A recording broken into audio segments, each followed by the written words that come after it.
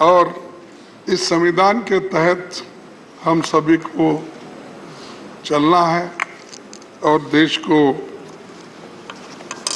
के लिए हम कुछ करना है।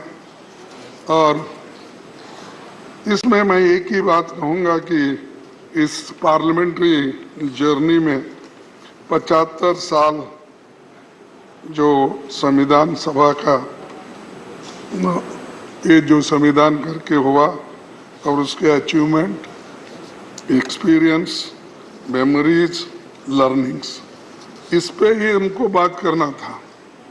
तो मैं इसी पे थोड़े शब्दों में बोलूँगा कि एक मेरी भी जर्नी 50 साल में असेंबली और पार्लियामेंट मिलके 52 साल हिस्सा है मेरा भी, लेकिन मुझे यहाँ ज़्यादा समय नहीं मिला, मेरे को वहीं पर रखना पड़ा, बेंगलुरु में ही था।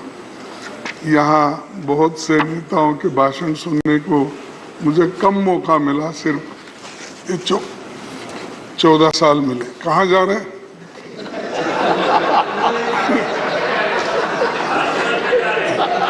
नहीं, बड़ी गड़बड़ी में जा रहे थे तो मुझे लगा, बड़ी गड़बड़ी में जा रहे तो मुझे लगा, तो इसलिए पूछा।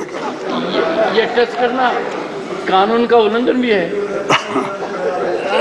अब ये साहब हमारे हाउस में उल्लंघन बहुत होते हैं, फिर भी आप दिलदार हैं, उसको संभाल लेते हैं।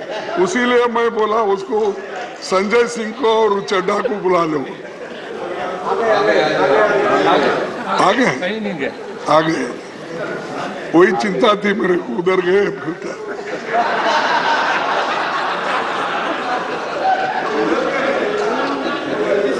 सर, ये संविधान सभा ये भवन आजाद भारत के सारे बड़े फैसलों का गवाह है और इसी भवन में हमारी संविधान सभा 11 सत्रों में 165 दिन बैठी। उसने 90,000 शब्दों वाला जो संविधान बनाया वो 26 जनवरी 1950 को लागू हुआ। जब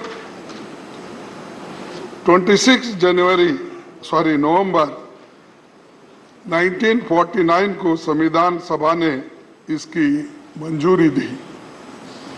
वहां की बहस सुनने के लिए करीब 53,000 लोग आए थे, विजिटर्स, यानी इस मौके पे।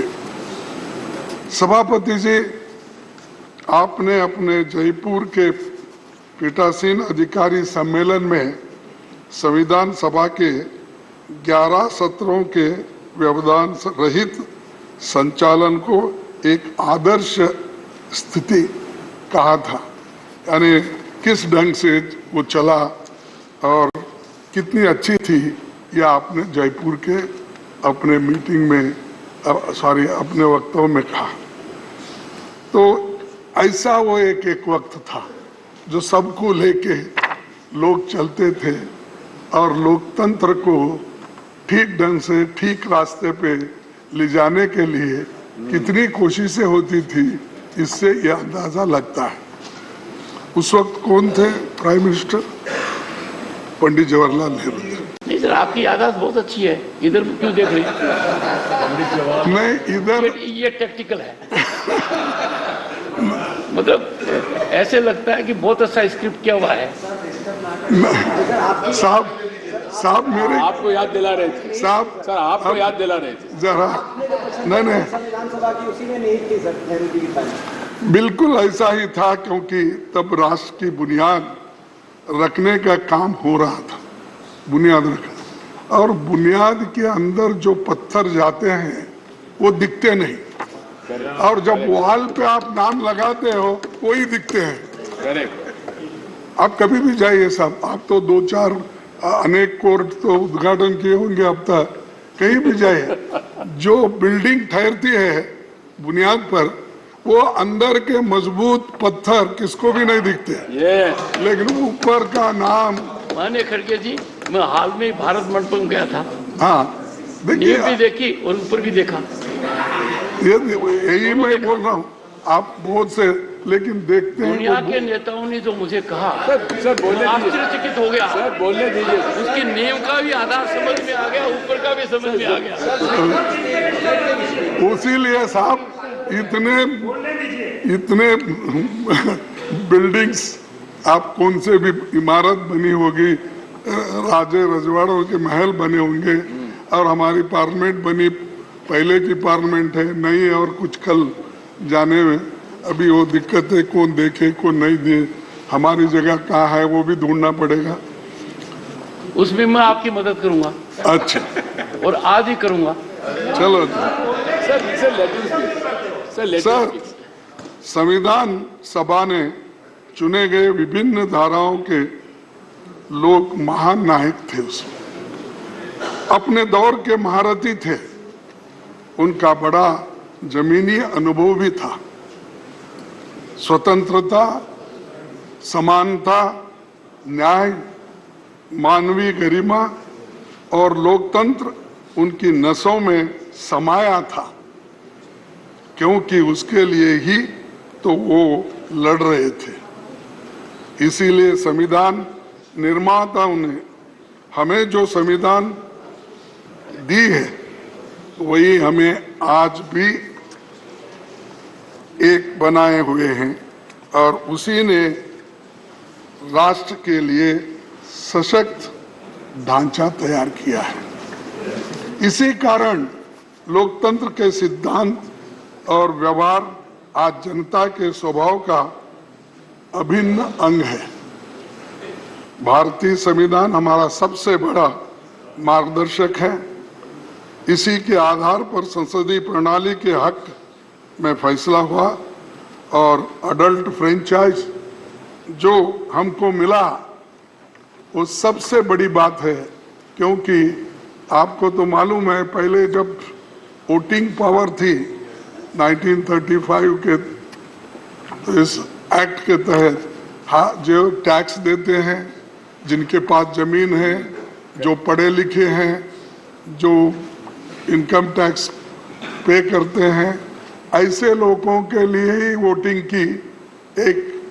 वोटिंग का अधिकार था। लेकिन हमने जो संविधान बनाया, पंडित जवाहरलाल नेहरू जी और डॉक्टर बाबा साहब अम्बेडकर, वल्लभ भाई पटेल, जितने भी महान नेता उस वक्त इस कॉन्स्टिट्यूंट असेंबली में थे, उन्होंने अडल्ट फ्रेंचाइज दिया। आप लिखो या आप पढ़े हो या अनपढ़ हो, आप गरीब हो या आप अमीर हो, सबको एक ही वोट, और उसका वैल्यू भी एक ही। करेक्ट।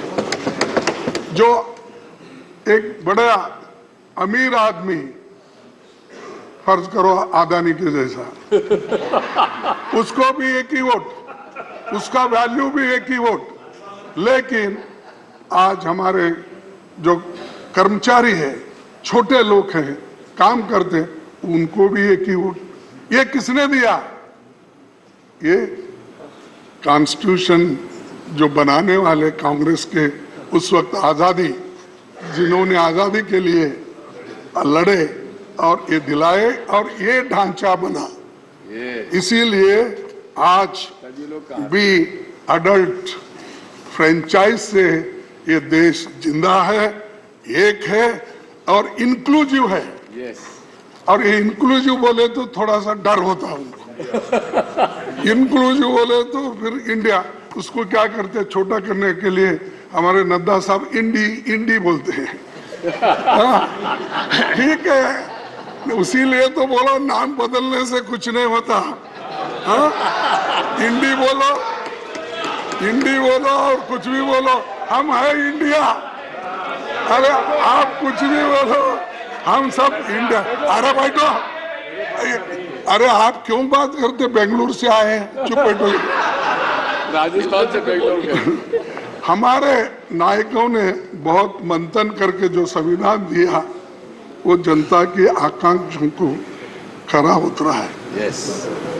बाबा साहब संविधान सभा के अपने अंतिम भाषण में उन्होंने ये कहा था, मैं ये कोट करना चाहता हूं, अगर आपकी इजाजत है तो। इजाजत है? मसौदा समिति का कार्य बहुत ही कठिन हो जाता यदि ये संविधान सभा विभिन्न विचार वाले व्यक्तियों का एक समुदाय मात्र होती, विभिन्न विचारधाराओं के लोगों का एक समुदाय होता, एक उखड़े हुए फर्श के समान होती, जिसमें कहीं एक काला पत्थर होता तो कहीं सफेद, और जिसमें प्रत्येक व्यक्ति या प्रत्येक समुदाय स्वयं अपने को विधिवेता समझता, सिवाय उपद्रव के और कुछ नहीं होता। तो उस वक्त बोल रहे कि इतने सब रहने से उपद्रव के कुछ नहीं होता। सभा में कांग्रेस पक्ष की उपस्थिति ने इस उपद्रव की संभावना को पूर्णतः मिटा दिया और इसी के कारण कार्यवाहियों में व्यवस्था और अनुशासन दोनों बने। कांग्रेस पक्ष के अनुशासन के कारण ही मसौदा समिति यह निश्चित रूप में जानकर कि प्रत्येक अनुच्छेद और प्रत्येक संशोधन का क्या भाग्य होगा, इस संविधान का संचालन कर बैठी।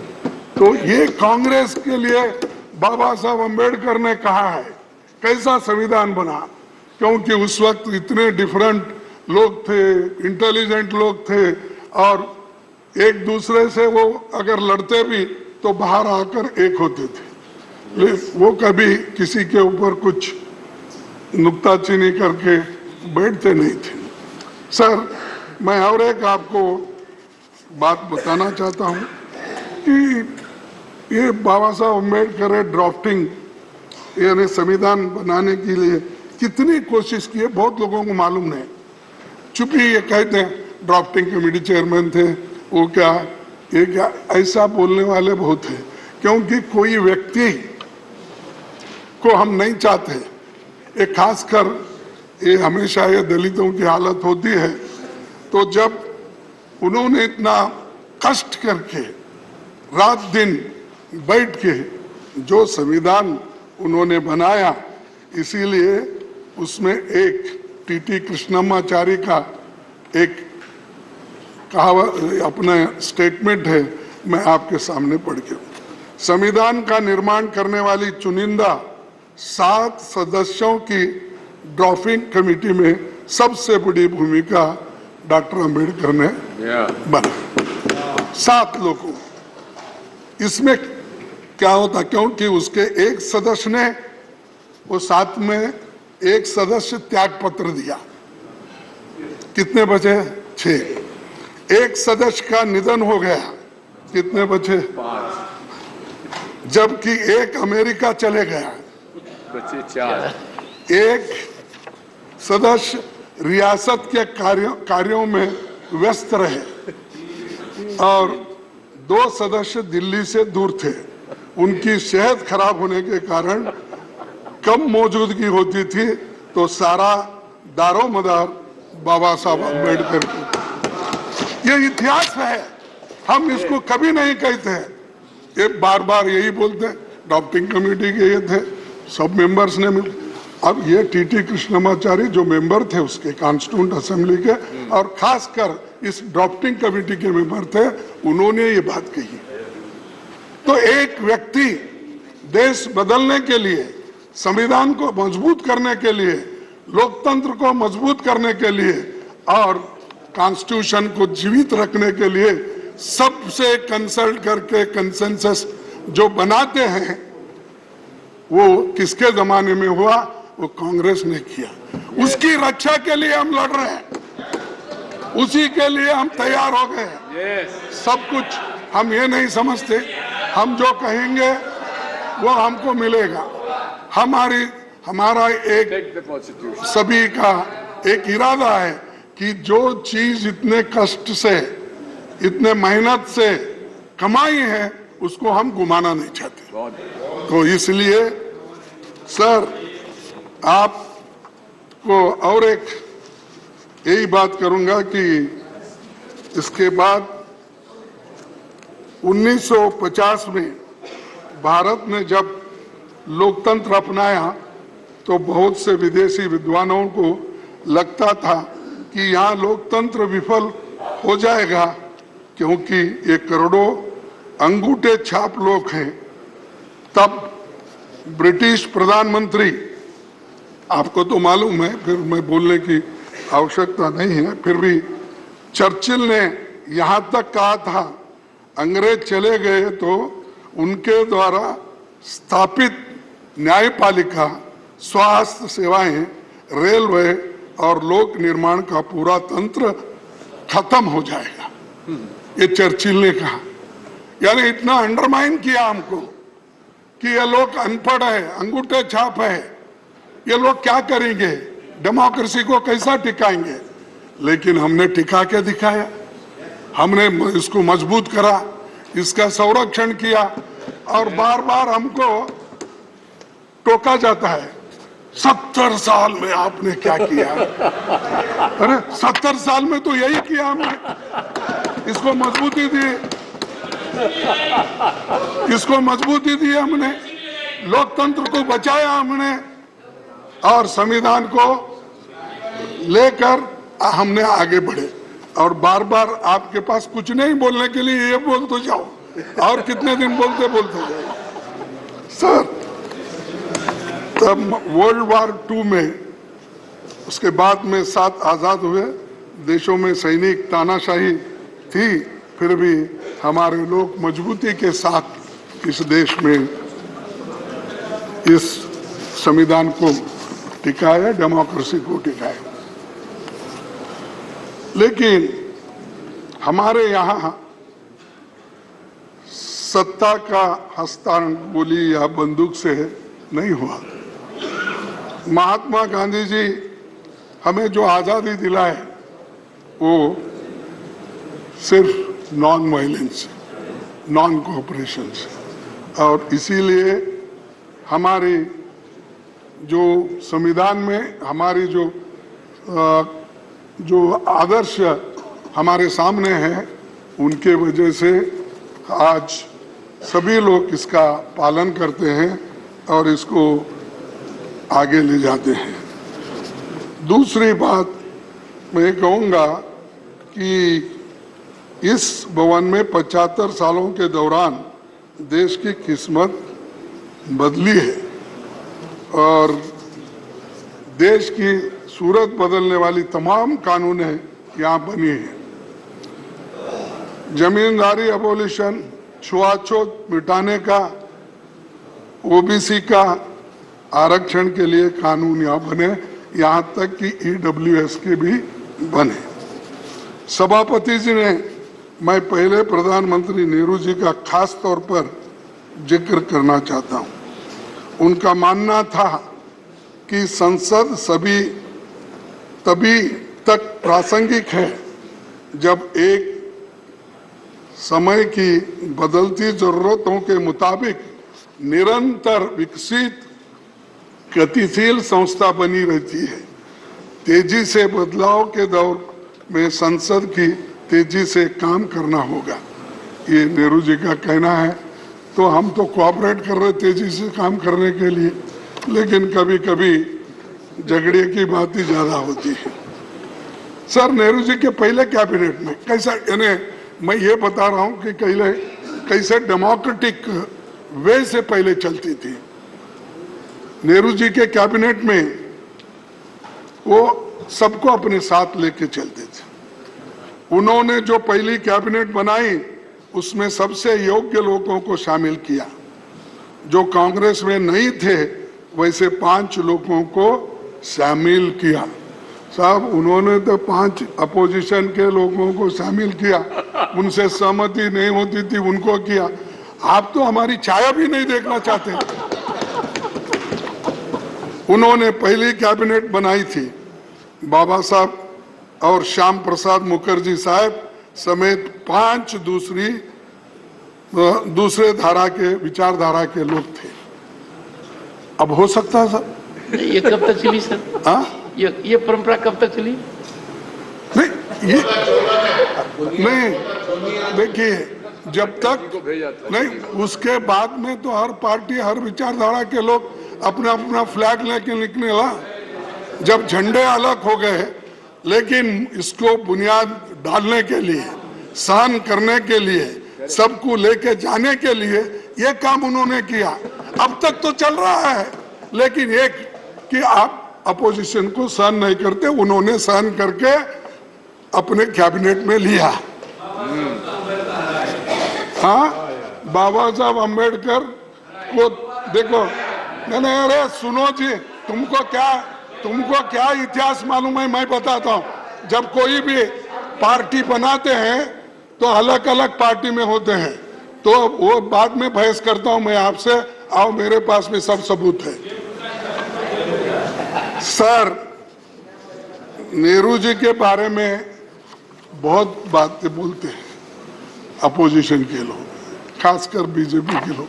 ये छोड़ दीजिए, जो आदमी 14 साल जेल में रहकर सब कुछ सहन करके देश के बुनियाद डाल के, बड़े बड़े कारखाने बना के, पब्लिक सेक्टर बना के, नौकरियां दे के इतने बनाए, वो बुनियाद डालने के बाद देश बढ़ा और 5 ही साल में हम आगे बढ़े। तो मैं आपको आगे थोड़ा सा दिखाऊंगा कि किस ढंग से, देखिए बोलते हैं नेहरू जी के कितना बड़ापन था कि अपने राजनीतिक विरोधी धारा को नेता श्याम प्रसाद जी को केंद्र में इंडस्ट्री और सप्लाईज मिनिस्टर बनाए। नेहरू जी संसद का बहुत सम्मान करते थे और अक्सर अपने सहयोगियों को और युवा सांसदों के लिए एक उदाहरण के रूप में उन्हें डिबेट्स के दौरान धैर्यपूर्वक बैठकर सुनते थे, धैर्यपूर्वक बैठकर सुनते थे। अब अंदर भी नहीं आते, वो तो धैर्य के अनुसार सुनते थे, लेकिन यहाँ अंदर भी नहीं आते प्राइम मिनिस्टर। दर्शन नहीं मिलते। हाँ, दर्शन तो हमको क्या भगवान है क्या दर्शन नहीं? तो हमारे को या कम से कम डेमोक्रेटिक तरीके से आने के लिए बोलो, थोड़ा गोयल को भी रिलीफ मिलेगा। नहीं तो हर बात को डिफेंड करना पड़ता है, वो गोयल जी उठना पड़ता है। थोड़ा उनको जरा बिठा के प्राइम मिनिस्टर जरा बोले, अरे हम भी बोलेंगे हमारे प्राइम मिनिस्टर आए हैं, देखेंगे इस बार के बहुत दिन हो गए उनको देख के। तो अगर कोई पूछेगा तुम्हारे प्राइम मिनिस्टर कैसे है, बोले तो हम मैं क्या बोलूं, अपोजिशन लीडर हूं। तो ये सर, ये इसलिए कह रहा हूं कि एक संसद को जानकारी। अरे क्यों भाई, आपका तारीफ किया मैं।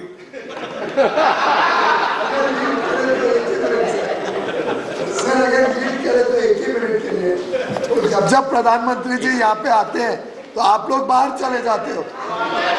नहीं, अब ऐसा है, जब वो नहीं, वो जब वो आते हैं हम बाहर चलते हैं ना, तुम पहले ही भगाते हो हमको, कुछ कह के झगड़े निकाल के। चलो छोड़ दीजिए। नेहरू जी, अरे सब मालूम है आप कहाँ बिठाते, कैसा करते। सुनो, अब नेहरू जी महत्वपूर्ण मुद्दों पर लगातार विपक्षी नेताओं से मिलते रहते थे। प्रमुख मुद्दों पर बहस के दौरान सांसदों की बातें ध्यान से सुना करते थे। नेहरू जी ने तो यहाँ तक कहा था, मुझे इस सदन की शक्तियों से ईर्ष्या है और मैं नहीं चाहूंगा कि कोई उन शक्तियों को सीमित कर दे। यानी इतना बड़ापन, मैं किसी को सीमित करना नहीं चाहता, सुनना चाहता हूं, सबकी ओपिनियन लेना चाहता हूं। तो ये बात उन्होंने कही। आज क्या होता है, कोई सुनने हमारे को सुने तो भी हमारी बात सुनने के लिए कोई नहीं आते, बार बार यही कहते हैं कि अब उन्होंने कहा नेहरू जी के विचार था मजबूत विपक्ष न होने का अर्थ है व्यवस्था में महत्वपूर्ण खामियां हैं। अगर मजबूत विपक्ष नहीं है तो वो ठीक नहीं है, नेहरू जी का कहना। अब जो मजबूत विपक्ष है तो उसको ईडी सीबीआई कमजोर कैसा करना, कमजोर कैसा करना इधर है। अगर कोई है भी है इमीडिएटली उसको लेना, कमजोर करना, फिर वॉशिंग मशीन में डालना, क्लीन होके बाहर आना, वहीं पर परमानेंट रहना। सर लेकिन आज क्या हो रहा है ये सब देख रहे हैं। संसद में पीएम साहब कभी कभार आते हैं, जब आते हैं तो इवेंट बनाकर चले जाते हैं। मणिपुर साहब आपको तो मालूम है 3 मई से आज तक दंगे चल रहे हैं, आज तक लोगों को मार रहे हैं, घर जला रहे हैं, आज एक मर गया। तो कितने इसके बारे में एक स्टेटमेंट दो। हमने इतनी कोशिश की साहब, जरा आप कोशिश तो मैंने की थी। नहीं आपने की कोशिश थी तो मेरी तरफ से थी सब। नहीं कि हर हालत में चर्चा हो, नहीं आधी रात तक चर्चा हो। बोलने दिए सर, शक्ति जी। नहीं आप, अरे भाई तुम क्यों ये उनको इरिटेट करते हो? सर आप तो कोशिश किए हैं लेकिन आपके बातों को भी वो नहीं मानते, ये मुश्किल है ना। आप हमको बोलते हैं, उसीलिए हम बार बार आपके तरफ देखते हैं, तो जब हम आपके तरफ देते हैं तो फिर आप उनके तरफ देखते हैं।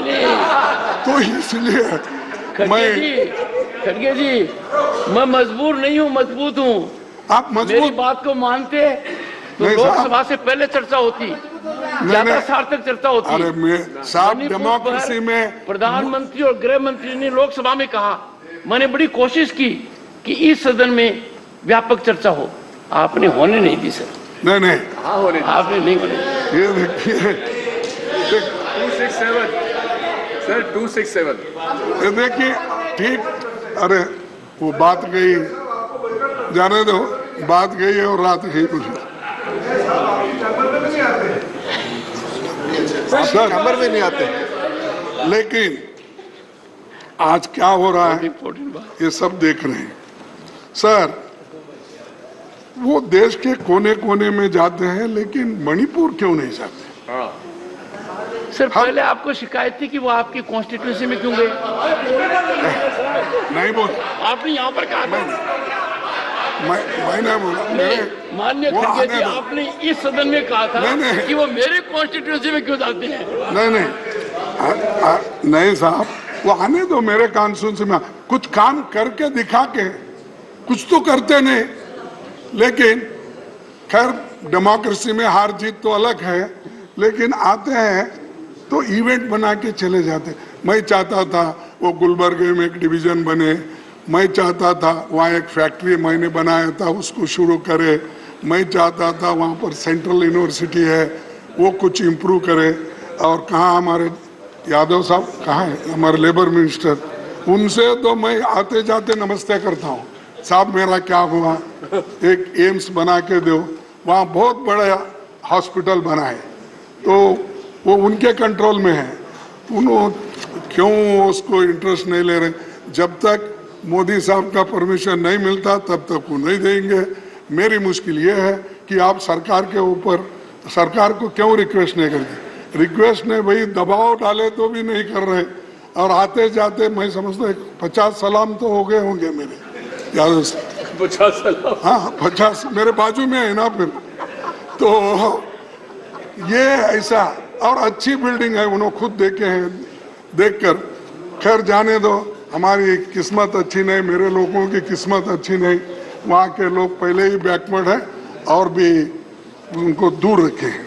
तो ये मणिपुर को जाना था, वहाँ पर उनके दुख दर्द को देखना था, लेकिन किसी वजह से वो जा नहीं सक रहे, लेकिन इससे ये अच्छा नहीं हो। सर, सभापति जी, अटल जी ने अपने कार्यकाल में 21 बार बयान दिया। अटल जी ने अपने कार्यकाल में 21 बार बयान दिया 6 साल में। डॉक्टर मनमोहन सिंह जी ने 30 बार बयान दिया। केवल हमारे मौजूदा पीएम साहब ही ऐसे हैं जो सदन में 9 सालों में कस्टमरी बयानों को छोड़ के केवल 2 बार बोले। ये डेमोक्रेसी है साहब। अब इसको क्या कैसा सुधारते, मैं आपको ही छोड़ देता हूँ। सर, दूसरी, सर थोड़ा सा ज्ञानवर्धन कीजिए, ये कस्टमरी बयान कौन सा होता है? हाँ, कस्टमरी बोले तो ये अपने राष्ट्रपति जी का, ये जो ऐसे इश्यूज रहते ना, कस्टमरी नहीं सर, बोलना ही चाहिए। सबसे महत्वपूर्ण तो वही है। नहीं, दिग्विजय सिंह जी, ये महत्वपूर्ण मुद्दा है कि यदि अगर प्रधानमंत्री उन कस्टमरी मुद्दों पर बोलते हैं वो कितना आवश्यक है। I am not in defence of anyone, but I am on hard facts. मैं तो समझता था कि माननीय खड़गे जी को शिकायत होगी कि प्रधानमंत्री जी इतना ज्यादा क्यों बोलते हैं लोकसभा में, राज्यसभा में। नहीं साहब, सुनो, नहीं साहब, I will ask the secretariat नहीं, have full update on this and inform leader of the opposition in next 3 days। आप अपने स्टाफ को पूछिए, अटल बिहारी वाजपेयी 21 बार बयान दिए। बयान देना अलग है, कस्टमरी जो उत्तर देना हर चीज पे, जो राष्ट्रपति के इस पे भाषण देना, वो अलग है। तो ये 21 बार बयान जो वाजपेयी साहब ने दी, अलग अलग ओकेजन पे दिए सो है। वैसा ही मनमोहन सिंह जी ने 30 बार दी, ये अलग अलग ओकेजन में दी। ये बात मैं बोल रहा हूँ, वो भाषण देते नहीं, बोलते नहीं, बाहर बहुत बोलते हैं, इतना बोलते हैं वो हजम ही नहीं होता हमको, इतना बार बोलते हैं। साहब, वो आपने बोला कि मैंने तो चांस दिए तो भी आप लोग नहीं बोलते हैं, चर्चा नहीं करते। सर, हमने पहले 267 में 7 बार इसके इस सदन में 267 में 7 बार चर्चा हुई है। क्वेश्चन आवर सस्पेंड करके 10 बार चर्चा हुई। कितने सालों में? हाँ, कितने सालों में? कितने सालों में? देखिए, देखो, मैं कह रहा हूँ ये सदन में जो हुआ है, लेकिन आप एक बार भी नहीं कर रहे। मुझे कटघरे में खड़ा कर रहे हैं, इसलिए आपसे संरक्षण मांग रहा हूं कि जो फिगर दे रहे हैं, आपके हाथ में जिन्होंने फिगर दिया है, मैं उनसे पूछिए कि कितने दशक में ये हुआ है। नहीं, मैं डेट वाइज, सर, मैं बहुत नरम दिल का आदमी हूँ, फिगर दे दूंगा। सुन लीजिए ऐसा नहीं बोलो। Have respect for your leader। चुप बैठो भाई। तो आपको चेयरमैन साहब को ऐसा नहीं सताना चाहिए। सर, पहले तो आप उकसाते हो और फिर उनको डांटते हो। नहीं, वो ऐसा बीच में बोले। आपने पहले वाली बात भी बहुत सही कही थी। I became कानून बनाने के where leader of opposition declined to see me in the chamber at my request. Yes, I noticed it.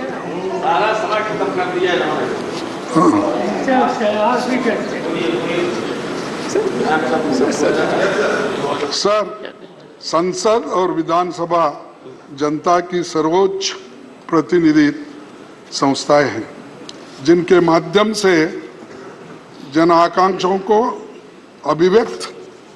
अभिव्यक्ति मिलती है और बदलते समय में जनता की अपेक्षाएं बढ़ रही है।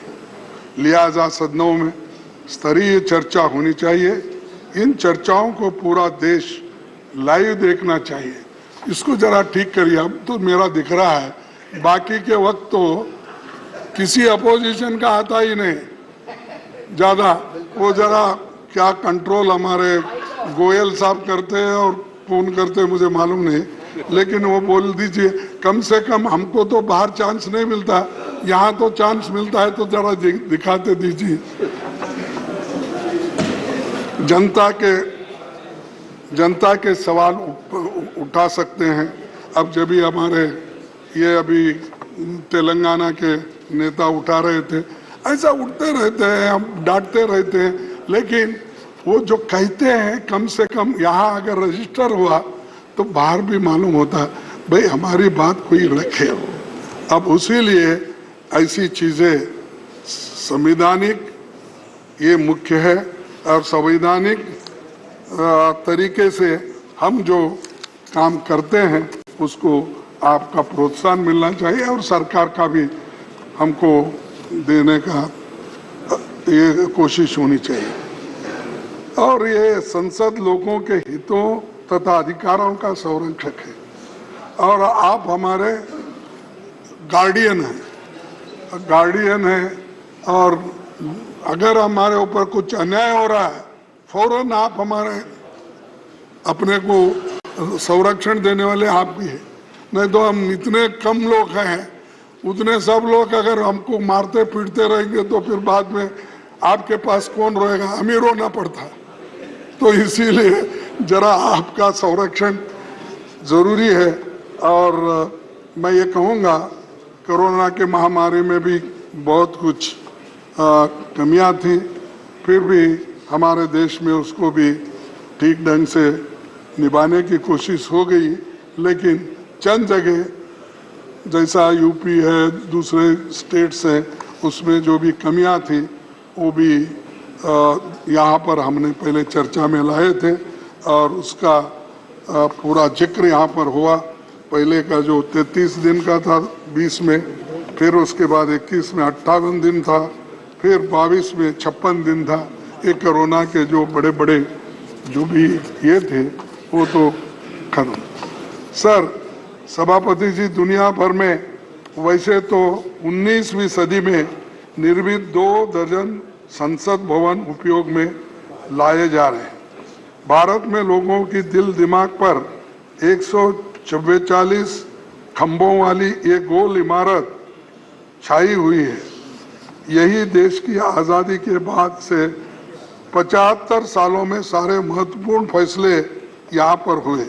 इस इमारत की वास्तुकला पर भारतीय परंपरा की छाप है, लेकिन इसको नफरत से नहीं देखना चाहिए, क्योंकि इस सदन में नेहरू जी बैठे थे, अंबेडकर बैठे थे, और बहुत से नेता बड़े बड़े वल्लभ भाई पटेल ये सब बैठे हैं। इसलिए भूल ही जाना, उधर ही जाएंगे ऐसा शुरू हुआ। कल लेके जा रहे शायद, हमको अभी मालूम नहीं मुझे। सर सभापति जी, संसद का सबसे बेहतरीन कामकाज पहली लोकसभा में मैं बता रहा हूँ 1952 से 1957 के बीच सिर्फ 5 साल में माना जाता है कि जिसमें 677 बैठकें हुई, 319 विधेयक पारित हुए 5 साल में, और उस दौरान कानूनों पर हुई बहसें जिज्ञासा और केंद्र बनी हुई।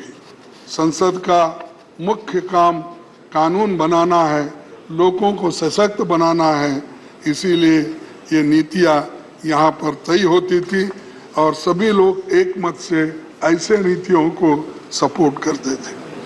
सर राज्यसभा और लोकसभा में एक से एक अनुभवी संसद आज भी है, पहले भी थे, और उसके लिए सबको जरा बोलने की आज़ादी भी मिलनी चाहिए, क्योंकि अगर बोलने की आज़ादी नहीं मिली, सिर्फ हम लोग, हो सकता है मेरी भी गलती हो सकती है, नहीं बोल के नहीं बोलता, लेकिन मेरी गलती, एक छोटा गलती को, मेरे छोटे गलती को आप बहुत बड़ी सजा देते हैं, और वो इतना बड़ा गलतियां करते हैं, सारा देश देखता है, सब उधर माफ कर देते हो।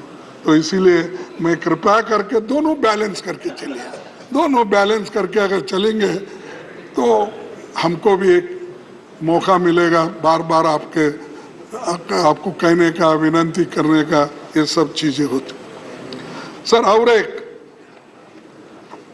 कानून बनाते समय बिलों की स्टैंडिंग कमेटी में छानबीन के लिए नहीं भेजा जाता, तो कम से कम ये तो करना चाहिए सर। ये तो आपको हक है।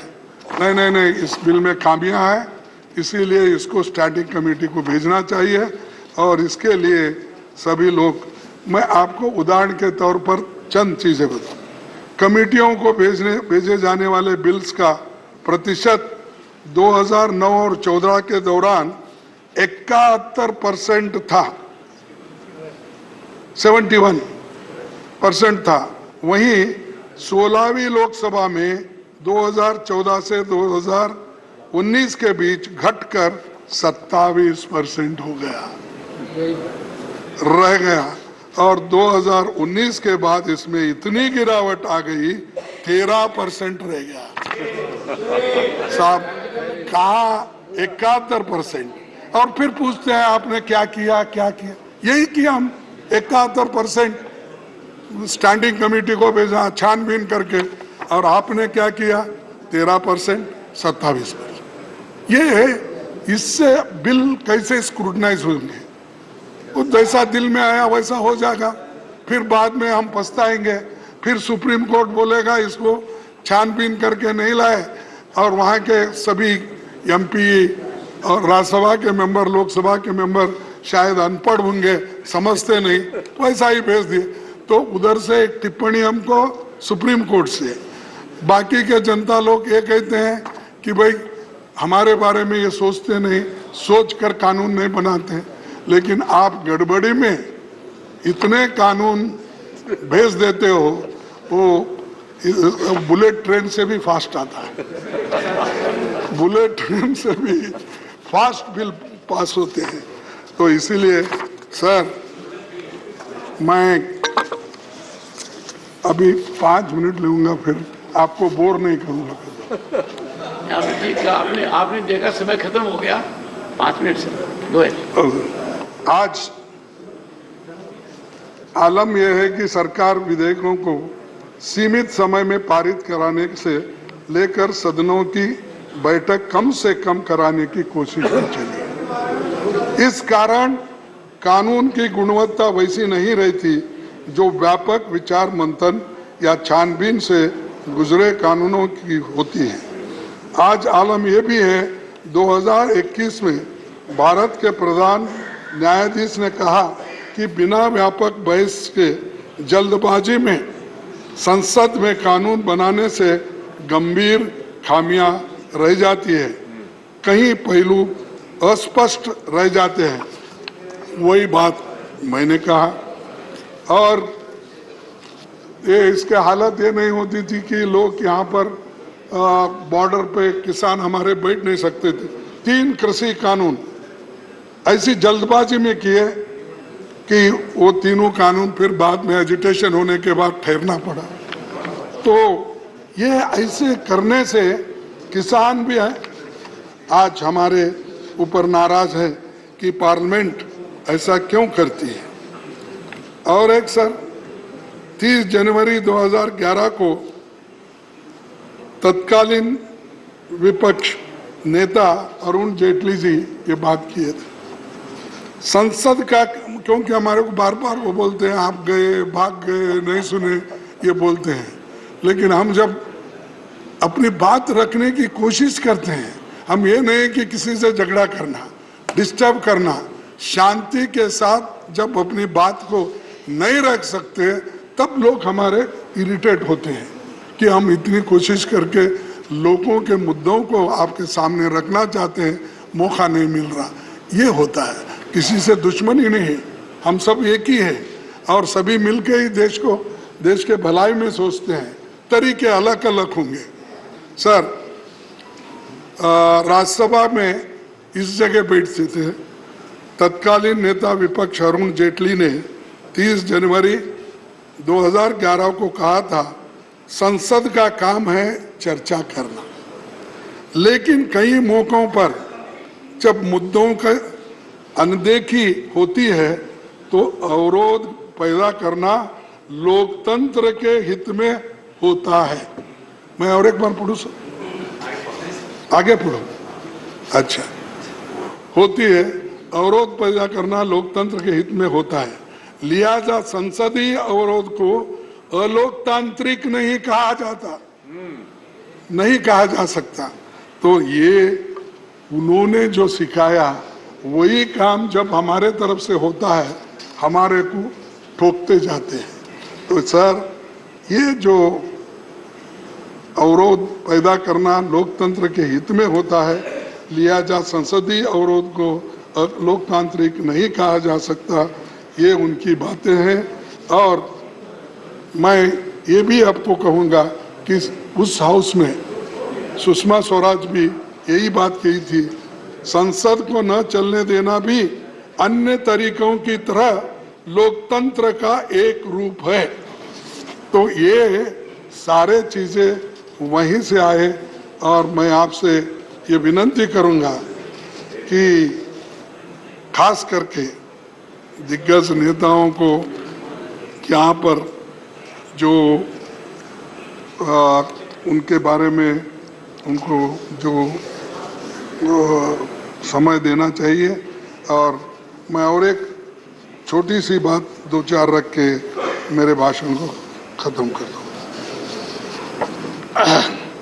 विपक्षी नेताओं के कई प्रमुख तथ्यों को सत्ता पक्ष की मांग पर कार्रवाई से बाहर निकाला जाता है, और उसके लिए ही मैं आपको पहले आते ही विनती किया, छोटी मोटी चीजें जब होती है, आप तो ऊपर हैं, हम सबसे, हम नीचे हैं, तो हमारे ऊपर पहला हाथ आप ही का आता है, क्योंकि हम नीचे रहने से। तो ये जो है सर, आज तो आपका पूरा अटैक मेरे पर ही है। आप मूल मुद्दे से भटक गए। नहीं, आप खुद देखेंगे कि आपने क्या कहा है अब तक, विषय से बिल्कुल भटक गए sir.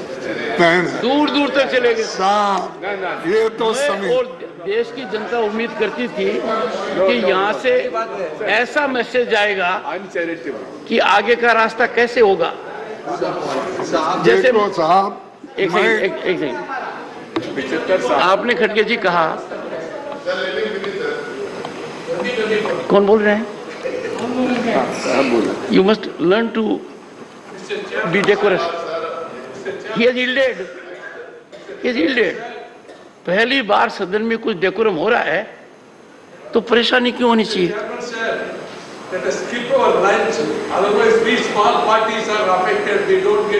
You will get the chance, sir. You are a very senior member. You will get the chance. Sir, I agree. We may skip the lunch at Vice Sab's request. Good idea. It's a good idea. But that I will do at 1 o'clock. That I will do at 1 o'clock. Yes, sir. खड़गे जी, मैं माननीय सदस्यगण को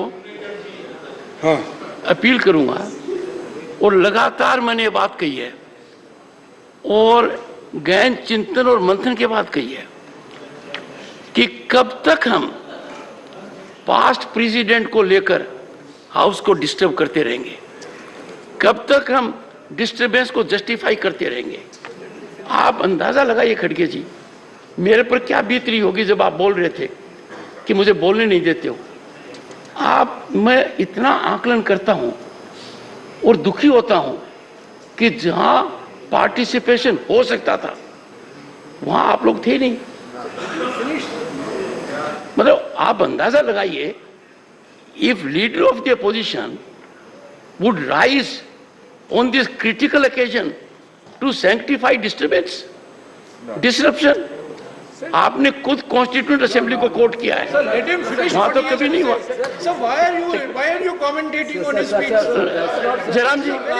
Jairam ji, this is not a good habit. No, you are a victim of this habit. Don't have this habit. No, this is not a when the honorable LOP has yielded, why are you being super LOP? Because we want to listen. You can't be. He doesn't need assistance. We want to listen to him. No, no. You want to listen to him, but it is regulated by the chair. Otherwise, come and sit here and control it. Every time. I have no desire to sit there. Even if you have, listen to him. even if you have, there is a mechanism. Sir, you are constantly No, interrupting please, him, sir. please, take your seat. So, Manya Khadge ji, this is a rare historic occasion where after taking note of 75 years, we are required to unfold a vision for next 25, 50 years. Sir, exactly. I know it. I know it what he knows. And in the entire discourse, you are focused on two things, sir. I find it. There is a debate between you and him, sir. This is the problem. There is no debate between me and you, sir. This is the problem, sir. Allowed to speak. The problem, Allowed to speak, sir. the problem is when there is time to participate, I have seen absence. The problem is when an issue has to be debated, discussed, deliberated, you have walked out of the house. Problem is the chairman. This is wrong. This is wrong from your part, sir. This is completely wrong. You are misleading, sir. You are misleading the house. Misleading, sir. You are misleading the house. Misleading the house. You are misleading the house. This is totally wrong. It's a very partisan attack. Remark from you, sir. Sit down. Sir, please I explain have your own said, statement. one second. I request you to One second. explain your own Jairam, statement. take it. Sir, please explain your own statement. Take it. You are misleading the house, sir. No. You are not debating here. Sir, you are not debating here. Sir, let him speak. Digvijay ji, एक please. अरे आप बैठो यार। Sir, let him speak. Digvijay ji, with my modest understanding, I can tell you, and I am a great judgment of myself. I self-judge. I can tell you, I am not a stakeholder in politics. I am certainly stakeholder that this upper house, the House of Elders, conducts itself in a manner so that it earns respect of others. We must exemplify our conduct by decorum, discipline. One second. Sir, please don't cast aspersions on all. One second. Sir, Would you approve that two honorable members should every time come to the rescue of LOP? Is it not an insult to the position he holds? Sir, allow him to speak. Put some people in discipline court. I would urge, if you do not curb the tendencies of other members, let me tell you, things will get on a tangential route. There was an occasion when you wanted to speak and somebody said, give Digvijay Singh ji an opportunity. In the process, the honorable member was insulting you, insulting me. We don't want that. Okay. So all I say is, we have had some discussion. We have to emanate from this theatre sir, a मैं तो most खत्म करता important हूँ। message to the world outside. Sir, that applies to all of us. Conclude, sir. Honorable members, with the sense of the House, we are continuing during the lunch recess as well. Go ahead. Sir, thank you sir. क्या tolerance है? अच्छा बस आपने thank you तो कहा। Sir, सभापति जी, मैं ज्यादा बात नहीं करना चाहता हूँ क्योंकि अब टेंशन में आ रहा मामला। तो सर, हम बहुत दिन से ये कोशिश कर रहे हैं, सभी की इच्छा है कि महिला रिजर्वेशन का बिल आना चाहिए और महिलाओं को देना चाहिए जो ड्यू है। आज तक हमने सब कोशिश की, लेकिन अब मैं समझता हूँ जब आप ये मुद्दा उठाएंगे तो जरूर आपके बात को मान्यता वो दे देंगे। तो मैं ये आंकड़े इसलिए देता हूँ थोड़े से। सर, सभापति जी, दुनिया बदल गई है। इस समय राज्यसभा में 10% और लोकसभा में 14% महिला सांसद है। विधानसभाओं में महिलाओं की भागीदारी 10% है। 1952 में नेहरू जी के प्रधानमंत्री काल में पहली लोकसभा में केवल वो भी 5% सांसद महिलाएं थी, लेकिन 70 साल के बाद भी आज 14, 15, 10 के अंदर ही है महिला थी। तो अमेरिकी, मैं और भी आंकड़े देता हूं कि महिलाओं को दूसरे जगह भी ऐसा ही हो रहा। अमेरिकी संसद में 2%, ब्रिटेन में 3% महिला सांसद थे। आज अमेरिका की संसद में 28% और ब्रिटेन में 33% महिला सांसद आज है। तो इसीलिए मैं आपसे गुजारिश करूंगा कि इस महिलाओं का जो बिल है इसको आप ये कर दीजिए। और दूसरी चीज, अनएम्प्लॉयमेंट की बात चल रही है कि क्योंकि इस 75 साल में हम जब बात करते हैं इधर इधर अनएम्प्लॉयमेंट इतना बढ़ रहा है, इतना बढ़, 8 करोड़ लोग एजुकेटेड वो आज रास्ते पे है। और इन्फ्लेशन तो सब बढ़ रहा है, आपको मालूम है। वो कोई टमाटर डाल के आए तो आपने बहुत उसको डांटा, वो हकीकत थी 400 रुपये 500 रुपये।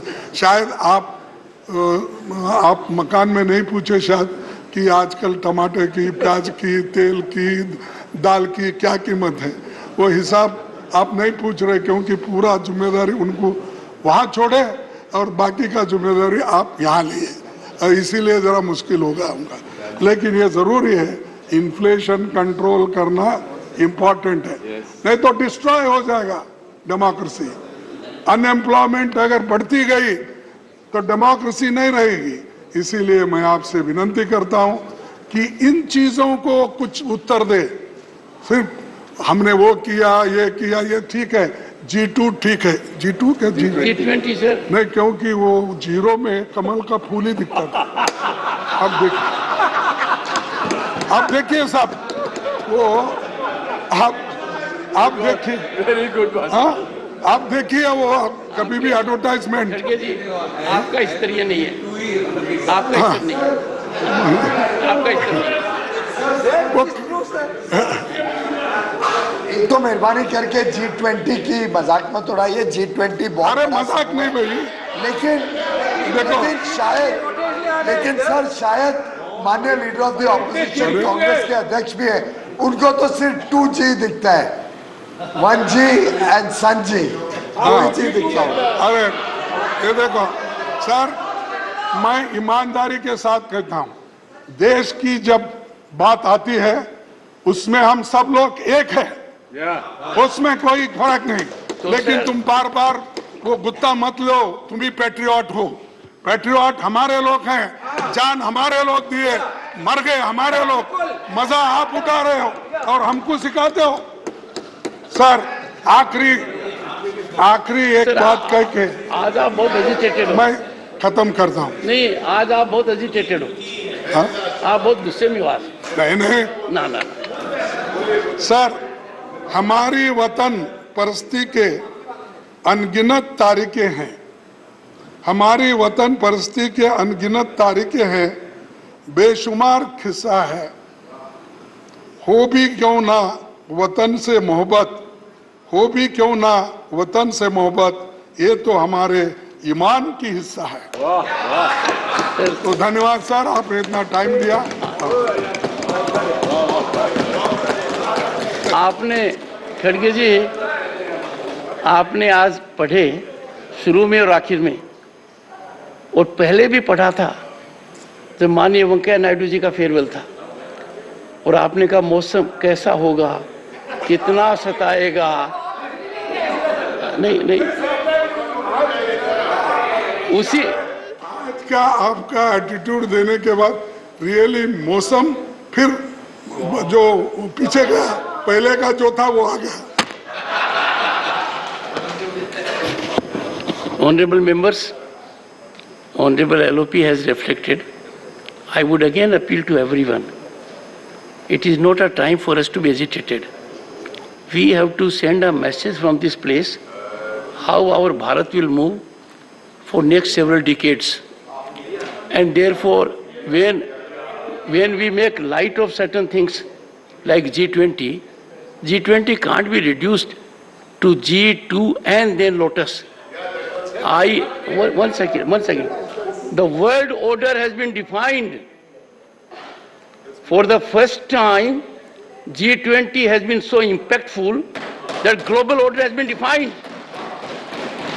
Inclusion of African Union is being globally applauded. कहीं वो मत डालना।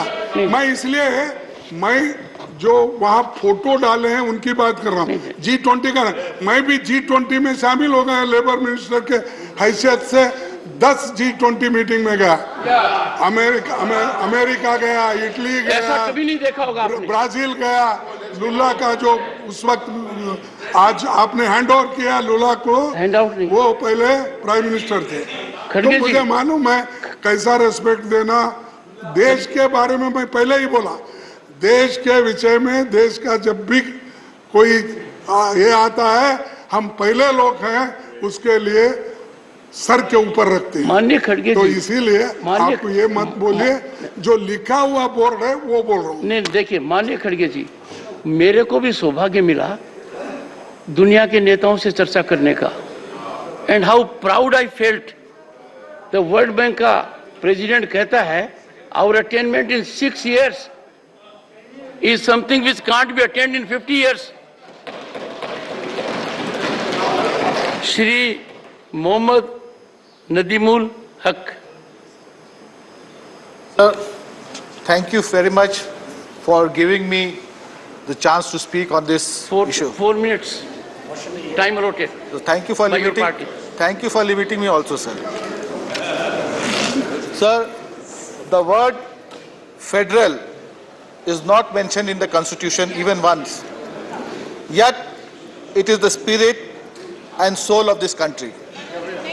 Remember that this is not the House of Elders. It is the Council of States. Do not do anything that will hurt federalism.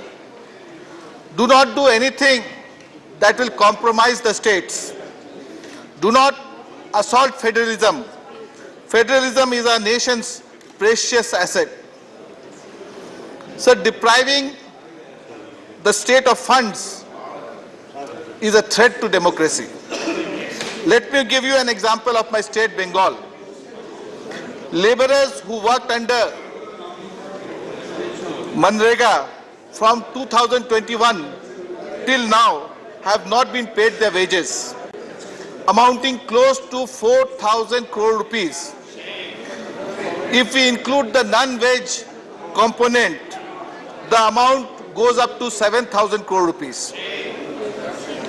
Sir, Madam, 11,36,000 beneficiaries have been denied the Gramin Awas Yojana. Under different schemes, the union government has blocked tens of thousands of crores to Bengal. This is not federal. This is against the states. 75 years ago, Dr. B.R. Ambedkar said, and I quote, "The Indian Constitution is a federal constitution in as much as it is established what may be called a dual polity, which will consist of the union at the center and the states at the periphery, each endowed with sovereign powers to be exercised in the field assigned to them respectively by the Constitution." Unquote. Remember that the double engine government that you propose is against the federalism that our founders envisioned for this country. It is against the very spirit of India. Sir, Madam, today in 2023, I quote Arundhati Rai, and I quote, "It is no longer just our leaders that we must fear, but a whole section of the population. The banality of evil, the normalization of evil is now manifest in our streets, in our classrooms, in very many public spaces, the mainstream press, the hundreds of 24 hours news channels have been harnessed to the cause of fascist majoritarianism. India's constitution has been effectively set aside. The penal code is being rewritten. Unquote. Madam, in conclusion, I must say that India's equilibrium depends on fair play. Do not penalize those states that have done better in successful implementation of schemes, but oppose you politically. Political parties come and go. Prime ministers will come and go. But India, its parliament and its constitution will remain forever. Thank you very much.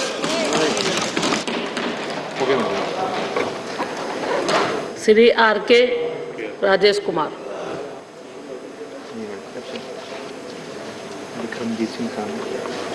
Vikramjit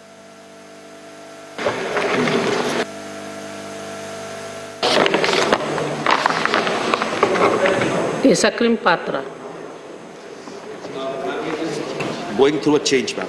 We'll come in the second sequence. We'll come little later in the sequence. We come little later in the sequence. Shri Amar Patnaik जी।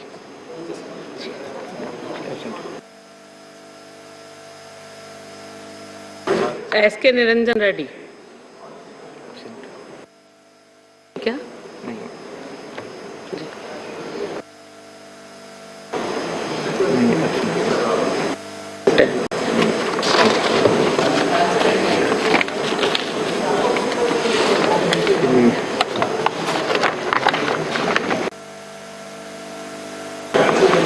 रामनाथ ठाकुर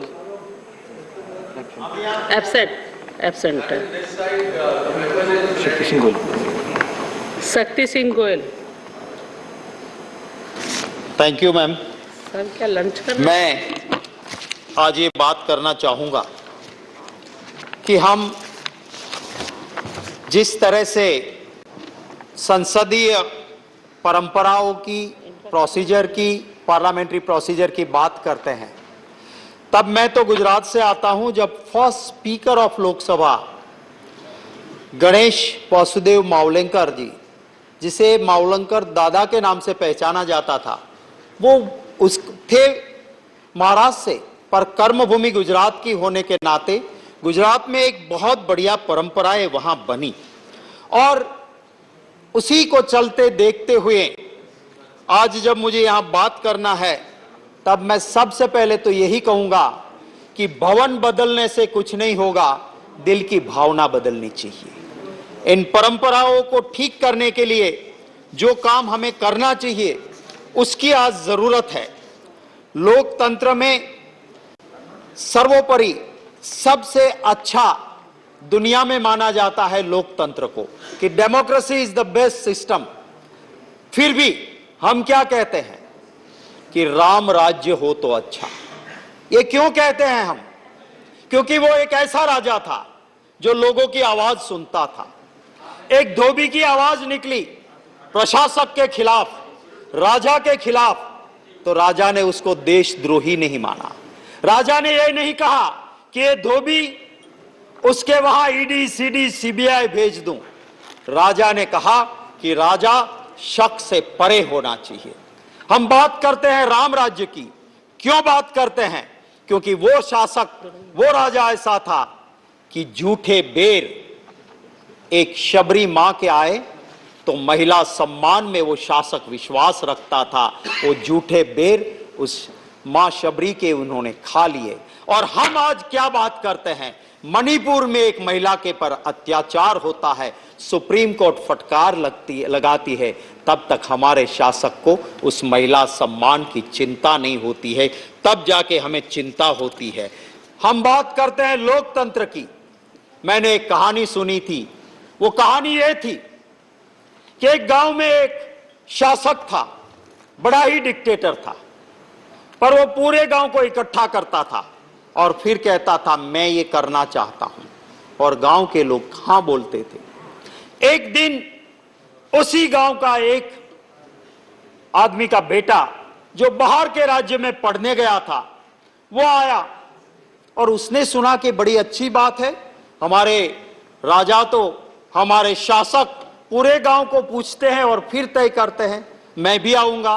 उसके बाप ने कहा, बेटे आना है तो आ, पर जो सब कहते हैं उसमें हाँ हाँ हाँ बोलना और कुछ मत बोलना। गया बेटा वहां, शासक ने कहा बकरी ले गई ऊंट को, पूरे नगर ने कहा हाँ जी हाँ जी। वो लड़का खड़ा हो गया कि बकरी इतनी छोटी सी ऊंट को कैसे ले जाएगी, मैं सहमत नहीं। ठीक है, सभा बर्खास्त हुई। जैसे ही घर आए बाप ने थप्पड़ लगा दी, क्या कर दिया तूने? बोले कैसे, मैं सच बोला। बोले नहीं, बकरी ले गई ऊंट को हाँ जी कहना है, क्योंकि यही शासक के नीचे रहना है। और थोड़ी ही देर में वो आया पुलिस वाला कि तुमने राष्ट्रद्रोह किया है, उठा के बेटे को ले गए। थोड़ी देर में इनकम टैक्स की रेड हुई, थोड़ी देर में ईडी आई, थोड़ी देर में सीबीआई आई, पूरा घर बर्बाद हो गया। तो ये वाला भी एक शासन है। यहां पे लोग कहते हैं कि बकरी ले गई ऊंट को हाँ जी कहना है, इसी नगर में रहना है। मैं जरूर ये कहना चाहूंगा कि जब संविधान सभा मिली, बाबा साहेब आंबेडकर की उस स्पीच को देखना होगा। मैं तो सभी आपके जरिए सभी को ये रिक्वेस्ट करूंगा और धन्यवाद करूंगा स्पीकर मीरा कुमार जी का, उस कांग्रेस की अगुवाई वाली यूपीए सरकार का, जिसने पूरी संविधान सभा को एक डॉक्यूमेंट्री, एक बहुत अच्छी फिल्म की तरह बना के रखी। मैं सिर्फ 2 मिनट में खत्म करूंगा। मैं ये जो आंबेडकर जी ने जब ये बात रखी संविधान सभा के अंदर और कहा कि हमने जब ये संविधान सभा शुरू की, मैं आया, मैं मेंबर बन के आया था ये समझ के कि कुछ दलितों की 2 बात कर लूंगा। मुझे ताजुब हुआ जब मुझे ड्राफ्टिंग कमेटी का मेंबर बना, मुझे और ताजुब हुआ जब मुझे ड्राफ्टिंग कमेटी का चेयरमैन बनाया गया, और जब ये सारी चीजें पास हुई तब मुझे और ताजुब हुआ। पर मैं इन सब चीज के लिए इंडियन नेशनल कांग्रेस पार्टी की डिसिप्लिन को मानता हूं, उसको श्रेय देता हूं। और एक ही लाइन में बात खत्म करता हूं कि जब ये कहते हैं नेहरू जी के लिए, मैं कहता हूं कि अटल बिहारी वाजपेयी जी ने पार्लियामेंट के अंदर जो लफ्ज नेहरू जी के लिए कहे थे, कम से कम उसको एक बार पढ़ लेना, उसको एक बार दिल से लगा लेना। वो बोलने वाले विपक्ष के नेता थे वाजपेयी जी, जिन्होंने कहा था नेहरू जी के लिए, उसको कम से कम याद कर लेना। तो फिर आपको नेहरू जी के खिलाफ बोलने की कभी भी दिल से इच्छा नहीं होगी। मुख्तर सी जिंदगी है, अजीब अफसाने हैं, यहाँ तीर भी चलाने हैं और परिंदे भी बचाने हैं, वक्त की पाबंदी है। इसलिए लंबी बात नहीं करते हुए मेरी बात को यहीं खत्म करता हूँ। Doctor M.K. Thambidurai. Madam deputy chairman, 3 minute है आपका। I raised to participate. 3 minute. 3 minutes I can, what can I say? I don't know. So, madam, as some members expressed, this is not a elder's house. This is a Rajya Sabha. Representing the states representatives, we are come here. To see the federalism has to be established. That is the history. For that only this house is there.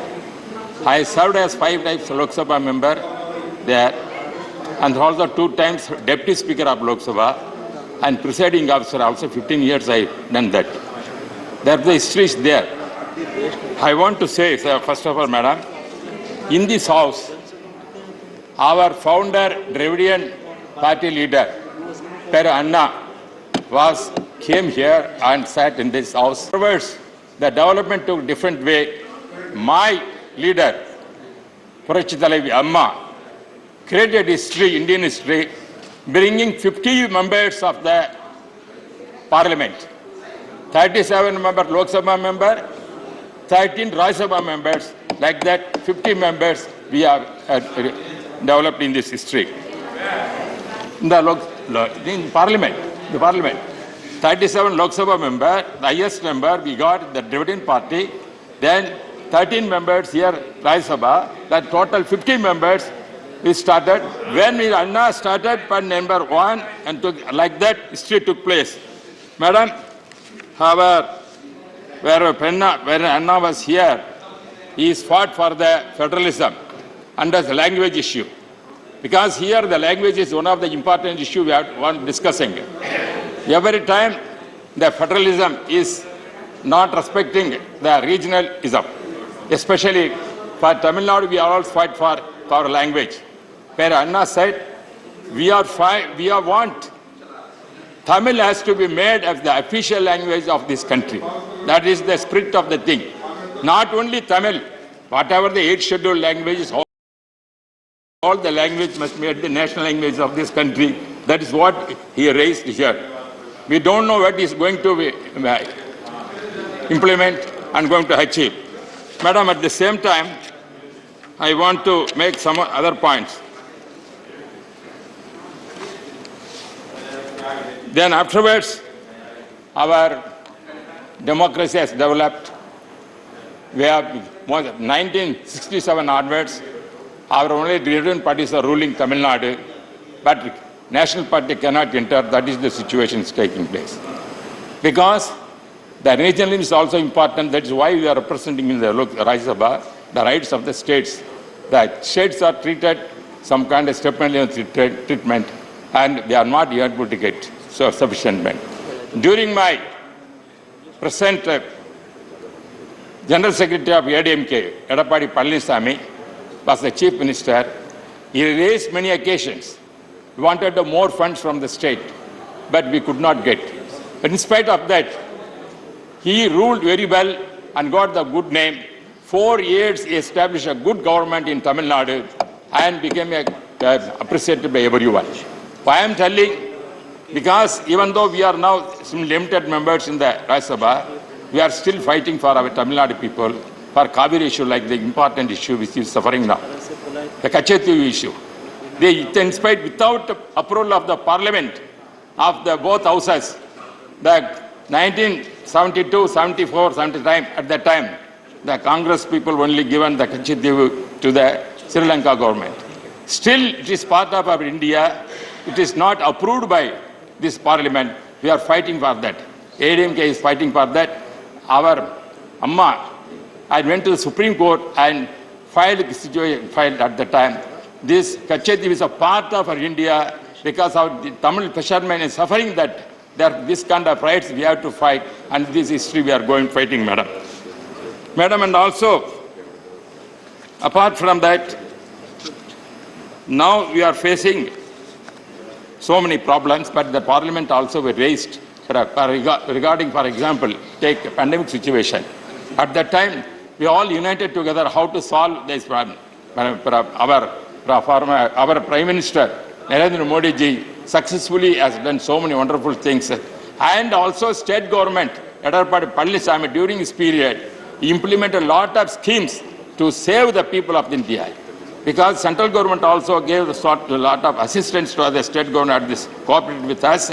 With the help of our Honorable Prime Minister Narendra Modi ji and Edapadi Palaniswamy, done excellent work at that time as a democratic way, because the history shows how the parliament is functioning and how we are playing the game for the welfare of the people. Therefore, even though the building is, we are seeing that sometimes they say it is built by British people. It is not. It is our Indian property we are having here. Even though we were moving from this building to another building, the site is also on the same area where the British people established our building. It is not somewhere not removed from this place to any other place. Therefore, convenience sake only we are moving to that place.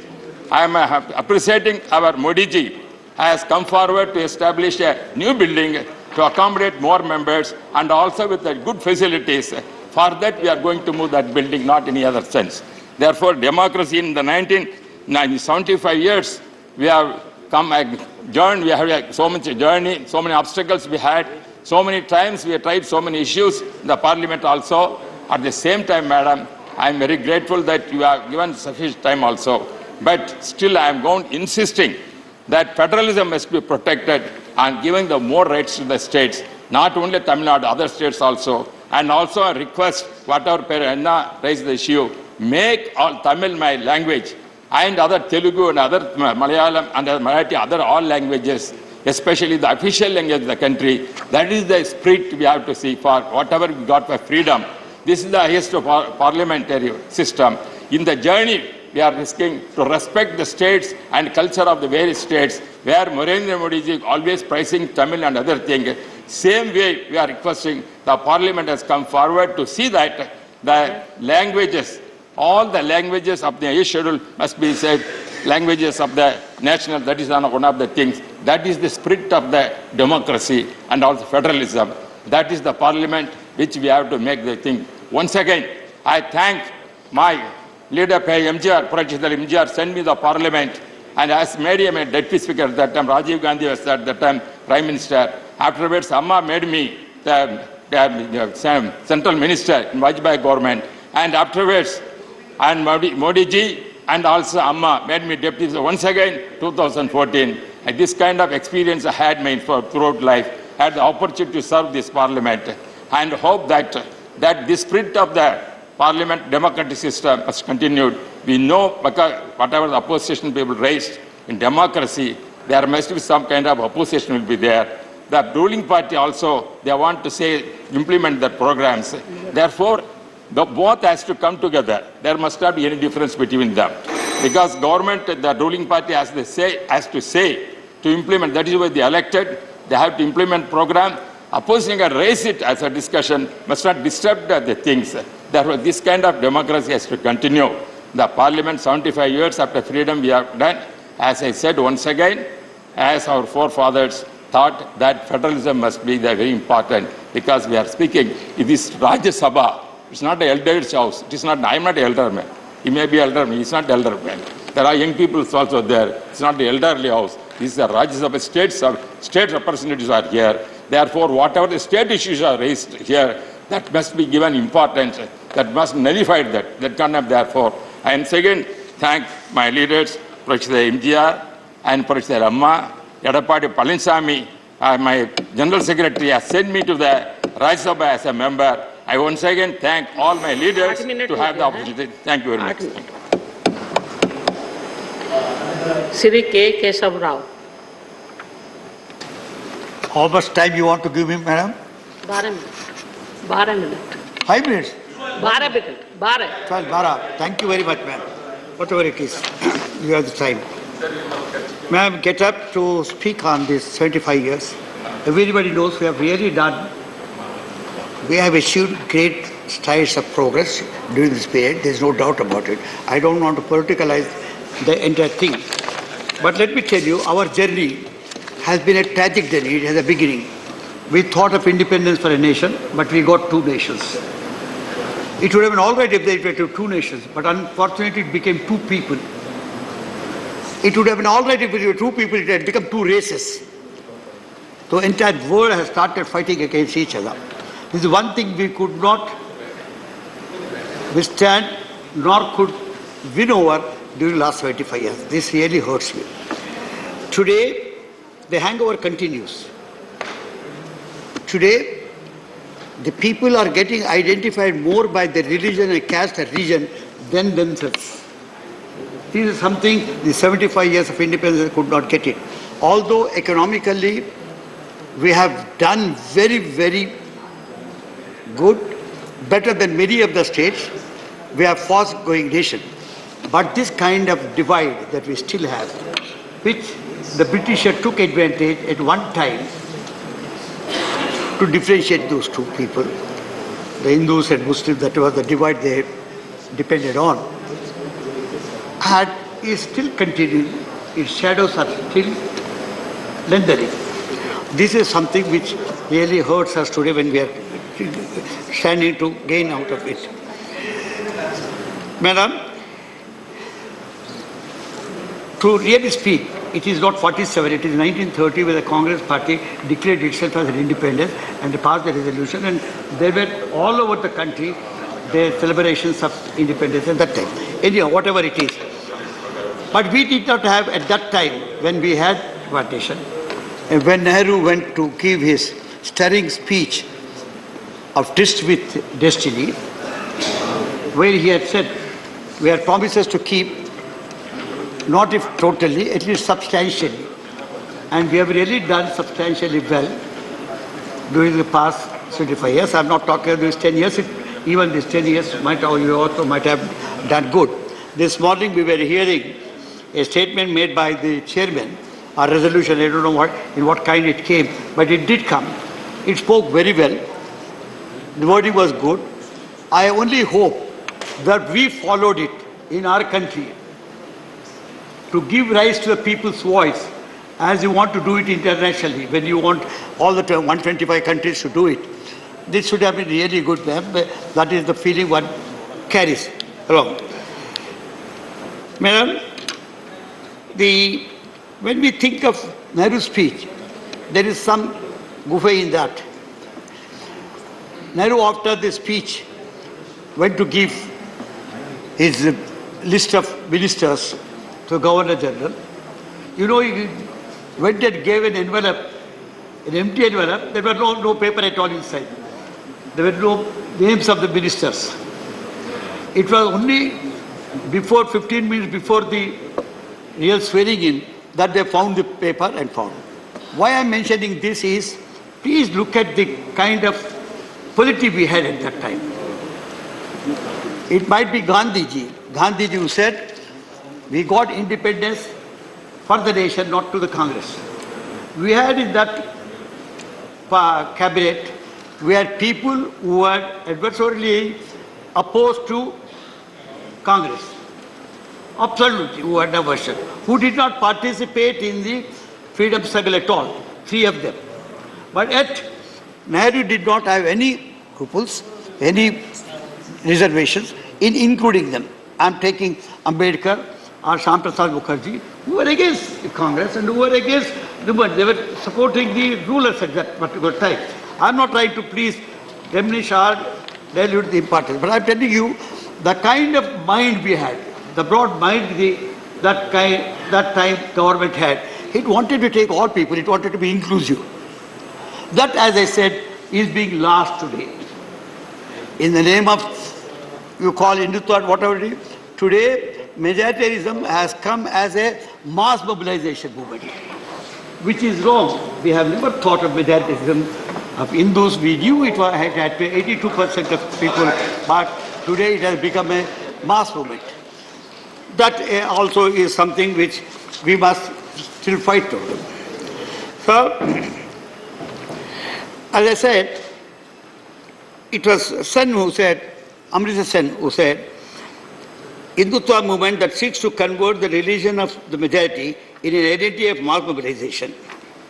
He said secularism, as it is practiced in India, to some degree, the working of Indian democracy, which remains the best guarantee of Indian pluralism, have served to create the postulates of India's various particularisms. India was a particular. If we look to each decade, it had its own map. We had the second thing that we had to do after getting the independence was not only get this kind of inclusive cabinet to govern, but we had also wanted to get all people on the board. This is what exactly Congress did at that particular time, because there's no other party, so let me not talk about it. But at the same time, we had what is called the other challenges that it had to see. The challenge of language, challenge of caste, where the challenge of religion, where challenge of the states, which has turned out to be the issue of federalism, the class, rich and poor. This was very important. These are things which had to do. Then gender. Sir, I will go and first try to tell you the class approach or the class situation that we inherited at that time. Some being rich and some poor. What did we do in these 75 years? We did not bridge it at all. We had allowed it to continue. So much so, today, in a given developing situation, it shows you more cracks than the bridging elements. This has to be understood. I'm only trying to point out it because I don't want to take much time, because we can talk much about rich and poor divide and how the 1% of people are holding the 40% of the nation's wealth. All this can be discussed, but I'm only trying to mention, because all of you in this house who have discussed these issues earlier know it better, that what exactly is the situation as far as the class is concerned. We always talk about the caste. Caste is there. The Varna system that we have inherited is something which is a debase, which is an insult to a nation. Yesterday I was trying to raise in the leaders' opposition meeting something about Sanatana Dharma. Because I'm a student of Hindu philosophy. Let people sitting that side know that you are not the monopolist of the Hindu philosophy. Because Hinduism is some word which came only in the 6th century. All right, let us forget.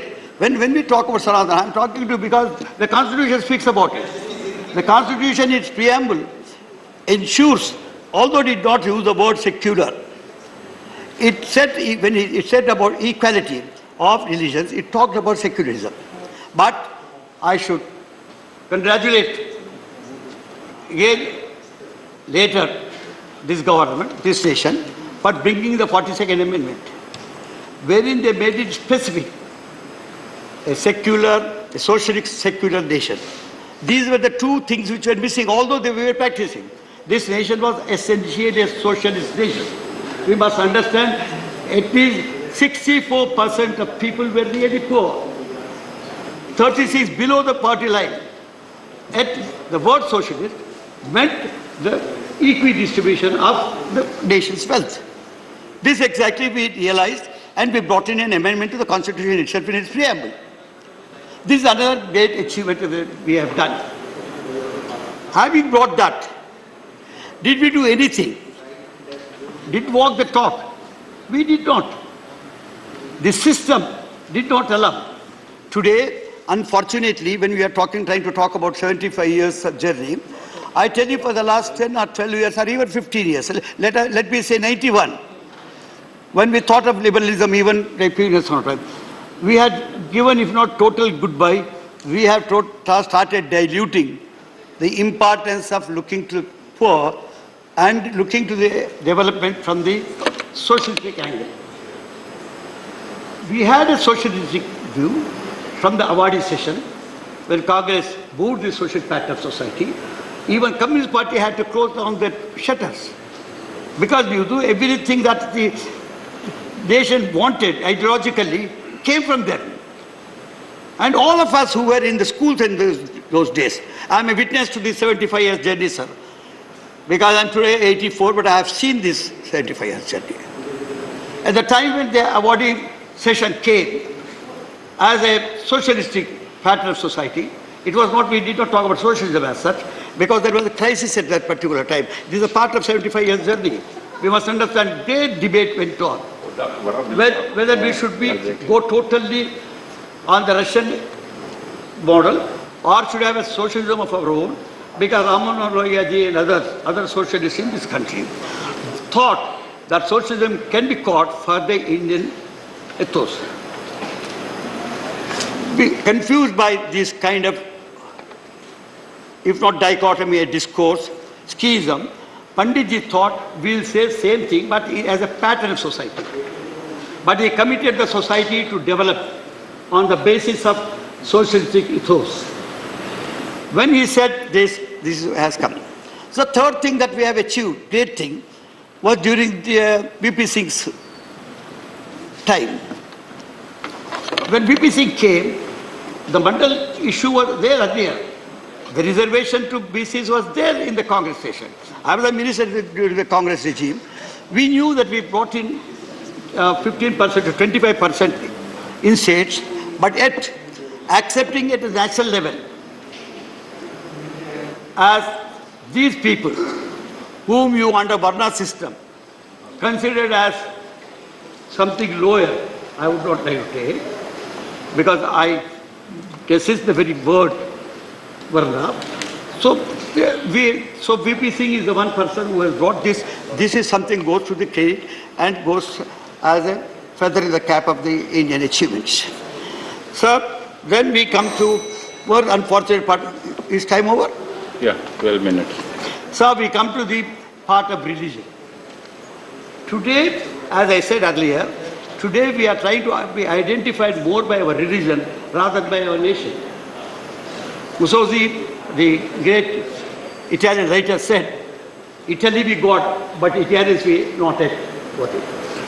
Not that Nehru is the person who has made all of this. We were Indians.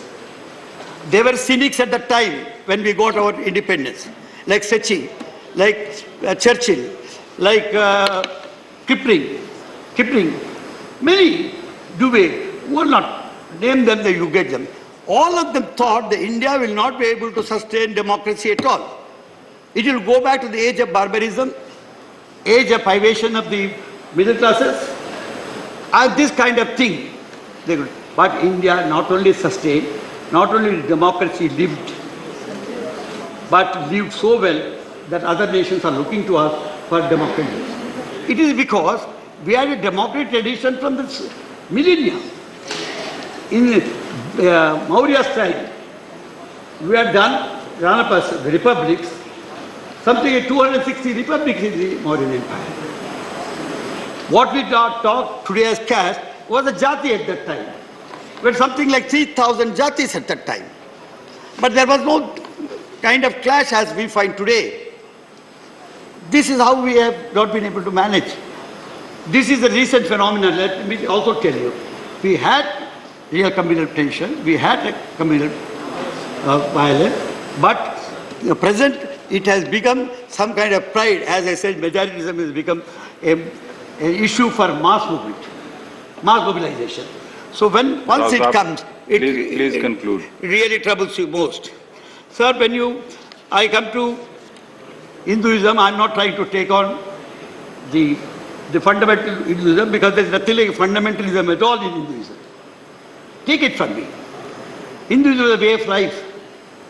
Anything that transcends time and space is called truth.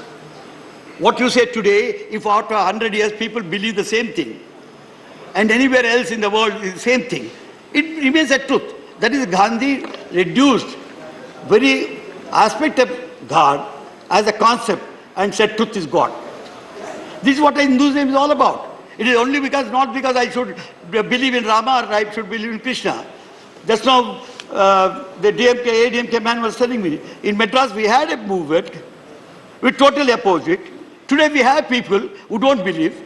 If Hinduism is all that big, there wouldn't have been the need for Judaism. If Judaism is all that big, there wouldn't have been a need for Christianity. If Christianity is all that big, there wouldn't have been a need for the Islam. If Islam is all that big, there wouldn't have been a need for the Sikhism.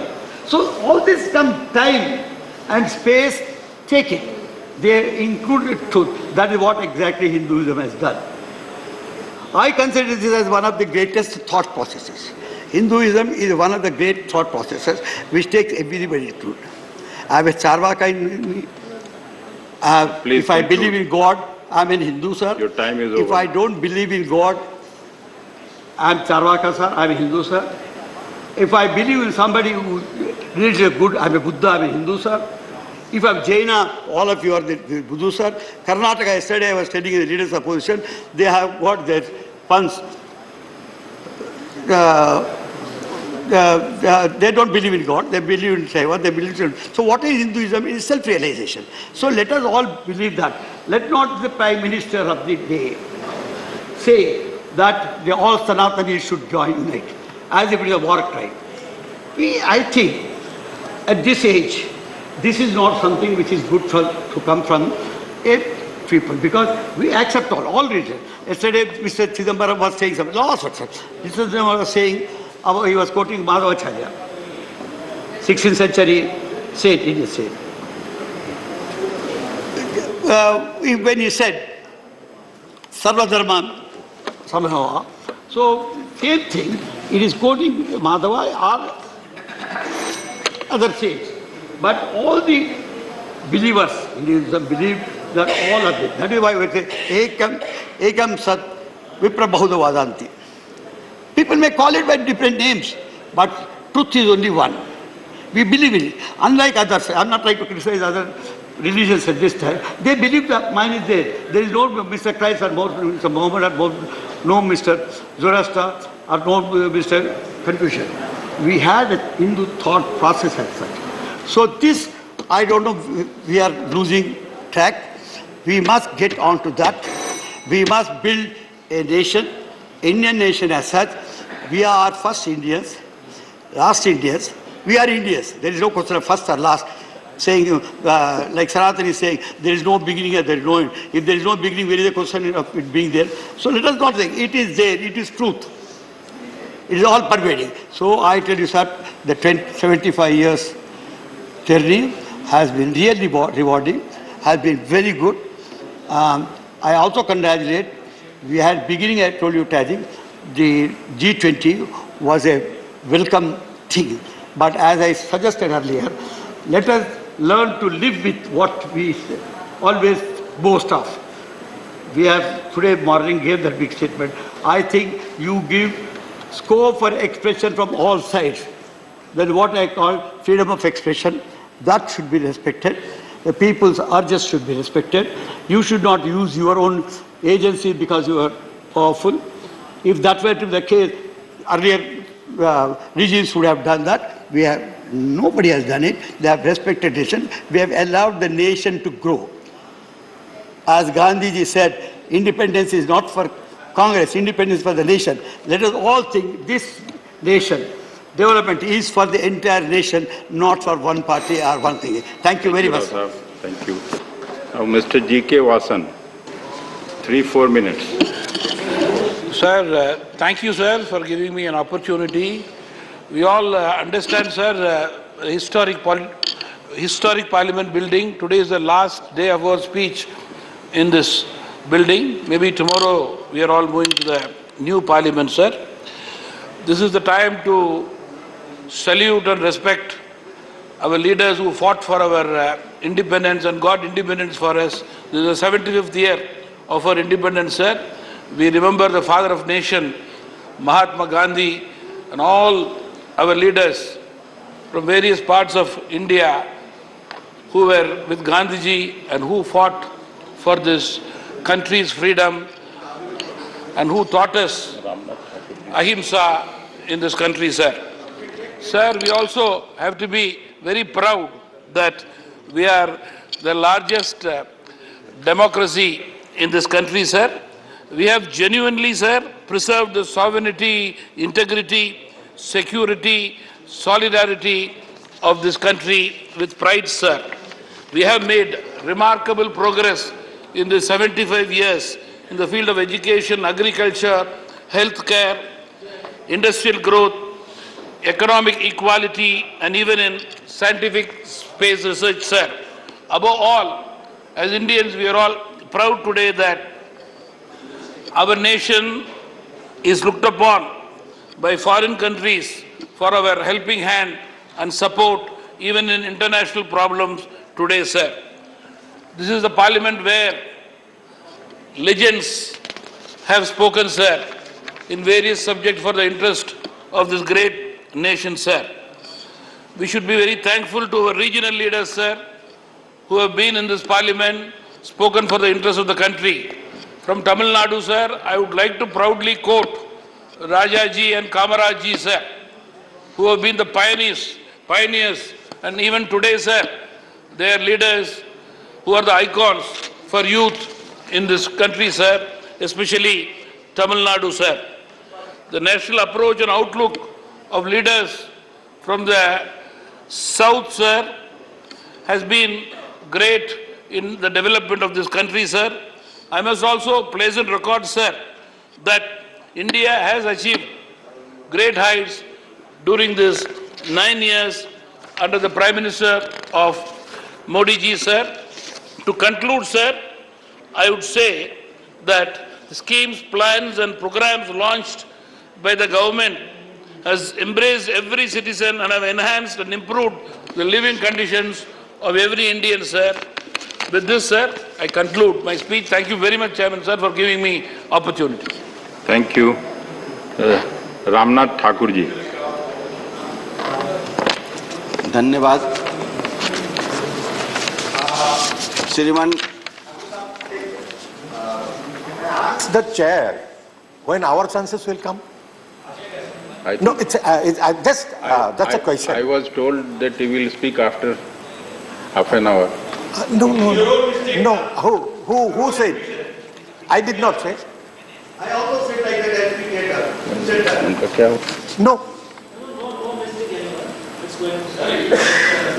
No, बोल लीजिएगा। no, yeah, it is good that we should make new traditions, but then we have to follow the traditions also, how the house runs. Please let him speak. So, welcome. Ramnath Thakur ji. But I have a right to ask a question. Kalita जी। श्रीमान कलिता जी। श्रीमान No, I appreciate your support. श्रीमान But then in the process, our terms are not coming. This is no discrimination. श्रीमान Names have gone for lunch. Yeah. Nobody is with the chair. That has to be chair में है. Voters are all supposed to know. He will also get you a chance. श्रीमान Yeah, please. मैं आपको He will also get धन्यवाद your देता हूं कि आपने इस महत्वपूर्ण सदन 75 वर्ष के He will get you a chance. No worry. 75 वर्ष में जो इस सदन का गरिमा रही है, जितने जितने महान पुरुष इस सदन के सदस्य रहे हैं, पीलू मोदी, राधा कृष्णन, अंबेडकर, डॉक्टर अंबेडकर, चंद्रशेखर, राजनारायण, उन महत्वपूर्ण सदस्यों ने जनता की आवाज को जो उठाने का काम किया है, उसी संदर्भ में मैं आपसे निवेदन करना चाहता हूं कि समाजवादियों का जो ध्येय था, समाजवादियों की जो मांग थी, उस मांग को यहाँ प्रस्तुत किया गया था। काका कालेलकर का जो रिपोर्ट था, जो नहीं उस रिपोर्ट को प्रकाशित किया गया था, 1978 में इस रिपोर्ट को प्रकाशित किया गया और बिहार में पहला राज्य था जननायक कर्पूरी ठाकुर जी ने आरक्षण लागू करने का काम किया। 1990 में मंडल आयोग के इसी सदन में जो दबाव पड़ा था, इसी सदन की बात है, जो दबाव पड़ा था, उस दबाव के चलते मंडल आयोग लागू हुआ। मैं कहना चाहता हूं कि बिहार का मॉडल जो था वो जातीय गणना का पूरे देश में होना चाहिए था। बिहार ने इसको लागू करने का काम किया। महिला को गैर बराबरी 2005 से जो नगर निकाय में, पंचायत में जो आरक्षण दिया गया था, उस आरक्षण को बिहार ने लागू करने का काम किया। श्रीमान, हम आपसे निवेदन करना चाहते हैं कि नए भवन में जो हम लोग शिफ्ट हो रहे हैं, जा रहे हैं, तो क्यों नहीं सरकार महिला को 33% आरक्षण दे करके इसमें लागू करे। मैं तो समझ रहा था कि जो विशेष सत्र बुलाया गया है सरकार के द्वारा, उस सरकार में ये मणिपुर पर चर्चा होगी, मणिपुर के समस्याओं को सरकार दूर भगाने का अनाउंसमेंट करेगी, लेकिन अभी तक मणिपुर के बारे में कोई काम नहीं हो सका। मैं 2-3 बातें कह करके अपने सुझाव को रख करके आपके सामने रखना चाहता हूं। ये 75 वर्ष में 9 वर्षों में जो सरकार काम किया है, हम आपके माध्यम से सरकार से निवेदन करना चाहते हैं कि जेलों में जो बंद कैदी हैं, जिन पर कोई आरोप नहीं है, गरीब हैं, दुखी हैं, वंचित हैं, पैसे नहीं हैं उनके पास कि अपने को वो बेल करा सकें और केस लड़ सकें, तो हम आज 75 वर्ष के उपलक्ष्य में जो आपने जो ये सत्र बुलाने का काम किया है, तो जेल में बंद हुए कैदियों को छोड़ने का काम करें, यह आपसे हम निवेदन करना चाहते हैं। दूसरी बात, हम आपसे निवेदन करना चाहते हैं कि इसी तरह विशेष सत्र बुला करके या विशेष दिन रख करके महंगाई पर चर्चा होनी चाहिए और उसका निदान करना चाहिए। उसी तरह आपको चाहिए था, जो बेरोजगार है, बेरोजगारी जो बढ़ी है, बेरोजगारों के लिए नौकरी के लिए आपको अनाउंसमेंट करना चाहिए, आपकी सरकार की उपलब्धि बढ़ती। इसीलिए हम आपके माध्यम से एक निवेदन करके अपनी बात समाप्त करना चाहता हूं कि सब लोग देख रहे हैं जहां वो हैं, सब लोग देख रहे हैं जहां वो हैं, हम देख रहे हैं, देखने वालों की नजर देख रहे हैं। इन्हीं चंद शब्दों के साथ हम आपसे, आपके माध्यम से सरकार से निवेदन करना चाहते हैं कि जिन जिन मुद्दों को हमने उठाने का काम किया, सरकार ध्यान दे और उस पर अमल करने का काम करें। धन्यवाद। Dr. John Britas, 6 minutes. Thank you, sir. Sir, when we are having a discussion with regard to the Amritagal, I would say that I have a three-dimensional view of the Indian Parliament. I used to watch the Parliament from outside, from above, and now I am being part of this Parliament, sitting below, sir. Sir, when we speak about Parliament, the basic aspect which we need to keep in mind, that is parliamentary democracy, sir. That is very important. Sir, what is the tenet of parliamentary democracy? The fundamental cardinal principle of parliamentary democracy, as Karge Saab said, accountability of executive to the legislature. Niranjan Saab, aap senior advocate hain. Sahi hai na? Have you ever seen an accountability of the executive to the legislature? Have you ever seen?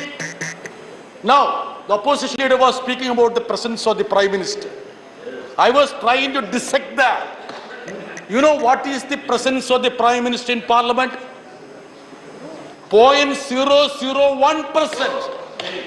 0.001%. So that is the period in which he attended the Parliament sessions. Sir, the leader of the House was very vocal, but he missed many crucial names, sir, including Jawaharlal Nehru. Yes. Intentionally. Very intentional. And I know that when Dharmendra Saab is speaking, he would deliberately fill those void and would bring in Jawaharlal Nehru, Ambedkar Saab. Sir, I am telling you, sir, the names which have been missed by Piyush Goyal ji, you will have to spell out when you are speaking. Dharmendra Saab. I agree with you. Sir, the exercise would be meaningful if you discuss about the dreams and goals of our architects of Constitution. Sir, I will just dwell on the preamble of it, sir. So it speaks about, say, what does it say? Liberty, equality and fraternity. Sir, if you take justice, you will notice that we have reached the bulldozer era. That is justice now. The justice that is being imparted is the bulldozer era. Sir, if it is economic justice, sir, we don't want to speak out the Oxfam report because that's not a good company for good organization for the present dispensation. It's blacklisted. You see the inequality that is spiraling up, sir. Sir, the liberty that has been assured, where has it reached, sir? Now it is more manifested in the form of sedition and UAP. That is a liberty which has reached. Sir, another cardinal principle is equality of status and opportunities. This government is honest to say that they don't believe it itself. Ambedkar, who they try to appropriate now, was absolutely clear when he said that democracy is not the law of majority, but the protection of minority. Raji Chandrasekhar Saab, protection of minorities. It's not said by John Brittas, by Ambedkar Saab. Sir, what is the representation of 20 crore Muslims in executive, in legislature, judiciary, even in media? P.T. Ushaji, you know that. The representation of Muslims, Christians, minorities in Kerala. What is the situation in Delhi, in parliament, in executive, sir? Sir, we all talk about this government's pet topic is to, discuss about Mughals. I said they talk about Mughals more than the Indians now, actually. Sir, in Akbar's court or even in Aurangzeb court, more than 50% of the ministers were Hindus. Dheeraj Saab, Birbal, aapko jante hain na kaun Birbal tha? He was a Hindu, sir. Can you spot somebody in this executive now? What is the status of the representation of minorities, sir? Sir, Nehru's cabinet, that was the first ministry. It was a model government. It had given representation to every segment. Dharmendra Prasad Saab, 2 Muslim cabinet ministers. You know Maulana Azad, Rafi Ahmad, John Matai, that was a Parsi, Sikh, everyone. Of course, Shama Prasad Mukherjee. And even not having ideological, I would say, togetherness. I know Derek Saab, representation from Bengali, of course. Sir, it was Maulana Azad who stood on the steps of the Juma Masjid and said, this country is ours. We have built up this country. There is no need of going away from this country. You want to obliterate the last set of memory about Maulana Azad, you scrap the scholarship. Dharmendra Prasadji, you scrap the scholarship. Not you, I think Smriti Irani ji, I think. Even that, not he didn't scrap. Sir, coming to fraternity. Sir, what is the new usage of fraternity? Madam, you know what is the new usage of fraternity? Go to Pakistan. Go to Pakistan. If somebody speaks, they will say, you go to Pakistan. Sir, we are part of this country. We are as patriotic as you are, sir.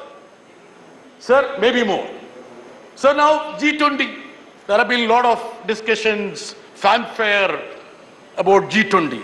We appreciate if India get a standing amongst the other nations. But if you look at the indices, Rajiv Saab, what is indice? Per capita GDP, Human Development Index, Hunger Index, hum last hai. Bilkul last hai. And you brought in African Union to the G20 so that we did not be last. Anyway, I appreciate that. Sir, coming to the preamble again, sir. Sovereign, socialist, secular, democratic republic, sir. Sir, what is sovereignty now? Hugging Western leaders from Trump to Biden doesn't mean sovereignty. You finished up now because Nehru's name is there. We don't want non-alignment movement to be there. Just because Jawaharlal Nehru was instrumental in setting up non-alignment movement. Now, sir, the second word, socialism. What is socialism, sir? Socialism has become Adanism. That is a new word, Adanism. P.T. Usha, madam. Socialism badal gaya, Adanism ho gaya. Chupchap baith rahe aap. You should be standing up and talking about that. Now, sir, secularism. Another thing, sir. See, secularism. You know, a gentleman sitting in Prime Minister's office had the audacity to say, Dharmendra Prasad Saab, Dharmendra ji, suniye sir, Bibek Dev Roy, this constitution has become useless. Only 17 years it can stand. And he said he doesn't understand the meaning of socialism and secularism.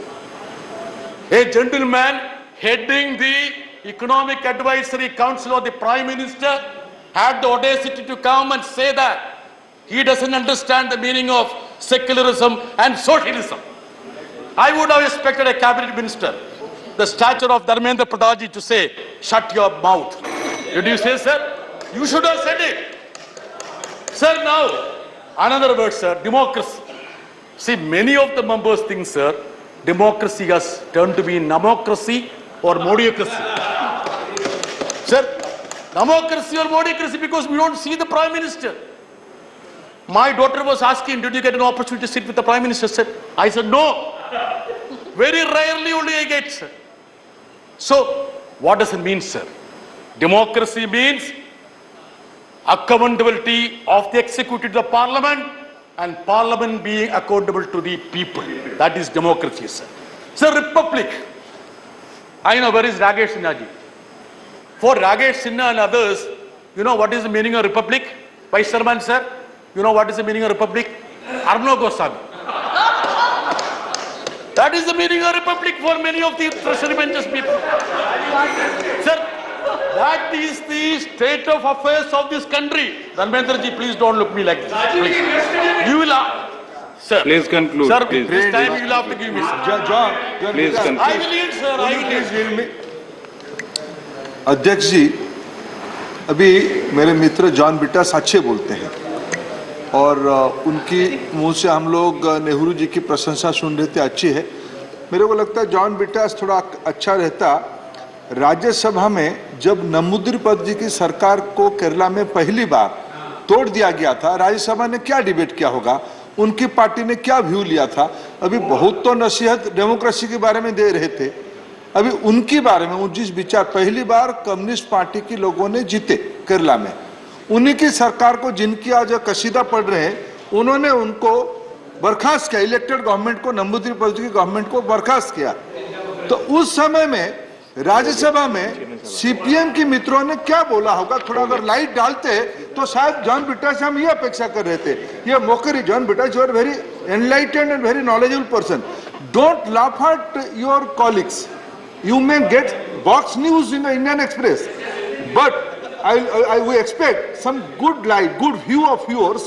When Namudripad was dismissed from the Kerala, what was the view of CPM in the Rajya Sabha? Please enlighten us. Thank you, sir. Sir, thank you, Dharmendra ji, for reminding me about the dismissal of EMS Nambudripad. For such misdeeds, they have been punished. They are sitting here. Precisely that is the reason. Otherwise, do you think that they would have been put here? But you are repeating the same mistake. You are calling us, depicting us as Somalia. Say extreme poverty, let us look at. Extreme poverty in UP and Bihar is 30-40%. In southern states, it is 10%. In Kerala, it is almost zero. Yes, almost zero. Extreme poverty. Sir, it is because, sir, so much of disruption, sir. I want your protection, sir. I want your protection. You have my protection. Yes, sir. Sir, this happened because, Mr. Muralidharan seems to be a Keralite, but his only job is to act against Kerala. His only job is to act against Kerala. Sir, when we talk about 75 years of Indian democracy, we cannot forget the name of Mahatma Gandhi. I was surprised that nobody from the treasury bench even referred to Mahatma Gandhi. Just because he held Gita, Quran and Bible close to his chest, he was assassinated. He was assassinated. Only because of that. Everybody knows about it. Sir, you are replacing Mahatma Gandhi with Savarkar. That's why, sir, the new parliament has been inaugurated on the birth anniversary of Savarkar instead of Mahatma Gandhi. You should have. If you had some respect, you would have done, sir. Sir, further, sir. Time allotted is over. Sir, I wanted to say your time is over. Sir, so much I came to know your time can never be over. 2 minutes. I will finish, sir. Sir, 2 minutes. Sir, the biggest business, sir, please. The main business of this government is to appropriate people. Sardar Patel. They think that Sardar Patel is theirs. Sir, wasn't Sardar Patel who banned RSS? Yes. After the assassination of Mahatma Gandhi? Yes. What did he say, sir?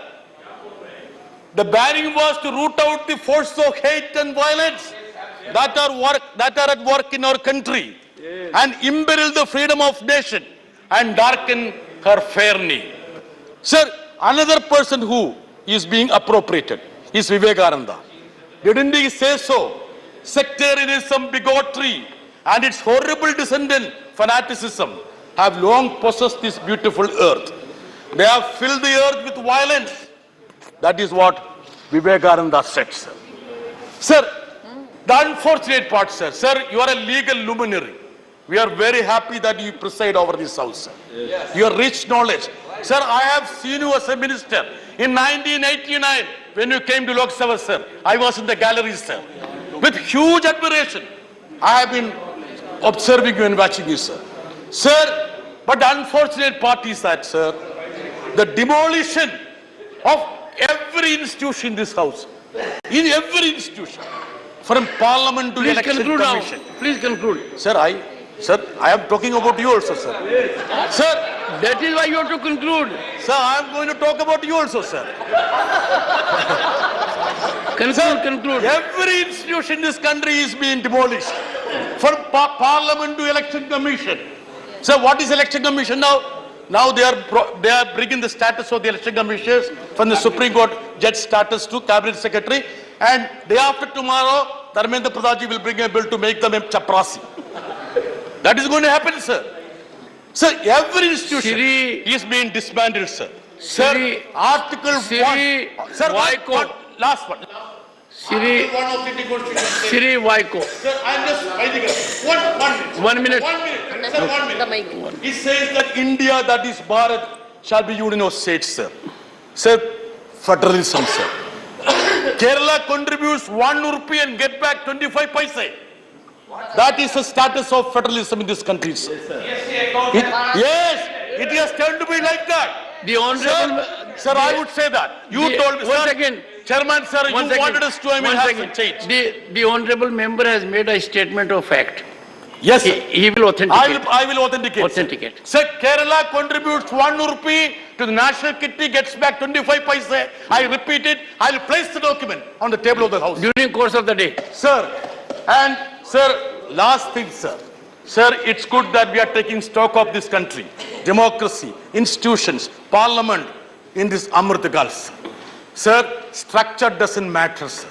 New parliament or old parliament. The process matters. The content matters. Can we enrich the parliamentary proceedings? Can we enrich the democratic process in this country? You can build mansions, structures. But, sir, that will not strengthen the democracy in this country. Unless you enrich, sir. Please so, now, I would urge conclude. I would urge the treasury benches through you, sir. Let us all resolve to enrich the democracy of this great nation. Thank you, sir. Okay. On a point of information from you, have you been to Statue of Unity? Have you been to Statue of Unity? Sir, I haven't gone, sir. I will go. I strongly suggest you go there once. I will go, sir. I will go, sir. If you give invitation, I will go, sir. Great effort to appropriate someone. Sir, if you give an invitation, I will go, sir. I've been there. Sir, and sir, I'll be happy to go with you, sir. No, I'll go with you. Sir, Mr. Vaiko. Sir, let me have a towering personality beside me when I go. Let us hear Mr. Vaiko.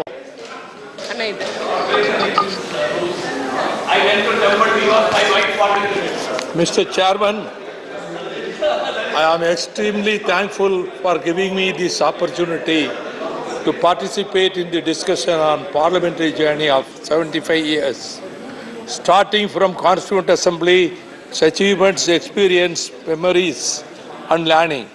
It was also a long journey for me, having entered Parliament in 1978 as a member of Rajya Sabha.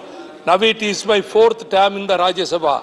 Apart from being a member of the upper house, I had the honor to be a member of the Lok Sabha for 2 terms, in the 12th Lok Sabha and the 13th Lok Sabha. There were many swings and waves the nation has witnessed in the last 75 years. But what is shocking me, why the name is changed as Bharat. And when the G20 meeting took place, before the Prime Minister, the name was Bharat, not India. So we are not representing India. Then you call it United States of India. That should be called. All the states should be given equal opportunity. Bharat, where it came from, Bharat, from Upanishads, from Sanadana and Hindu Rashtra. So they are trying to take this country towards Hindu Rashtra. But one thing, I would like to tell them, you never entered our area. Guptas never entered. Mauryas never entered. Nobody entered to Tamil Nadu. But we have come to Ganges. We have come to Himalayas. Sir, I am very sorry. The Prime Minister of India, he is putting Bharat instead of India. So hereafter, we have to call India. Why he is afraid of India? The formation of India has threatened them. The formation of India has threatened them. Therefore, they have put the name as Bharat. Sir, I don't want to take much time because you have given me a privilege to take this time. I demanded installation of Ambedkar portrait in Central Hall of Parliament, allowing army men belonging to Muslim community to offer Jummah prayers on Friday. Sir, secularism is under threat. The Muslims are under threat. The Sanadana forces are threatening them. They are afraid because you leave India, you Muslims India. This is not your country. This is the voice of the Hindu Rashtra people. In this way, the country will be balkanized. Today, on this particular day, it should be noted that it will become Soviet Union. What happened in Soviet Union, this will happen in India. India will be balkanized into so many states, and therefore I said United States of India. But at least you make a name United States of India. Otherwise, India will not be one. When you want to celebrate centenary celebration of independence, but 2047 there won't be any such India. Thank you, sir. Honorable members, there have been enough reflections on Dr. B.R. Ambedkar. Leader of the opposition was very focused. I hope he was here. But it was a glorious moment for me as a member parliament in 1989 that it was during our tenure of 9th Lok Sabha that we could give the great man something that was long overdue, Bharat Ratna. Professor Manoj Jha.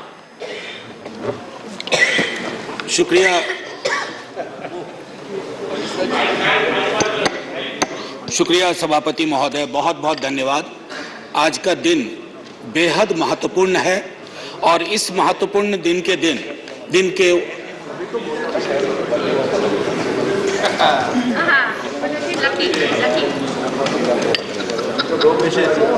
नहीं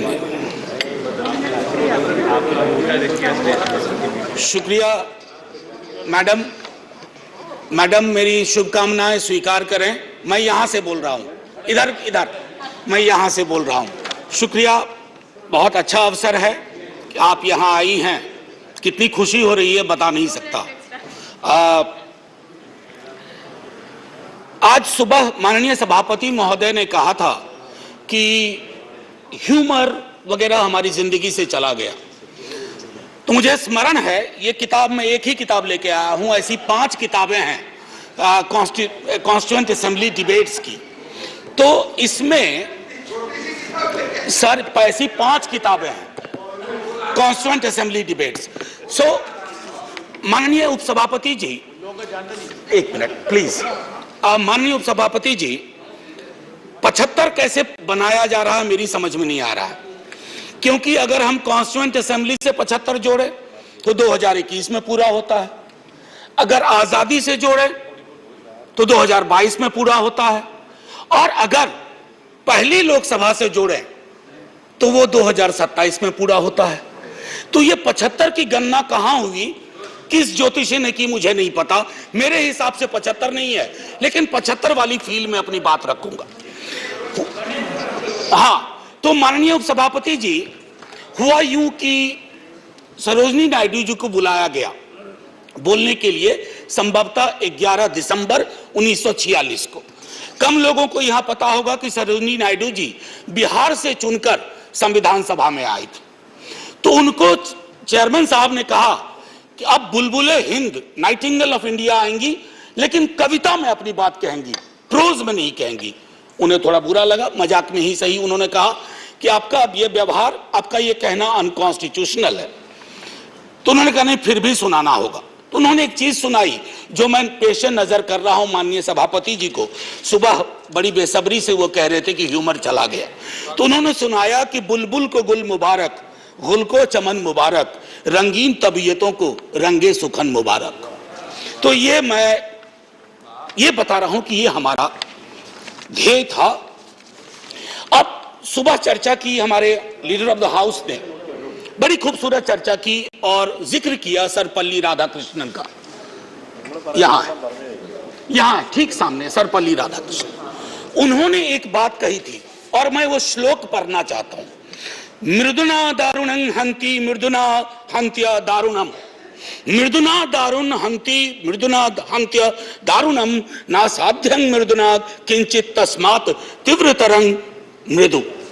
इसका आशय यह है माननीय सभापति, उपसभापति जी, कि aggression से, अग्रेसिव बिहेवियर से आप चीजें हासिल नहीं कर सकते। इस देश में मेरे विद्वान साथियों ने उधर से उपलब्धियां गिनाई, हमारे कुछ विद्वान साथियों ने यहां से कमियां गिनाई।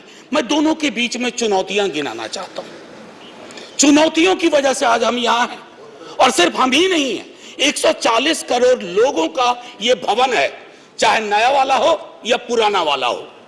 तो आज के दिन ये मेरी ओर से एक विदाई भाषण भी है, अपने दल की ओर से, इस इमारत को, जिस इमारत में हिंदुस्तान की तकदीर लिखी गई संविधान सभा के माध्यम से। और वो तकदीर लिखने वाले संकीर्ण दायरों में नहीं सोचते थे। मैं उस पर आऊंगा थोड़ा 2 मिनट के बाद। माननीय सभापति जी, बहुत चर्चा होती है। 47 में बंटवारा हुआ था इस देश का।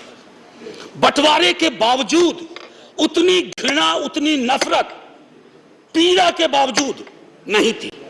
अभी हाल में एक रोमिला जी की किताब आई, वो कहती है बड़ी खूबसूरती से, have we moved from integrated nationalism to segregated nationalism? क्या हम एकीकृत राष्ट्रवाद से एक विभाजित, विखंडित राष्ट्रवाद की ओर बढ़ रहे हैं? क्योंकि यह इमारत, इसकी बुनियाद मेलजोल पे है। इसकी बुनियाद में बंटवारे के बावजूद बंटवारा नहीं हुआ। तो मैं हाथ जोड़ के विनती करूंगा, सरकार जरूर बनाइए, अगला चुनाव भी लड़ेंगे, खूब दिल से लड़ेंगे। इंडिया भी रहेगा, भारत भी रहेगा, कोई में से एक चॉइस नहीं है, क्योंकि हमको इंडिया भारत करके जम्बूद्वीप तक नहीं जाना है। मैं सिर्फ इतना कहूंगा कि वो जो मेलजोल की सीमेंट है, उसका खात्मा हो रहा है, उसको बचाइए। माननीय सभापति जी, मैं 2 व्यक्तियों के मध्य में अपनी कुछ बात रखना चाहता हूं। संविधान सभा में ऑब्जेक्टिव रेजोल्यूशन जवाहरलाल जी लेके आए, और संविधान सभा में जब ड्राफ्ट सबमिट हुआ तो BR अंबेडकर ने वो ड्राफ्ट सबमिट किया। तो मैं सिर्फ कहता हूं, ऑब्जेक्टिव रेजोल्यूशन में बहुत सारी बातें थी, ये प्रस्तावना के बारे में, सॉवरेन डेमोक्रेटिक रिपब्लिक के बारे में काफी कुछ बोल चुके हैं, सॉवरेनिटी गिरवी ना चली जाए, मौलिक अधिकारों के बारे में। हमें आपके पीछे एक तराजू है, वो तराजू हमें लगाना होगा कि मौलिक अधिकार में कहां पहुंचे, सॉवरेनिटी में कहां पहुंचे, डेमोक्रेटिक रिपब्लिक के मसले पे कहां पहुंचे। High flying words don't cover up our failures, let's not look for that. और एक मसला आया, उन्होंने एक जिक्र किया ओथ ऑफ टेनिस कोर्ट। माननीय सभापति जी, फ्रेंच रेवोल्यूशन के बाद जब बड़ी शिद्दत से लोग काम में लग गए अधिकारों पर बात करने के लिए, तो राजा को शुरू में परेशानी नहीं हुई, लेकिन राजा को लगा कि कुछ ऐसा कर रहे हैं जिससे खुराफात की बू आ रही है। उसने क्या किया, दरवाजे बंद करवा दिए जिस हॉल में वो लोग बैठते थे। वो चले गए दूसरे दरवाजे रूम में, उसको भी बंद करवा दिया। तो वो चले गए टेनिस कोर्ट में, सारी कार्रवाई पूरी की, उसको कहा oath of tennis court. Oath of tennis court का जिक्र जवाहरलाल जी ने इसलिए किया था कि हमारे अंदर वो जज्बा हो। इमारत बनाने बिगाड़ने से इबारतें नहीं बदलनी चाहिए, हमारा जज्बा वही होना चाहिए जो ओथ ऑफ टेनिस कोर्ट में जवाहरलाल जी हमारे फर्स्ट प्राइम मिनिस्टर ने कहा। अब आते हैं कि बाबा साहब भीमराव अंबेडकर जी ने क्या कहा। माननीय सभापति जी, आप जिस इलाके से आती हैं, मैं जिस इलाके से आता हूं, वहां ये बातें बड़ी प्रबल है। आजादी का मूल्यांकन होगा तो इस आधार पर होगा कि राजनीतिक आजादी, सामाजिक आर्थिक आजादी में कितनी तब्दील हुई, अगर नहीं हुई तो क्यों नहीं हुई। उन्होंने कहा था कि एक दिन एक ज्वालामुखी बन जाएगा, और मैं उस ज्वालामुखी को बनते देख रहा हूं। वो इसलिए बनते देख रहा हूं कि जब मैं देखता हूं कि बिहार के जातिगत सर्वेक्षण पे देश के सॉलिसिटर जनरल कोर्ट में खड़े हो जाते हैं, तो मैं देखता हूं ब्लॉक करने की कोशिश हो रही है। यह एस्पिरेशनल वर्ग है, पिछड़ों की बड़ी आबादी, उसके एस्पिरेशन को आप सोशल डेमोक्रेसी के नजरिए से देखिए। जो बाबा साहब कह गए थे 31 में आखिरी हुई, उसके बाद पाकिस्तान बांग्लादेश बना। क्या इस देश को, यहां की सरकारों को, राज्यों की सरकार को वैज्ञानिक आंकड़े नहीं चाहिए? क्या आप आंकड़े आसमान से गिराएंगे? मैं समझता हूं आज के दिन यह भी हमें सुनिश्चित करना होगा कि हम इन आंकड़ों को लाएं, उसके आधार पर अपनी नीतियां तय करें। एक माननीय सभापति जी, अंबेडकर साहब दो और चीज कह के गए, प्रिवेंटिंग टिरनी ऑफ मेजॉरिटी। मैं बार बार इस सदन में कह चुका हूं कि मेजॉरिटी बेहद आवश्यक चीज है, मेजॉरिटी के बिना सरकार नहीं चलती है, लेकिन मेजॉरिटी और मेजॉरिटेरियनिज्म में फर्क है। यह फर्क अगर हमारी सरकार भूल जाती है तो बहुत बड़ी पीड़ा होती है। जब मेरे मित्र ने कहा, मैं अक्सर देखता हूं हम जैसे लोग छोटी आलोचना भी करते हैं, छोटी मोटी आलोचना जो कभी व्यक्तिगत नहीं होती है। आप कहते हो कि पाकिस्तान चले जाओ, अरे कभी देखा भी हो कितनी जगह है वहां का भूगोल क्या है, इतने लोग नहीं अट पाएंगे।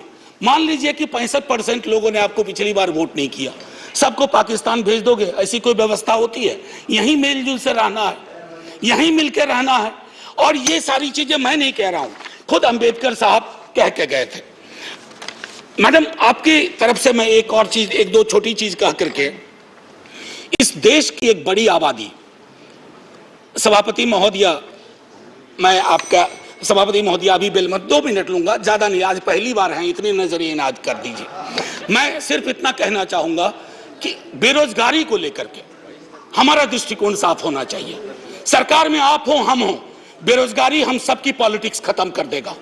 राइट टू एम्प्लॉयमेंट के लिए हम क्या सोच रहे हैं, और इस देश की एक बड़ी आबादी से देशभक्ति का जो प्रमाण पत्र हम मांगते हैं ना मैडम, वो कहीं चलेगा नहीं। मैं आखिरी चीज कह करके एक सुनाना चाहता था। मैं इसलिए कहता हूं, एक घर में 5 सदस्य हैं, उसमें हर 5वां सदस्य उस आबादी का है। अगर उस घर में उस 5वें सदस्य को आप एलिनेट करेंगे, दूर करेंगे, घर कभी महफूज नहीं रह सकता। और आखिरी में मैं साहिर को जाता हूं और वहीं खत्म कर दूंगा, आपको घंटी बजाने की जरूरत नहीं पड़ती। आओ कि आज गौर करें इस सवाल पर, देखे थे हमने वो हंसी ख्वाब क्या हुए। दौलत बढ़ी तो मुल्क में अफलास क्यों बढ़ा, खुशहाली आवाम के असबाब क्या हुए। जो अपने साथ साथ चले कुएदार तक, वो दोस्त, वो रफीक, वो अहबाब क्या हुए। क्या मोल लग रहा है शहीदों के खून का, क्या मोल लग रहा है शहीदों के खून का, मरते थे जिन पे हम, वो सजाए याब क्या हुए। बेकस बरहनगी को कफन तक नहीं नसीब, वो वादा आए अतलसों के मुखाब क्या हुए। जमहूरियत नवाज बशर दोस्त अमन ख्वाह, खुद को जो खुद दिए थे वो अलकाब क्या हुए। मजहब का रोग आज भी क्यों लाइलाज है, मजहब का रोग आज भी क्यों लाइलाज है, वो नुस्खा हाय नादिर नायाब क्या हुए। हर कूचा शोला जा रहे, हर शहर कत्लगाह, यकजहतिया हयात के आदाब क्या हुए। सहराए तीरगी में भटकती है जिंदगी, उभरे थे जो उफक पे वो माताब क्या हुए। मुजरिम हूं अगर मैं तो गुनहगार तुम भी हो, मुजरिम हूं अगर मैं तो गुनहगार तुम भी हो, रहबराने कौम खताकार तुम भी हो। जय Hind ma'am, and salute to all the freedom fighters, संविधान सभा के उन तमाम लोगों को, और मैं चाहूंगा कि सेंगोल के बगर में एक बड़ी आकृति में इनकी तस्वीरें वहां लगाई जाएं और हमें प्रेरणा देते रहें। जय हिंद। धन्यवाद। श्री वीरेंद्र प्रसाद वैश्य। श्री वीरेंद्र प्रसाद। Yes, I'm here. Thank you, Madam Chairman, for allowing me to speak on the historic occasion. Today is the last day. If in our parliament life we are sitting, we all the members sitting for the last time in this building. Tomorrow, another journey will start. It is privilege for us. We are the person who got opportunity to speak, attend this old parliament, and we are going to get opportunity to speak in our new parliament. I remember, sir, when I was a student of class 8, for the first time in my life, I visited Delhi. So I am from Assam. You know, northeastern region, more than 2,000 kilometers away from the Delhi. Definitely, as a school student, I visited here, and we are traveling all the important parts, spots of Delhi, and in class 8, in my life, for the first time, physically, I seen our parliament house. And it was from the outside, not from the inside. Sir, in 1996, I was elected member of parliament from Assam in Lok Sabha, sir, madam.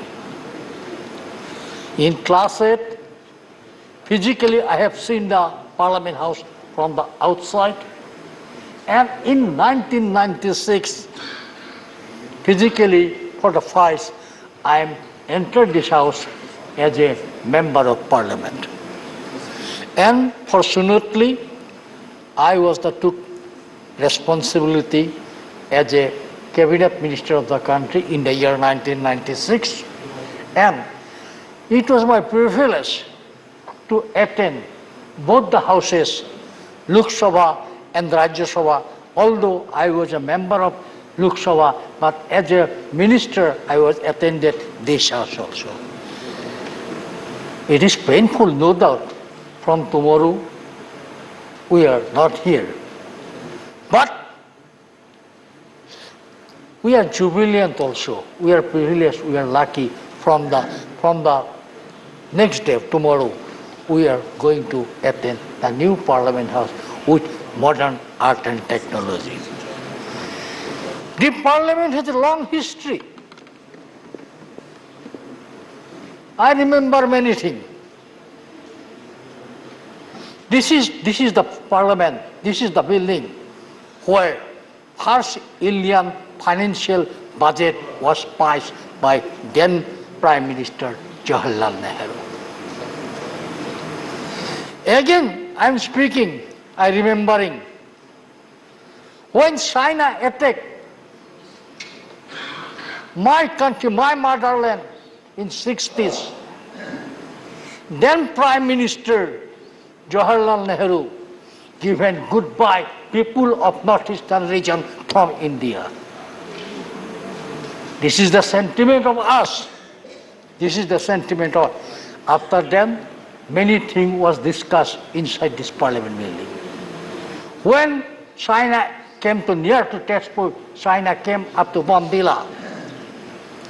People of Assam, people of northeastern region, especially Arunachal people, they are crying we are not equipped to fight against China. And at that time, Assam was given farewell goodbye to then Prime Minister Jawaharlal Nehru. But sir, after 61 session was assembled, at that time I salute great parliamentarian of India, great parliament from Assam, Hem Barua, who had fought for Assam and who have given one to the government from this house. Sir, this parliament also equally witness of imposing emergency in our country. Because for the first time emergency was declared, evoked in our country. And at that time, parliament was not functioning, parliament was dissolved. Our honorable Prime Minister always says, India is the mother of democracy. Yes, Prime Minister is very right, India is the mother of democracy. But one thing, Shantanu Sanjay, you should remember, but historians said, ancient Greece was the first country of the world who revoked democracy. But this is not correct. This is not correct. In Bihar, first Indian democracy started in Vaishali. It was started in Vaishali, not 500 years ago. It was started 600 years ago. And Vaishali of our country is the first place of democracy started, where in Vaishali town, it had 600 years ago, 707,000 people, locally elected people, selected people, sit together to make a decision, and this is the first democratical decision of our country. Madam, we are going to new house today. This house will be the witness of modern technology, modern art.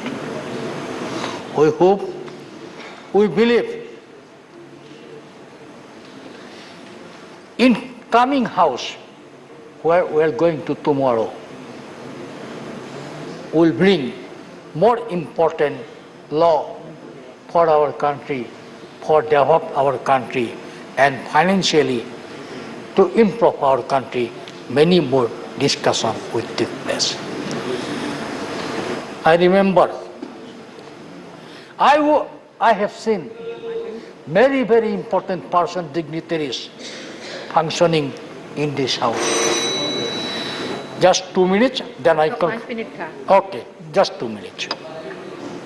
I remember K.K. Narayan as a vice president of our country who shared the house. I remember Pharaoh Singh Shekhawat. I remember Hamid Ansari. I remember Venkaiah Naidu ji for their contribution to our parliamentary democracy. Especially, I must speak one thing from my heart.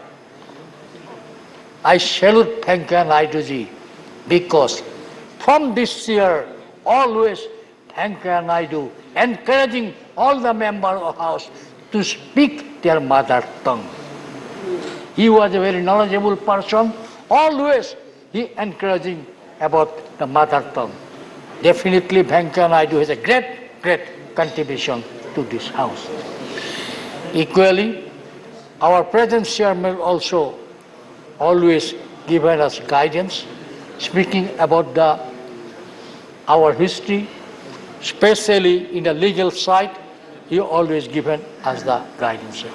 Ma'am, I remember, if I'm not speaking, this is not fair. I have got opportunity to witness the speech of Bajpayee, budget presentation of Pranab Mukherjee ji. wonderful oratorist personality of Madam Sushma ji. Learned speaker Arun Jaitley ji. I am learned many things from these people, sir. Ma'am, I remembering my first day in the life when I was a student of class 8. I have seen this parliament building from the outside. And in the 1996, I entered this house as a member of parliament. And this is the beauty of our democracy. My family don't have any political background. I am not a son of any minister. I am not a son of any MP. I was not a son of any politician. But I am a son of the soil. I am a son of the soil. And this is the beauty of democracy. I am elected from son of the soil of this wonderful parliament. Definitely, if I am not speaking about my political party, then it will be not fair. I am getting this opportunity. My political party, Assam Gana Parishad, is a regional political party with a national outlook. And I am grateful for my country. In my life, I am working only one party. This is my party. This is Assam Gana Parishad. Still, I am a member of Assam Gana Parishad. And I am really grateful to my party for send me to Lok Sabha, for send me to Rajya Sabha as a member of parliament. With this, I believe we all members gathering here in our last day of this building, we always remembering our memory in this building. And from tomorrow, in new building, we start our new parliamentary life, our new democratic life. With this word, I conclude. Thank you very much. Thank you. Sri Jose K. Boni.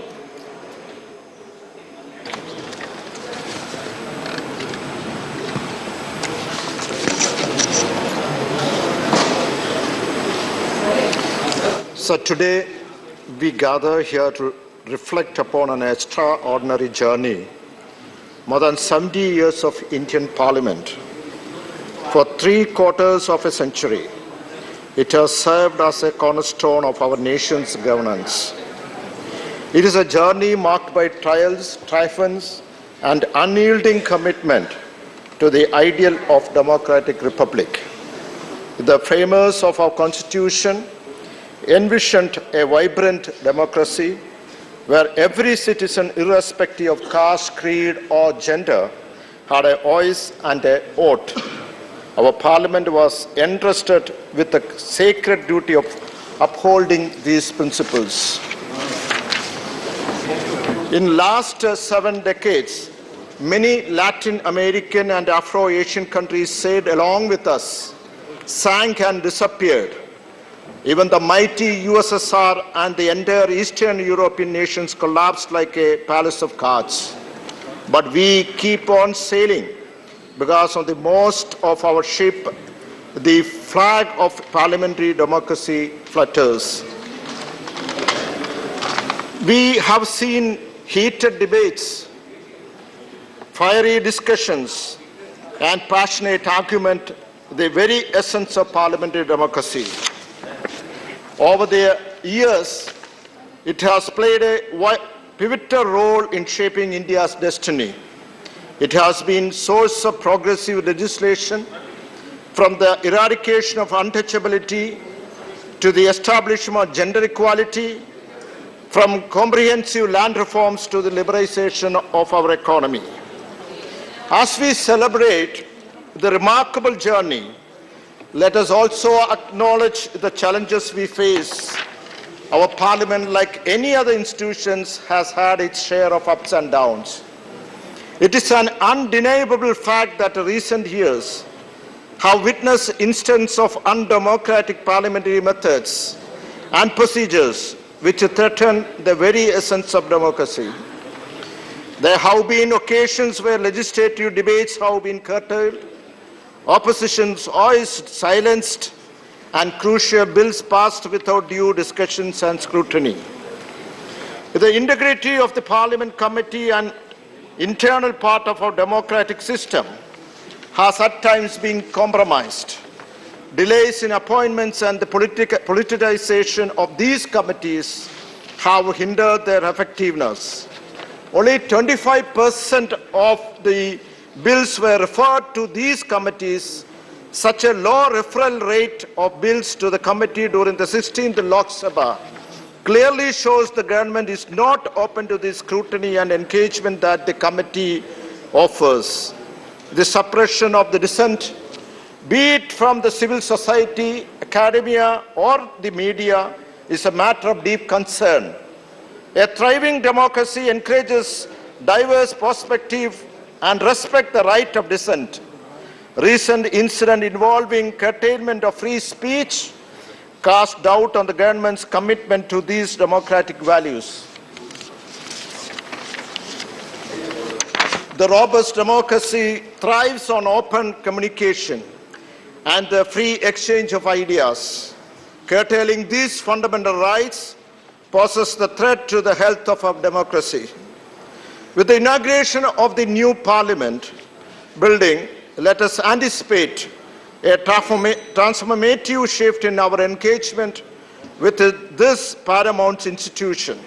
May this symbol of progress empower us all to become the collective voice of the people of our nation, steering our democracy towards a brighter and more inclusive future. May our parliament continue to be the beacon of hope and the voice of the people for generations to come. Thank you. Mr. Praful Patel. Thank you, Chairman, sir. I get up to speak probably for the last. I get up to speak probably for the last time in this very august building, and how can you be so sure? Well, I said probably, and I'm sure we are all filled with a sense tomorrow of. We are meeting Dr. Keshav, therefore I'm saying. And of course we are all. Me and Praful Patel go together in Parliament as members of 9th Lok Sabha. So we have all assembled here, sir, and obviously this is a feeling and a sense of nostalgia. As you have very rightly pointed out, not only our long association, but my very own long association with Parliament, with many times in the Lok Sabha as well as in the Rajya Sabha, and having completed more than 32 years as a member of Parliament. So, sir, I definitely feel that I share the sentiments of most of my colleagues who have been speaking here, and definitely 75 years of independence, our country has really come a long way. And our democracy, no matter what the assaults have been from within and outside, has withstood the test of time and has got stronger by the passing day. And this democracy, which we pride ourselves in, and which the world also now looks up upon us as something to be cherished. Dr. Ambedkar gave us a wonderful constitution. Along with him, many other stalwarts joined him and presented the constitution to the Constituent Assembly. And certainly, our constitution can be rated as one of the finest constitutions drafted anywhere for any country in the world. And I think that is something we should be very proud of. And a country which is so diverse as India, as vast as India, as populous as India, certainly requires a binding force, a glue, and that our Constitution has very ably provided us and stood the test of time.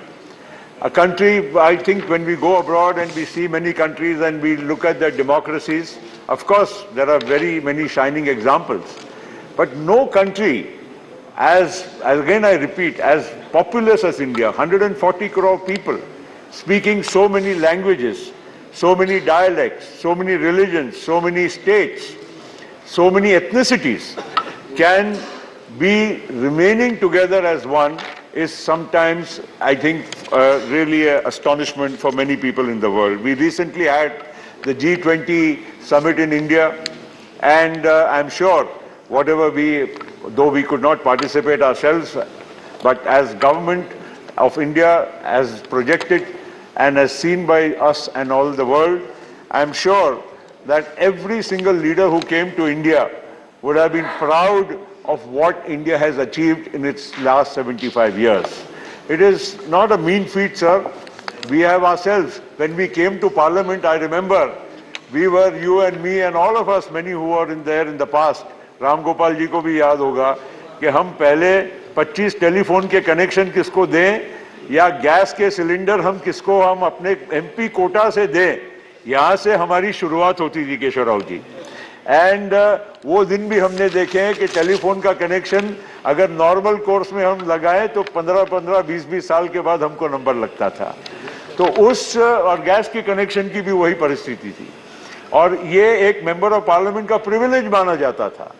तो उस जमाने से लेकर आज, हरदीप जी आप petroleum मंत्री हैं, आपको मालूम है कि आज कितने बड़े पैमाने पर हमारे देश में न केवल गैस की बात करें या टेलीफोन की बात करें, लेकिन पूरी तरह से हमारे देश की जो आम तौर पर जो प्रगति हुई है, ये एक दुनिया के लिए बहुत बड़ा मिसाल बनी हुई है। और इसीलिए 75 वर्ष जब हम पूरे करते हैं, अमृतकाल की बात करते हैं और इस सदन से नए सदन में जाने की बात करते हैं, तो आज का भारत और भविष्य का भारत कैसा होना चाहिए, आधुनिक भारत कैसा होना चाहिए, इसके लिए निश्चित इस सदन में एक अच्छी चर्चा होनी चाहिए और मंथन होना चाहिए और हर व्यक्ति का यहाँ पर जो सुझाव है उसका एक अहम महत्व होता है। हर संसद सदस्य जो यहाँ पर बैठा है ये सदन में या उस सदन में, उनके अनुभव का पूरा इस्तेमाल करके देश हित में और जनहित में हम लोगों ने उसका इस्तेमाल करके उसका फायदा उठाने का काम करना चाहिए। आज देश में क्या क्या बातें नहीं होती है, आज हम देखते हैं कि कितना विषमताएं होने के बाद, कितनी मतलब गरीबी भी है, अमीरी भी है, सब कुछ होते हुए भी लोग मिलजुल कर प्रेम भाव से रहते हैं। ये हमारे भारत की संस्कृति का बहुत बड़ा अभिन्न अंग है और तभी हम ये सारी बातों को, कोई भी समस्याएं आती है, बाधाएं आती, उसको पार कर पाते हैं क्योंकि हमारे देश में सहनशीलता और सबको एक दूसरे के साथ लेकर चलने की हमारे मन में भावना है। और यह हमारे संविधान ने भी हमको दिया है, जो एक व्यक्ति को एक वोट का अधिकार, बहुत लोगों को शायद मालूम भी नहीं होगा, हम अमेरिका के डेमोक्रेसी की बहुत बड़ी बातें करते हैं, लेकिन अमेरिका की डेमोक्रेसी में भी जो काली चमड़ी के लोग थे, जो अफ्रीकन डिसेंट के लोग थे, उनको भी वोट का अधिकार 1960 के दशक में जब मार्टिन लूथर किंग ने लड़ाई लड़ी उसके बाद मिला। तब तक उनको बराबरी का अधिकार नहीं था, लेकिन हमारे देश में डॉक्टर बाबा साहेब आम्बेडकर और उनके साथ हमारी कॉन्स्टिट्यूएंट असेंबली ने, हमारे फाउंडिंग फादर्स ने इस देश में सभी को बराबरी का अधिकार हमारे संविधान में 1950 में हमको दिया, जो हमारे आप में एक बहुत बड़ी उपलब्धि रही है, जो और विश्व के कोई बड़े देशों में नहीं रही है। तो इसलिए बहुत बड़ी बड़ी बातें दूसरे देशों से हम तुलना करते हैं, लेकिन हमारे देश की जो गौरवशाली इतिहास है, इसका स्मरण करने का आज वक्त है 75 वर्ष के हमारे इस कार्यकाल में। और अब हम नए सदन में जाएंगे सर, निश्चित आप तो वहीं विराजमान होंगे जहां आज है वो पीठासीन, आप वहां भी रहेंगे, लेकिन मुझे लगता है कि हमने तो अभी तक वहां देखा नहीं है नया भवन, लेकिन निश्चित नए भवन में एक आधुनिक भारत की और भविष्य के भारत की, उसकी भी झलक हमको नजर आएगी। एक और हम चंद्रयान पहुंचे, एक और हम हमारे देश में इतना तंत्र और विज्ञान का आज उपयोग कर रहे हैं। आज हमारा देश टेक्नोलॉजी में विश्व में एक अग्रणी स्थान प्राप्त कर चुका है। अमेरिका की और विश्व की बड़ी बड़ी जो कंपनी है, टेक्नोलॉजी कंपनी है, उन सारे कंपनीज के जो प्रमुख लोग हैं, वहाँ के प्रमुख इनोवेटर्स हैं, साइंटिस्ट हैं, वो हमारे भारतीय हैं। ये हमारे लिए बहुत बड़े गर्व की बात है। और ऐसे एक आधुनिक युग में जब हम जा रहे हैं और भविष्य के भारत का और नए भारत का सपना जब हम देख रहे हैं, नौजवान भारत का सपना देख रहे हैं, तो निश्चित नए सदन का भी एक अहम उसका एक महत्व रहेगा। और मुझे विश्वास है कि आपके नेतृत्व में हमारे सदन का सुचारू रूप से नए सदन में भी कामकाज जारी रहेगा और नए सदन के माध्यम से हमारी जो देश की जो युवाओं की और भविष्य की पीढ़ी की जो आकांक्षा है, अपेक्षा है, उसकी जरूर पूर्ति होगी। इसी विश्वास के साथ हमारे देश के 75 वर्ष पूरे हुए, हमारे देश के लोगों को और हमारे देश के प्रधानमंत्री जी को बहुत बहुत बधाई देते हुए मैं अपने 2 शब्दों को विराम देता हूँ।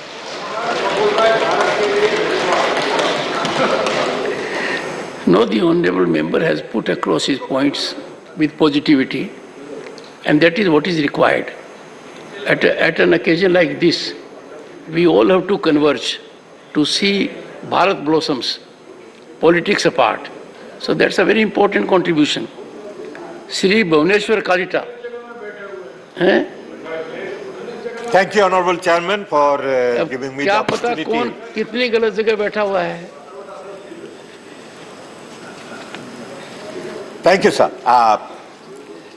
for giving me the opportunity to speak on this historic occasion of Rajya Sabha, to speak on the parliamentary journey of 75 years, starting from Samvidhan Sabha. Sir, today I remember when I came first to Rajya Sabha in 1984, when Justice Hidayatullah was presiding over that chair, and he was followed by, of course, R. Venkatramanji, Sangadel Sarmaji, and today you are in the seat, sir, and I thank you for that, that the Indian democracy and Indian Parliament has come over years of development and strengthening the democracy in this country. So today, I congratulate the new Vice Chairman for taking up the chair. Thank you. Today, as we assemble here to reflect upon the parliamentary journey of 75 years, starting from inception of the Samvidhan Sabha, we embark on a profound exploration of our nation's democratic evolution.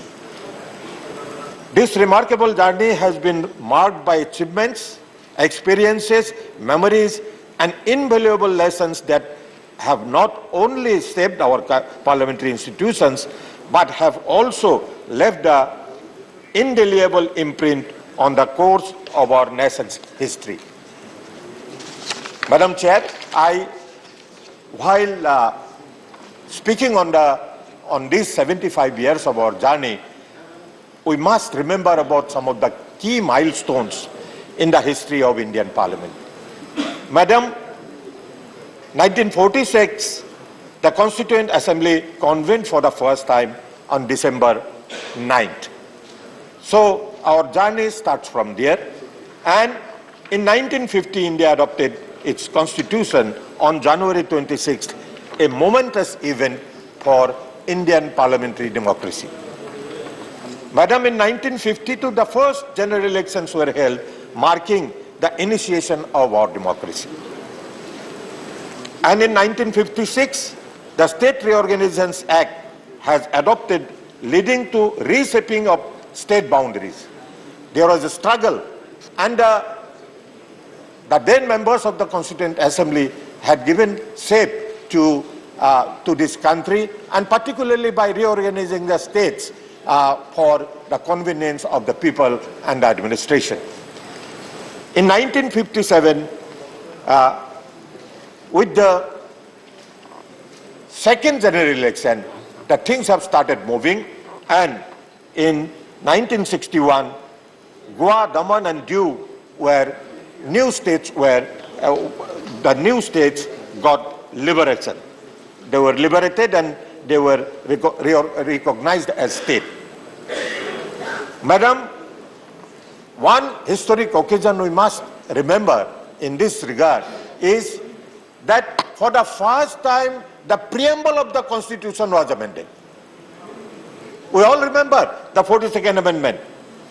And in 75, 77, of course, that was the period that the Indian democracy will remember, and the parliamentarians particularly, and the people of this country will remember because of its effects on the people. Madam, in 1986, a historic bill was passed, the Muslim Women Protection of Rights on Divorce Act was enacted. This is one historic legislation where the women of all religion, all communities were given equal power, and that equal power and equal opportunity and equal right. So this one we must remember during the discussion of this in this debate. And the economic liberalization came in 1991 during the Prime Ministership of P.V. Narasimha Rao ji.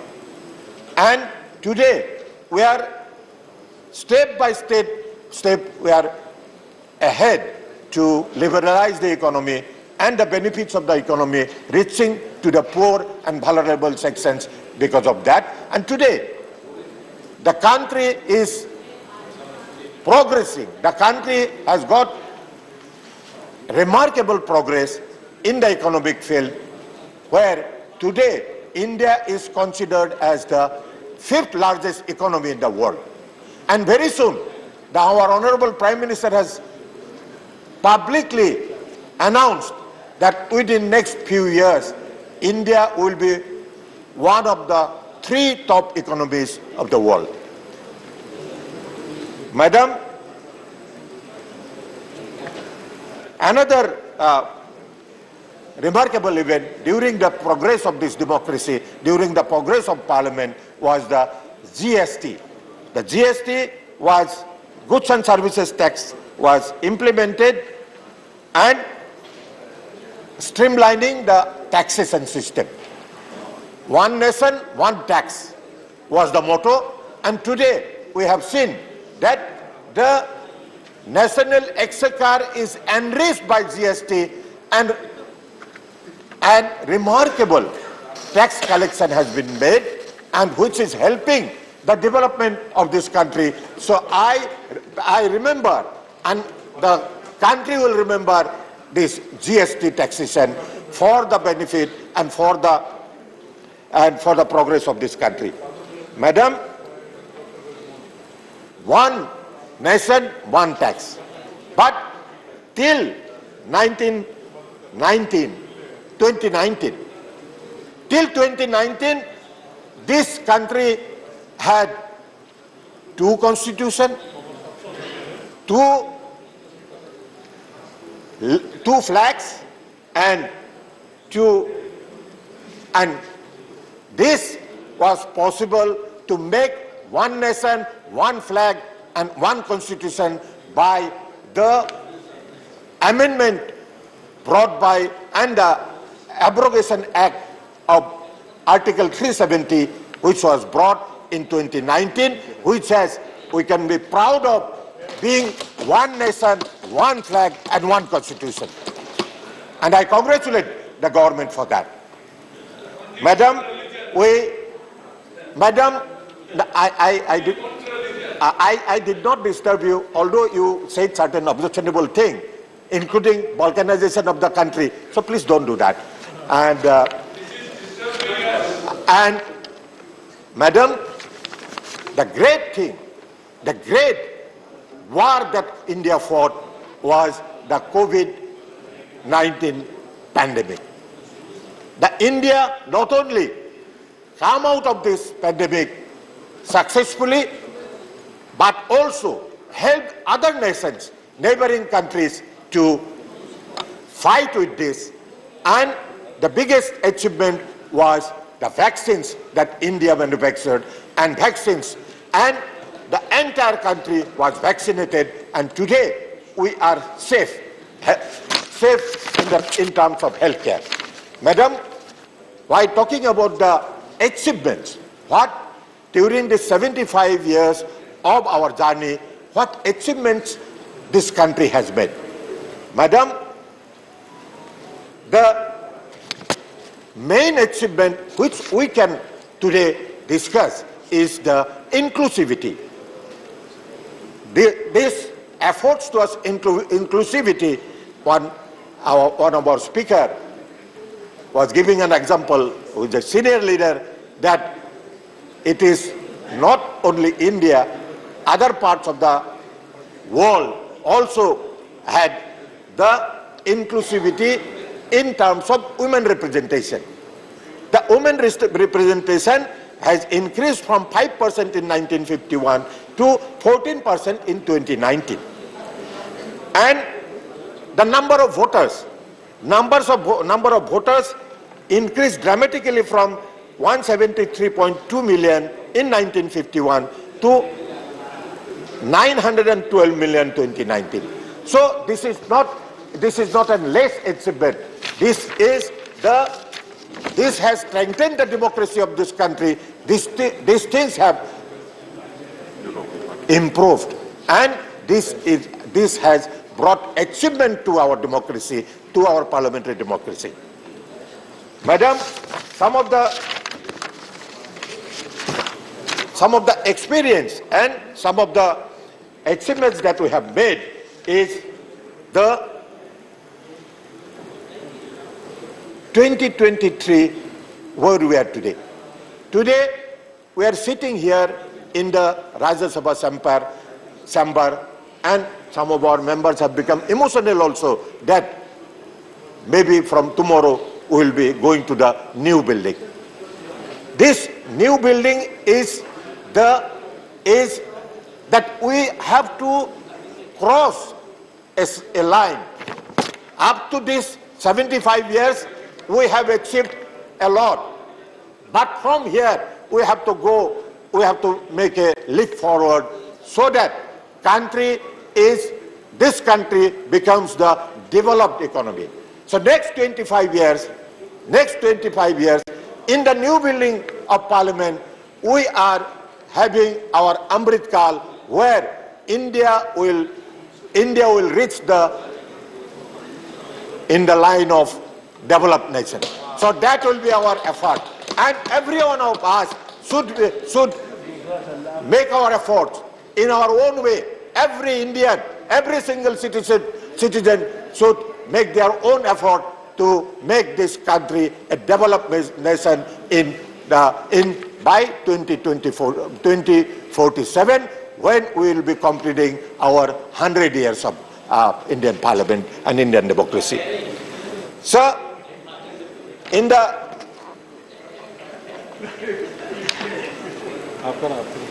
now I'm going to conclude because there are some more speakers.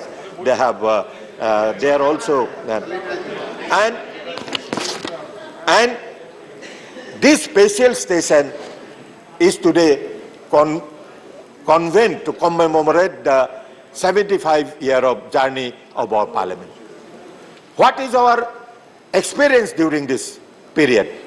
Sir, Madam, to conclude my speech here, I want to say that our journey through parliamentary evolution of India over past 75 years has been one of both reflection and insight. While we have witnessed certain challenges and shifts in the parliamentary dynamics, it is essential to recognize the significant efforts made to foster inclusivity within our democratic institutions. The rise of women's representation, the active engagement of citizens in public debates, the crucial role of parliamentary committees, and the passage of legislation aimed at social welfare and labor rights are testaments of our commitment to inclusivity. Madam, as we commemorate the key milestones in the history of the Indian Parliament, we are reminded of the enduring spirit of our democracy. From the adoption of Constitution in 1950 to the recent inauguration of a new Parliament building in 2023, These events signify our nation's growth, resilience, and adaptability in the face of challenges. As we move forward, Madam, it is imperative that we continue to uphold the principles of democracy, inclusivity, and transparency that have been the cornerstones of our parliamentary democracy. By learning from our past and embracing the opportunities of the future, we can ensure that our democratic institutions remain robust and responsive to the ever-changing needs and aspirations of our diverse and dynamic nation. Let us celebrate this journey, Madam. Let us celebrate this journey with pride and commitment to a more inclusive and vibrant future for Indian democracy. Thank you, Vice Chair, for giving me the opportunity. Thank you very much. माननीय सदस्य Vikramjit Singh Saini.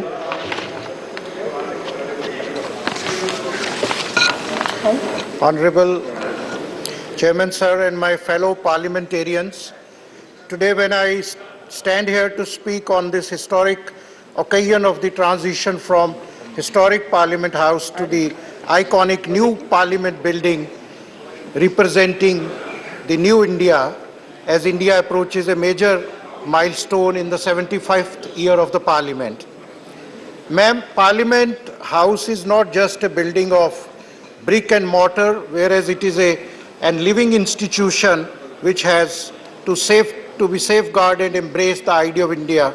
It's the fundamental temper of our world's largest democracy.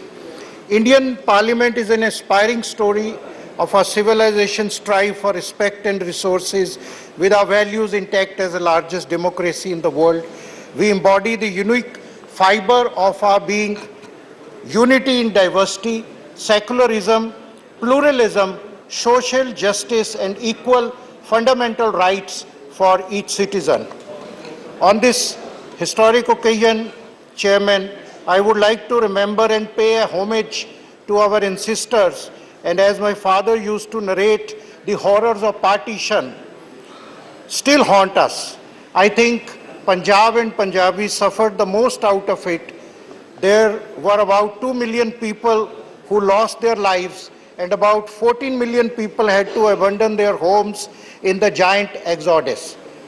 लाखों लोग बेघर हो गए और उन्होंने भारत को, इंडिया को, भारत अपनी मातृभूमि को अपनी जन्मभूमि माना और अपना सब कुछ, अपना कारोबार, अपने बर्तन, अपना जायदादें, अपना सब कुछ छोड़ के लाखों पंजाबी सफर करते हुए भारत को चुना, भारत को माना और फिर as a refugee they started their career और फिर रेफ्यूजी से बिल्डअप किया। ये उनकी देशभक्ति की सबसे बड़ी निशानी है और उन्होंने इस देशभक्ति का अभी तक पैट्रियोटिज्म हमारे सामने है। I also pay homage to all the great Sikh leaders who spurned the offer of then Muhammad Ali Jinnah and decided to upkeep India as their motherland, and Punjabis and Sikhs have been proving their patriotism till today. We Sikhs are not by chance Indians, we are proudly by choice Indians. Honorable Chairman, sir, we also pay tribute to them. Dehe Shiva, Var Mohe Ehe, Shubh Karmante, Kabhu na Taru, Jab Aав ki Aud Nidhan Bane, At hi Ran mein, Tab Jooj Maru. I would also like to remember on this historic occasion the Shaheed-e-Azam Bhagat Singh, who drew the attention of the British Samrajya and this very own parliament to further strengthen the freedom struggle.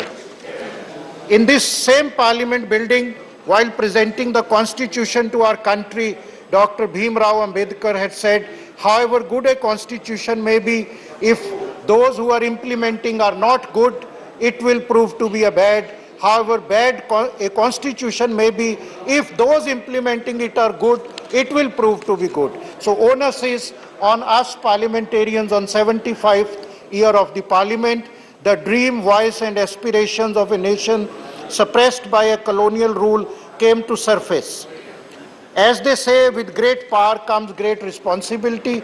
We all sit here as the public representatives We are emblematic of the aspirations of 1.4 billion people who want us to serve them. We represent them. We are their voice. We are their eyes. We are their ears. Eradicating poverty, unemployment, corruption, agrarian crisis, casteism, communal hatred have no place for India, and this parliament have to work for the fundamental things like ensuring health, education, infrastructure, nation's inclusive development, women empowerment, youth empowerment. ये अमृत काल तभी ही अमृत होगा अगर हम विद्या का, शिक्षा का अमृत, सेहत का अमृत, हेल्थ का अमृत, रोजगार का अमृत हर एक गांव में हर एक भारतीय को पहुंचाएंगे. So we, as representatives of our nationals, we have to conduct ourselves, define the character of the august houses, and therefore our conduct withholds our respect to the underlying values and nobleness of this esteemed institution forged for our safeguarding by our four leaders. Honorable Chairman, the disruptions which happens in the Parliament act as a hurdle in this fundamental process for a smooth functioning of Parliament. I personally think, with my experience of 1 year, both Treasury and opposition have to together play a positive and constructive role so that optimum productivity of this institution is maintained. I take this historic opportunity to pay homage to stalwarts like my elder brother, Shri Arun Jaitley ji, my elder dearest sister who given me love as a brother for 25 years, Shrimati Sushma Swaraj ji, and we pray for the long life of stalwart Dr. Manmohan Singh ji, who is here with us despite his ill health. It was Dr. Manmohan Singh ji who brought radical changes to the economy in 91, and he had said, कुछ ऐसे भी मंजिर तारीख की नजरों में, कुछ ऐसे भी मंजिर हैं तारीख की नजरों में, लम्हों ने खता की, सदियों ने सजा पाई.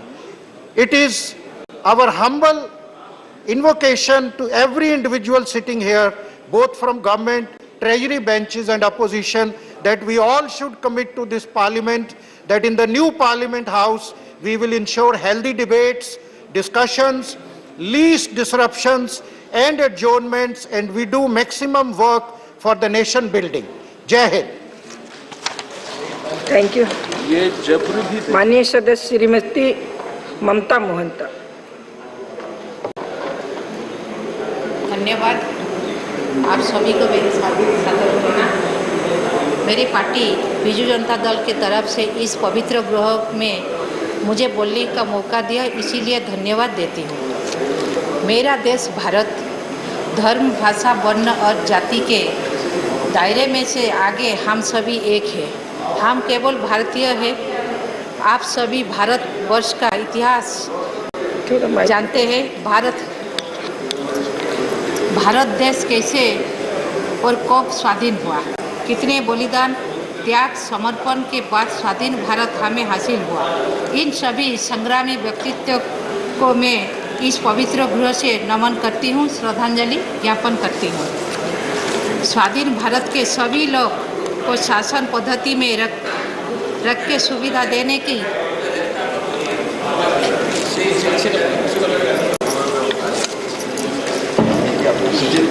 स्वाधीन भारत के सभी लोग को शासन पद्धति में रखकर सुविधा देने की समय में देश को संविधान की आवश्यकता पड़ी, जो सभी भारतीयों को समानता प्रदान करे. स्वाधीन प्रणेता बाबा साहेब भीमराव रामजी अंबेडकर को भी इस गृह से नमन करती हूँ, जिसके कलम की ताकत से इस पुरुष प्रधान समाज में महिलाएं भी समानता प्राप्त कर रहे हैं. 1950 जनवरी 26 को इस संविधान लागू होने के बाद गणतंत्र भारत का शुरुआत हुआ. तभी से जाति, वर्ण, धर्म, शिक्षा आदि सभी क्षेत्रों में सभी को समान सुविधा मिला. इस संविधान के चलते हुए देश में शासन पद्धति लागू हुआ. इस प्रजातंत्र अर्थात गणतंत्र में विधायिका, कार्यपालिका और न्यायपालिका को समान गुरुत्व दिया गया. आज हम 21वीं सेंचुरी में पहुंच गए.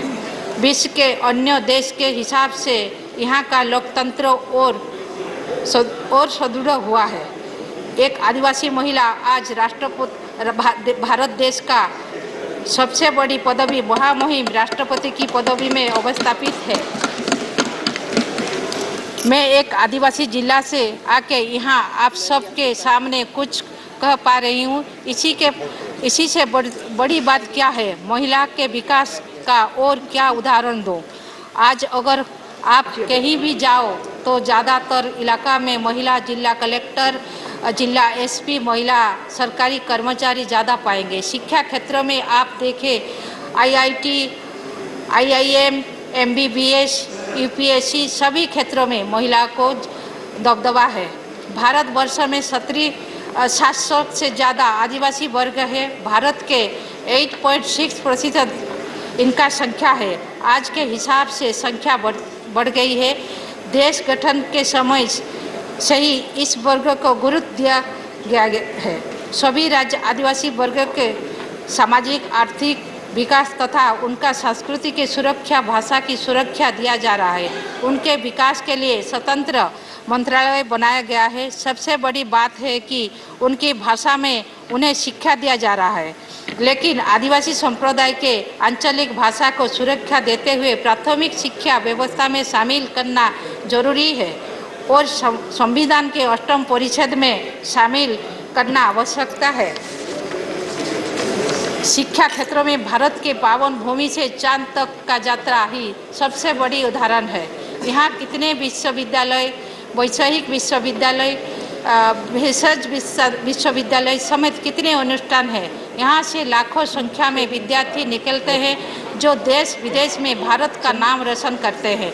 इस देश में 77% से ज़्यादा शिक्षित है, 84% से ज़्यादा महिला और 71% से ज़्यादा पुरुष शिक्षित है। और कृषि क्षेत्र की बात कहूँ तो यहाँ 60% किसान हैं जिनको हम भगवान मानते हैं, क्योंकि ये लोग हमें 2 वक्त के खाने के व्यवस्था में जुटे हैं। सरकार भी इन किसानों के लिए बहुत योजना बनाए हैं। प्रति वर्ष स्वतंत्र बजट किया जाता है।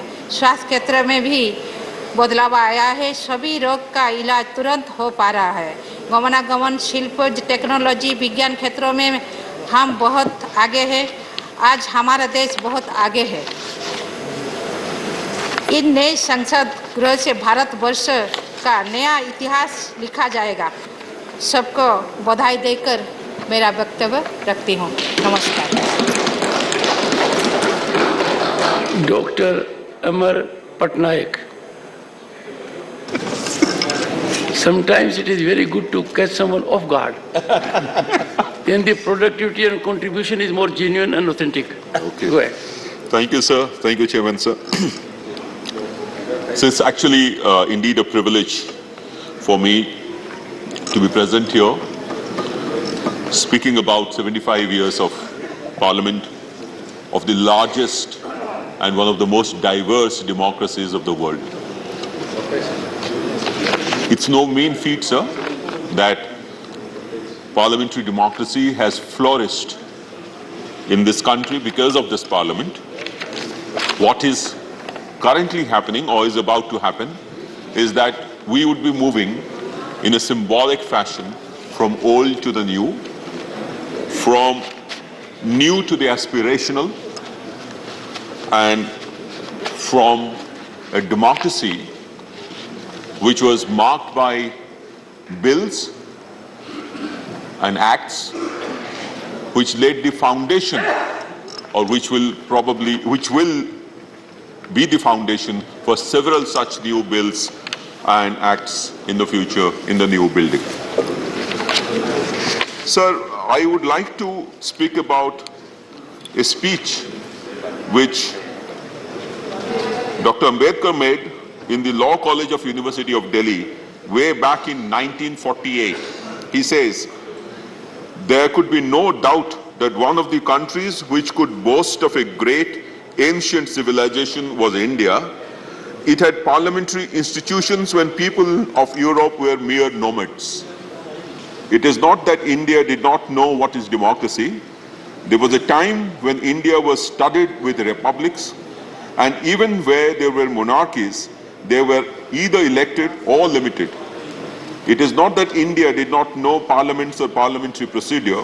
A study of the Vinaya Pitaka and the Buddhist Bhikshu Sanghas discloses that not only there were parliaments, for the Sanghas were nothing but parliaments, but the Sanghas knew and observed all the rules of parliamentary procedure known to modern times. So I would concur with what other members were referring to say that democracy did not really originate in Greece, but it originated many years before in this particular land.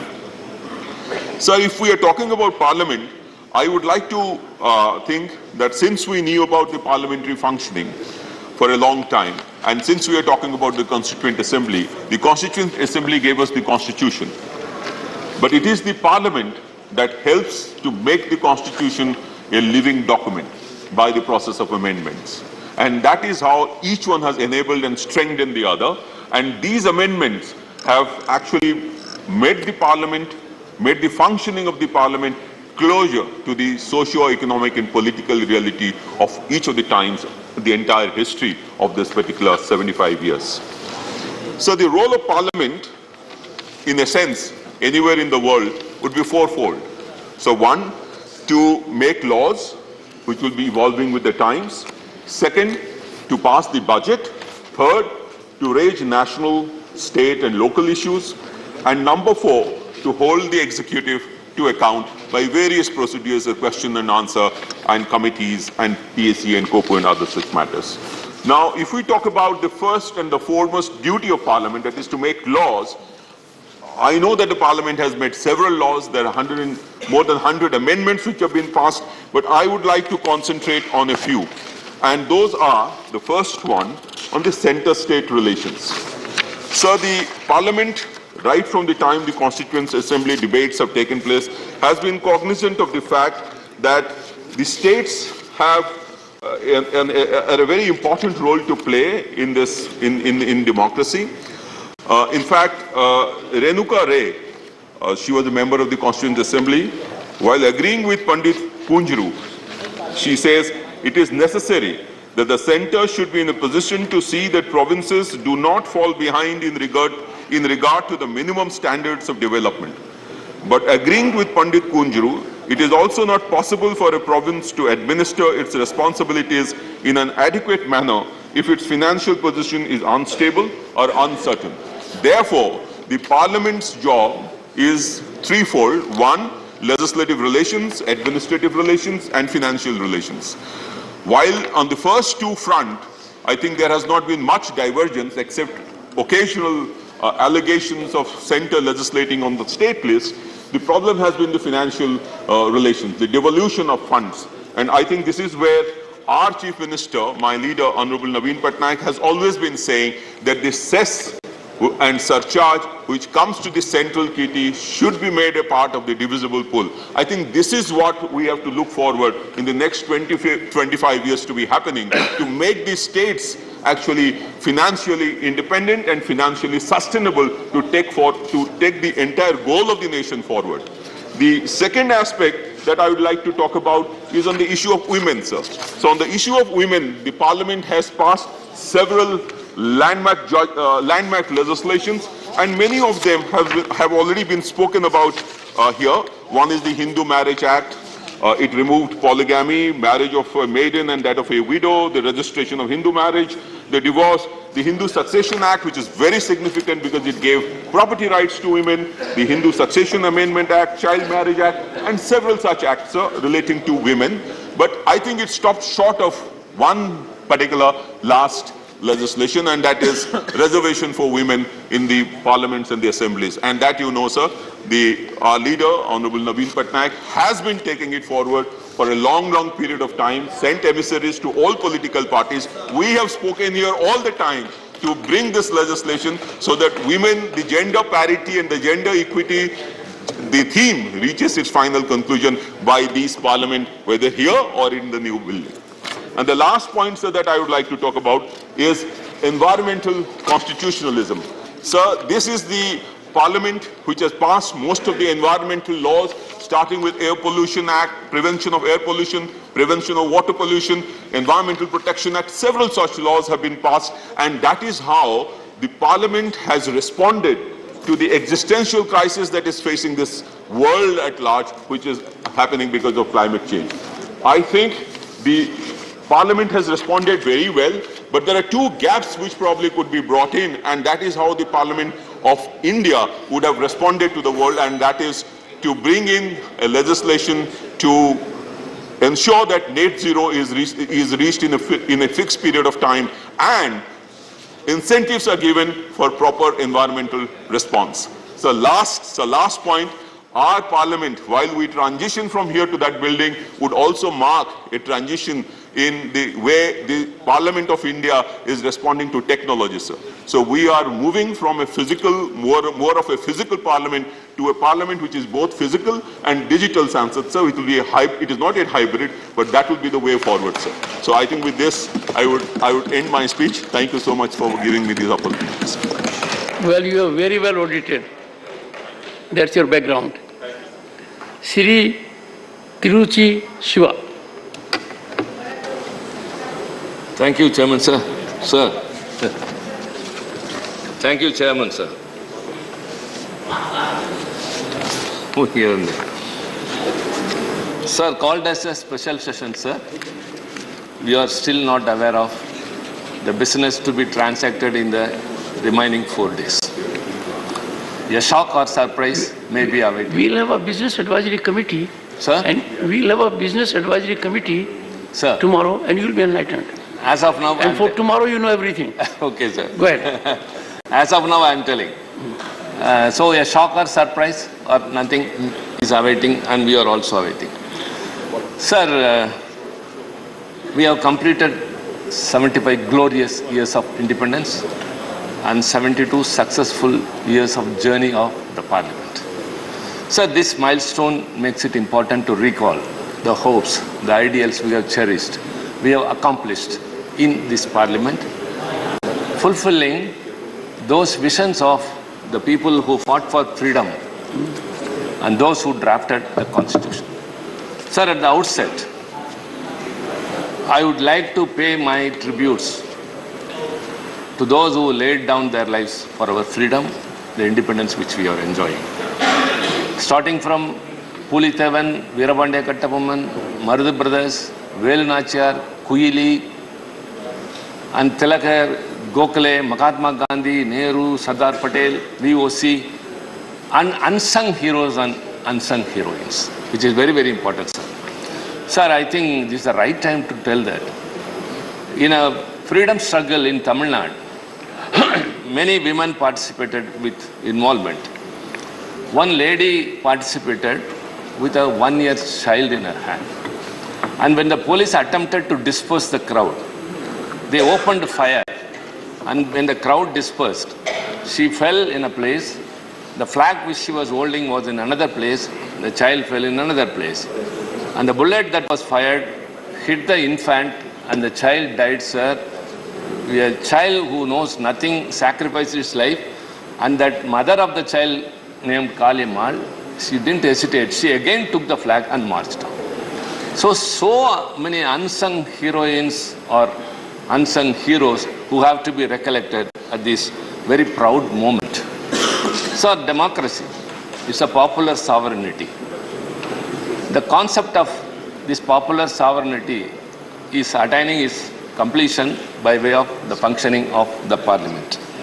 Sir, in post the first Indian general election in 1952, the Manchester Guardian commented, parliamentary institutions have not had a very good time in Asia.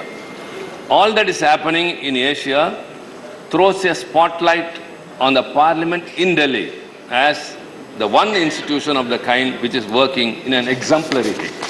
So there are two salient features which has brought India to as a focused as a largest democracy. One is our constitution and another is the Parliament. Sir, Thomas Jefferson, the architect of America, once said that no constitution will survive the test of time more than 20 years. But ours is very vibrant even after 72 years because of the amending provisions. We have changed to time. And ours is not only the longest, and it has been discussed with a very long period of nearly 3 years. Sir, democracy, when it came into existence, some people say Greece, some people say somewhere else, but we are the predecessors, we are the foreigners in everything.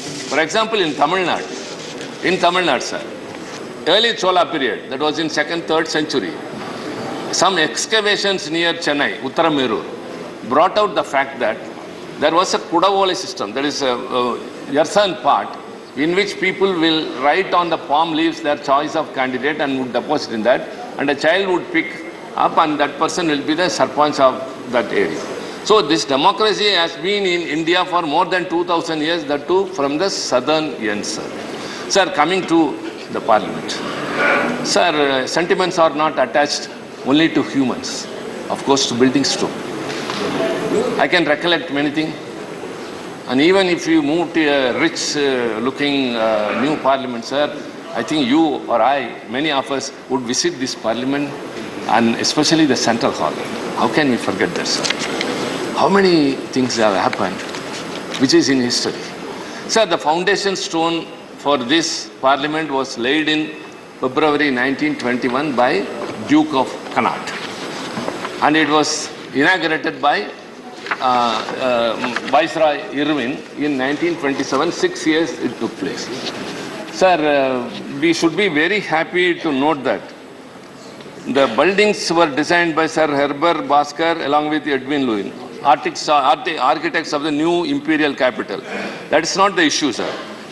What I would like to highlight here is the sandstone columns in our parliament is a state of the art.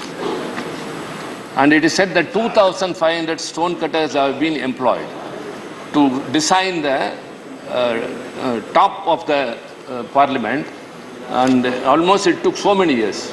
2,500 stone cutters and masons were employed to shape the marble there. And the central hall, sir, originally it was designated to be a library. Sir, you know very well everything. And later the Constituent Assembly sat there for 4 years, from 46 to 50. And after that, sir, it's a surprise that Supreme Court had its sittings here in the Central Hall, till it migrated to 1958 in the present building. And this Central Hall has witnessed a lot. Sir, I can hear two sounds. In June 1929, there echoed the blast of bomb which was thrown by the revolutionary Bhagat Singh and H.K. Butt to attain freedom. And thereafter in 2001, there was a terrorist attack in the parliament which was to foil our freedom and a challenge to democracy. But this parliament withstood that, sir, thanks to the design and construction of this, as well as the security guards who were very much awake and acted to the situation. Sir, this circular shape of this parliament is a reminiscence of the Rome Colosseum, they say. So, see, I have been here for more than 2 decades, sir. I have been once in Lok Sabha and the 4th term here, sir. No other place in the world I love than this parliament premises. For many reasons. For many reasons. Sir, we have been contributing our service through this parliament. We voice out the people's aspirations. We fulfill their expectations. We redress their grievances by urging the government to understand and act. So this is it. This is the setup of a parliament. We make the government accountable. And this way we have worked a lot and have contributed, and we are setting a trend to the whole world, sir. And this Central Hall has seen so many. Again, sir, you know very well, it starts from Richard Nixon, then Eisenhower, then Khrushchev, sir? Many have come. Khrushchev, sir, Margaret Thatcher, Barack Obama, along with our presidents have addressed the joint sessions of parliament after the general election and before the commencement of every year. And people like you, sir, as vice presidents, what all they have done. Sir, all these are reminiscences. So what's your point, sir? Coming, sir, I am pricing about sentiment. This building. We are attaching our sentiment. When we are celebrating 75 years of independence, Sir, I have to exalt the building, sir, the parliament. It's not just a building, sir. How many laws? See, in the first 2 terms of this parliament, 1952 and 57, it's only 700 laws have been enacted in this parliament. 700 laws. And moreover, in those first 15 years, till 67, the legacy of the freedom struggle continued by Congress and as well as opposition parties were there. Who were all there? Communists, the socialists, as well as the culturally conservative Sir, you are getting sentimental beyond sentiment. Sir, What exactly are you Liberal focusing on? Party? And sir, after the DMK entered into the parliament, the doors were open for the regional parties. In a federal setup, the regional parties should have a very important place and it cannot be dispensed of, was established only after DMK came here. Our founder leader Anna, how his voice echoed in this August upper house, sir, it is still in the annals of history. Sir, I also visualize who all have been here. Pandit Nehru, Dr. Ambedkar, Lal Bahadur Shastri, Kripalani, Madhu Dandavade, Vajpayee ji, Advani ji, Ramanohar Logia, and our beloved Anna, until Murasali Maran, sir, your colleague when you were in the Ministry of VP Singh, sir. His performance in Doha conference is still a history. Sir, coming to all these points, sir, I think I have some time, sir. No, sir. No, what I am doing is that the main opposition party, their entire time had been taken by the Honorable LOP. But I would still accommodate some of them, given their huge experience. That being the situation, I am rationally, uniformly curtailing time, more of the ruling party, but of others also. So please cooperate with me. Sir, I could hear, though I was not there, the Tryst with Destiny speech of Pandit Nehru. The Tryst with Destiny, the speech delivered by Pandit Nehru at the stroke of the midnight hour, sir. No, what I said was that we had a tryst with destiny. Sir? We had tryst with destiny. In 15th August to 1947. Yes, sir. Long Again, years the ago, we had parliament a met tryst here with the destiny. at midnight, rolling out a GST regime. When I the was whole saying, world sleeps, India after a gap of 70 will years. awake to life and freedom, sir. He started his speech. Sir, I had the privilege of being here during the golden jubilee of the independence, sir. And in the central hall, we heard the speeches of Mahatma Gandhi and Netaji Subhash Chandra Bose. And that's a very green memory. So also these speeches, sir. And after the speech of Pandit Nehru, very important here is we have to recollect this mentioning of Dr. Ambedkar, the architect of our constitution, because this is the right time when we are speaking about constitution, we have to preserve also. So I have to quote only 2 things, one of Ambedkar's and another of Anna. However, a constitution may be, quote Dr. Ambedkar, however good a constitution may be, if those who are implementing it are not good, it will prove to be bad. Okay, sir.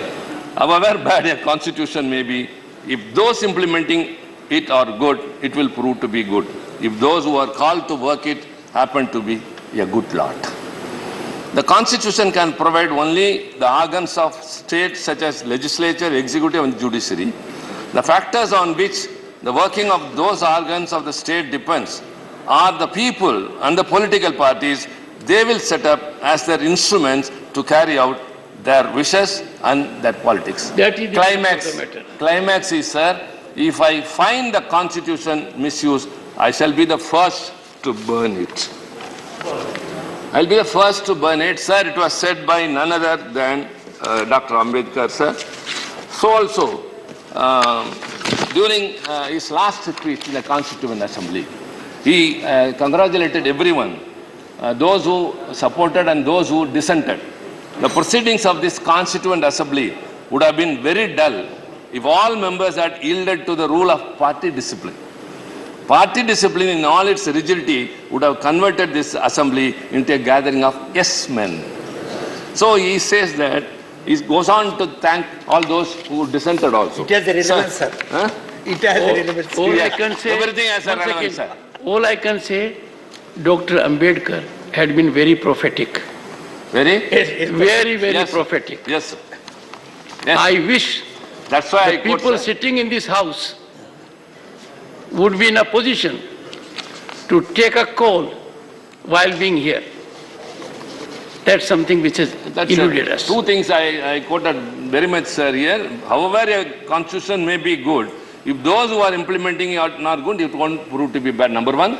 And second, he has said if it is misused, he will be number one to blame. Thank you. Sir, and our late leader, Anna, very important, sir, he entered into this parliament and said, I am from the Dravidian stock. I have something distinct and different to offer to the nation at large. He started, and very important, he spoke during the official languages amendment act, sir.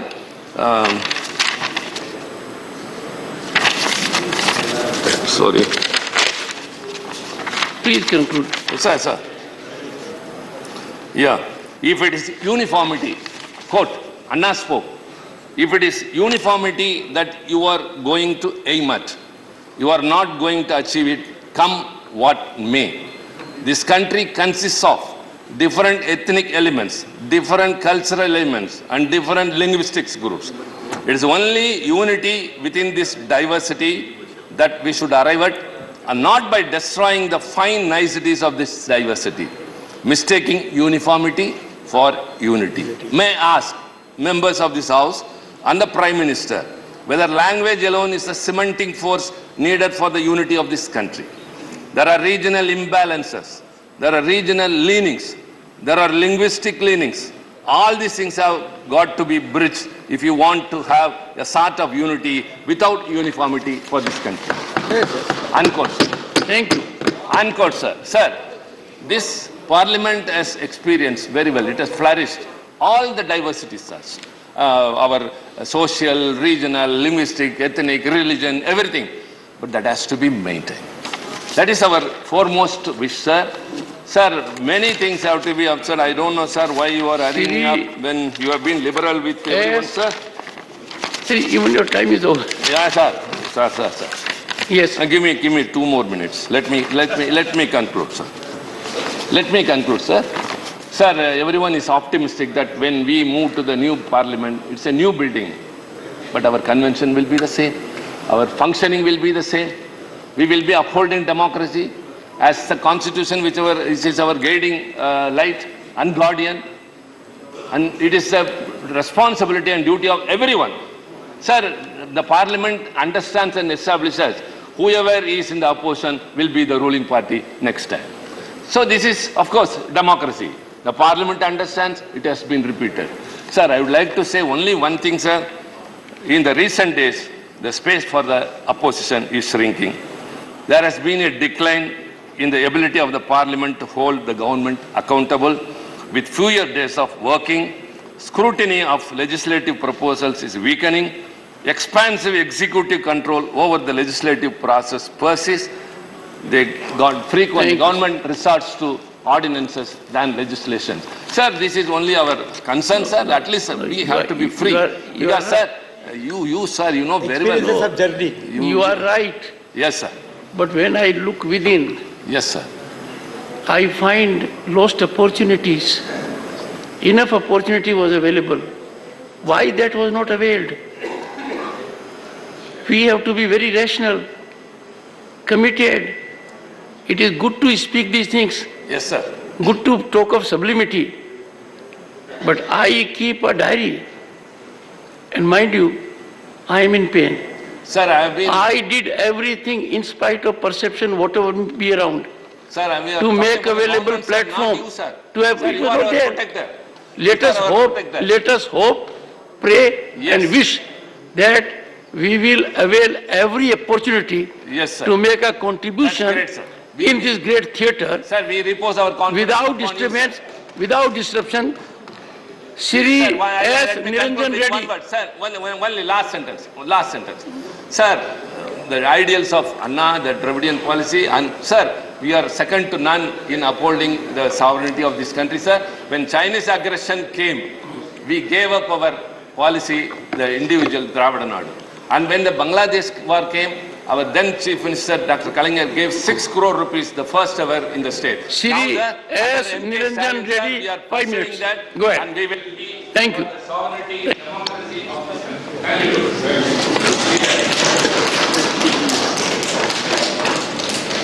Thank you, Chairperson. Sir, I think it is my fortune that I finally got to address the House with you being in the chair, maybe on the last day of the House being in session. In this House. Sir, parliamentary journey of 75 years is quite a historic occasion for someone like me to have an opportunity to speak. Sir, I regard myself as someone who is relatively inexperienced and young parliamentarian because I have only completed 1 year. Maybe I bring the advantage of fresh eyes to see the ongoings of the parliament, to maybe give some inputs of mine, sir. And sir, but I have been an old student of the Constitution. I was going to actually speak little more about it, sir, until I realized you have much more experience than me about understanding the Constitution. Sir, I think the single biggest achievement of our Constitution has been that it has managed to survive. It has managed to survive, sir, despite some challenges it faced during some emergencies. It has managed to survive despite it being tested during a long coalition period when the country came out democratically rich. Sir, it has continued to serve the country most positively. Sir, while we speak of the new Parliament House and where the functioning may shift, sir, I remind myself that we belong to the Rajya Sabha, which is a continuous house, and we are serving under a constitution which is a continuous document. So both of these are going to be permanent features, sir, that would possibly guide the functioning of our house even in the new Parliament. Sir, my passion with this constitution subject started with my reading of the Constituent Assembly debates. Today's topic is Samvidhan Sabha and the Constitution working for 75 years. Sir, every time I read the Constituent Assembly debates, they are an education in itself because the quality of debates, the kind of divergent views that were expressed in a very productive manner and the symbiotic manner in which the Constitution came to be forged, sir, resulted in the most prolix Constitution and the most living and breathing Constitution, sir. So in my view, when someone says that the Indian Constitution is possibly one of the most amended Constitution with more than 100 amendments, it is a salute to the Constitution that the Constitution permits such changes to be made having regard to the diversity and the advances of the society. Sir, we have remained up to date with our Constitution. It is possibly the most brilliant legal document that the world has seen, sir. Sir, in terms of the learnings and challenges, sir, I think we have completed 72 years of being a republic. We have completed more than 75 years from the time the Constituent Assembly originally sat to prepare the Constitution document. Sir, I think when we now move into the new house with possibly new infrastructure and digital infrastructure, so we may have to be mindful of a few challenges we may have having regard to the learnings of the past. Sir, one of the challenges that I would be looking at, and I'm quite sure, sir, the government would steer us through these challenges, would be the role of states. Sir, I would like to just maybe, sir, my inexperience and my green eyes, it allows me to see something where I find that Rajya Sabha increasingly is becoming like an echo chamber of the Lok Sabha where we debate the same issues on the same footings and on the same concerns. Sir, we are a council of states. We represent the states. So I would, sir, prefer and I would suggest, but subject to correction by all the seniors here who are much more experienced than me, that when we possibly move into the new house, we look at our role as a council of states more seriously. We may have to look at representing the interests of states. So when I speak of representing the interests of states, I do not speak in terms of a divisive central versus state sphere, sir, because I also understand that the same party which is ruling the central government is in power in majority of the states. So when we speak of state subject, state interests being protected, it is not a divisive debate that I am trying to provoke, sir, but I am trying to say that it can be done in a constructive manner. So one other challenge that may be facing us, yes, sir, I am taking only 1 more minute, sir. One other challenge that we may have to encounter, sir, with the enlarged space in the new Lok Sabha, there are a few concerns about the South Indian states and the more developed states feeling that will they be in that sense outnumbered because Article 82 gives a protection up till 2026. Would that be balanced in some manner? Sir, I'm sure we'll have an opportunity to debate it, but I think it's a matter of concern which I just wanted to place for the House to consider in due course. Sir, then the last point I want to make, sir, is we are now moving towards a developed nation, sir. We have that 25-year goal. We would want to commend the government and support it fully. As Indians, everyone wants India to be a developed country. But development, sir, in many respects, apart from the material development that we are gaining, sir, I would think that the very fact that we are preserving the constitutional ethos in its fullest form is possibly the greatest tribute to India as a democracy. And sir, the most satisfying thing for me about G20 was India calling itself as a mother of democracy, because that clearly shows the path India wants to take going forward as a democratic country. Sir, I thank you for granting me an opportunity for speaking on such an important occasion. Shri Rajiv Shukla, very brief. धन्यवाद sir. सबसे पहले तो ये debate कराने के लिए कि जिसमें संसद भवन से आज हम सबकी विदाई हो रही, कल से नए संसद भवन में जाएंगे, तो इसकी ऐतिहासिक यादें सब उनका यहाँ पे उल्लेख कर रहे हैं। इस छत के नीचे एक से एक महान लोग आए, एक से एक लोग यहाँ से रह के गए, उनके भाषणों की प्रतिध्वनियाँ आज तक यहाँ गूंज रही हैं। और जब कोई आता है सर तो बड़ा उत्साह होता है, और जब जाता है तो विछोह का दुख होता है। यहाँ से जिस तरह की स्थितियाँ होती हैं, हमने वो झेला है, दोनों स्थितियों और दोनों बार भाषण किए हैं। तो ये सर जो है एक ऐसी जगह है जो एक मिलन केंद्र है। आपकी बाहर कितनी भी शत्रुता हो, कितनी भी कटुता हो, कितनी भी दुश्मनी हो, लेकिन यहाँ आके सब एक दूसरे से मिलते हैं, बात करते हैं, और ये लोगों को जोड़ता है। ये स्थान वो होता है। और मैं हमेशा से कहता हूँ कि राजनीति में, लोकतंत्र में कटुता के लिए कोई स्थान नहीं। There is no place for acrimony in Indian politics. आप there can be difference of opinion, हमारी विचारधारा के मतभेद हो सकते हैं, लेकिन शत्रुता दुश्मनी के स्थान नहीं होना चाहिए। यही चीज़ें सभी सिखाती हैं। और मैंने देखा कि एक बार सर मधु लिमय जी नए एमपी होके आए, लोकसभा में उन्होंने जोरदार भाषण पंडित नेहरू के खिलाफ दिया, और उन्होंने सुना। और जब शाम को वो घर जाने लगे तो उन्हें कहीं पता लगा ये नया जो युवा आज बोला ये कहाँ रहता है। तो उन्होंने कहा जी वो साउथ एवेन्यू में रहते हैं।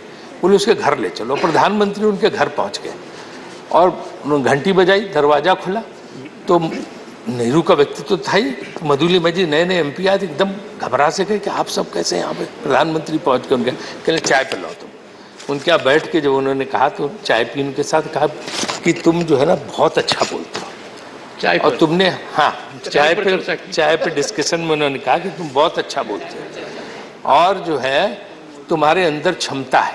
लेकिन एक चीज़ मैं सलाह दूंगा, एक उसके नाते, एक राजनीतिक के नाते, कि तुम थोड़े फैक्ट्स आगे से करेक्ट करके लाओ, तुम्हारे ये फैक्ट्स गलत थे।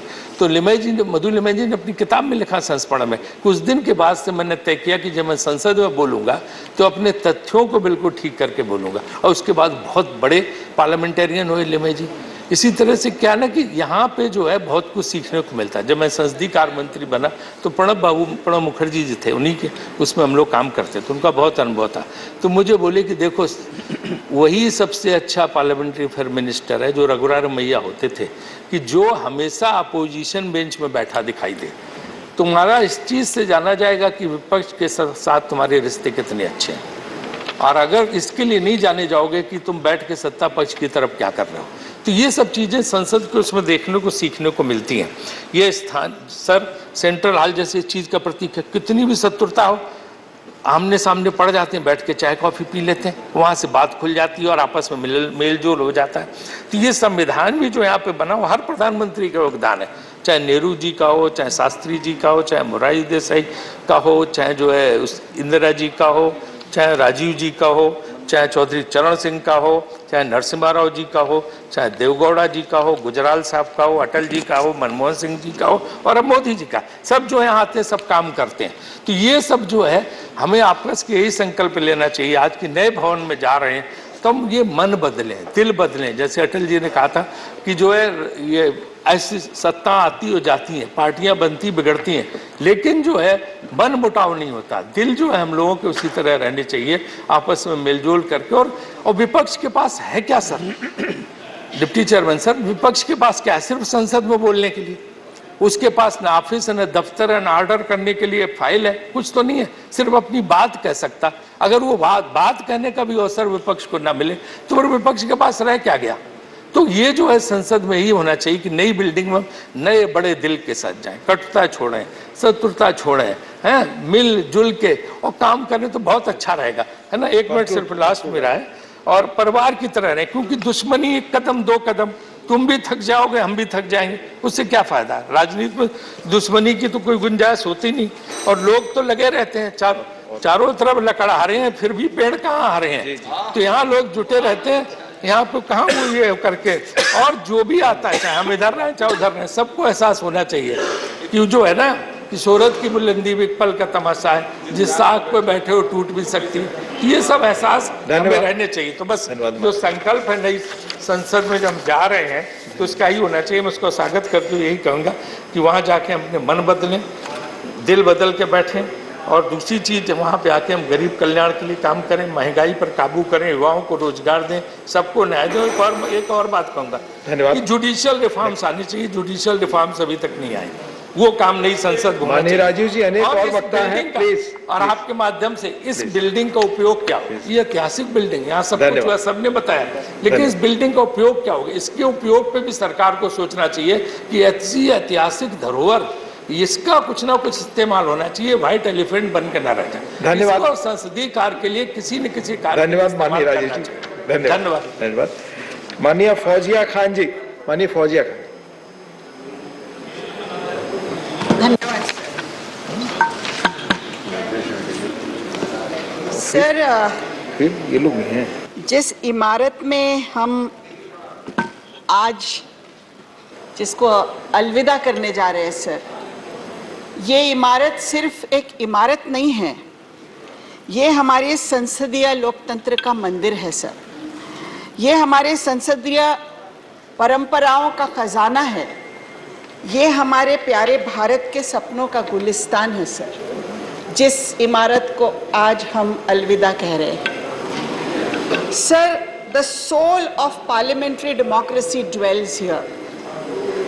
It is through this parliament that India has lived by our constitution. Sir, Constituent Assembly में 15 महिला सदस्य थे। उनमें से एक महिला सदस्य दक्षिणयानी वेलियंदन, इन्होंने कहा था, a Constituent Assembly not only frames a constitution but also gives the people a new framework of life. Sir, it is by this framework of life that we are living in this parliament. This is certainly, sir, not like an old faded garment which we discard and it is replaced by a glittering attire. This institution has a history. It has sanctity. The soul of democracy, sir, is important.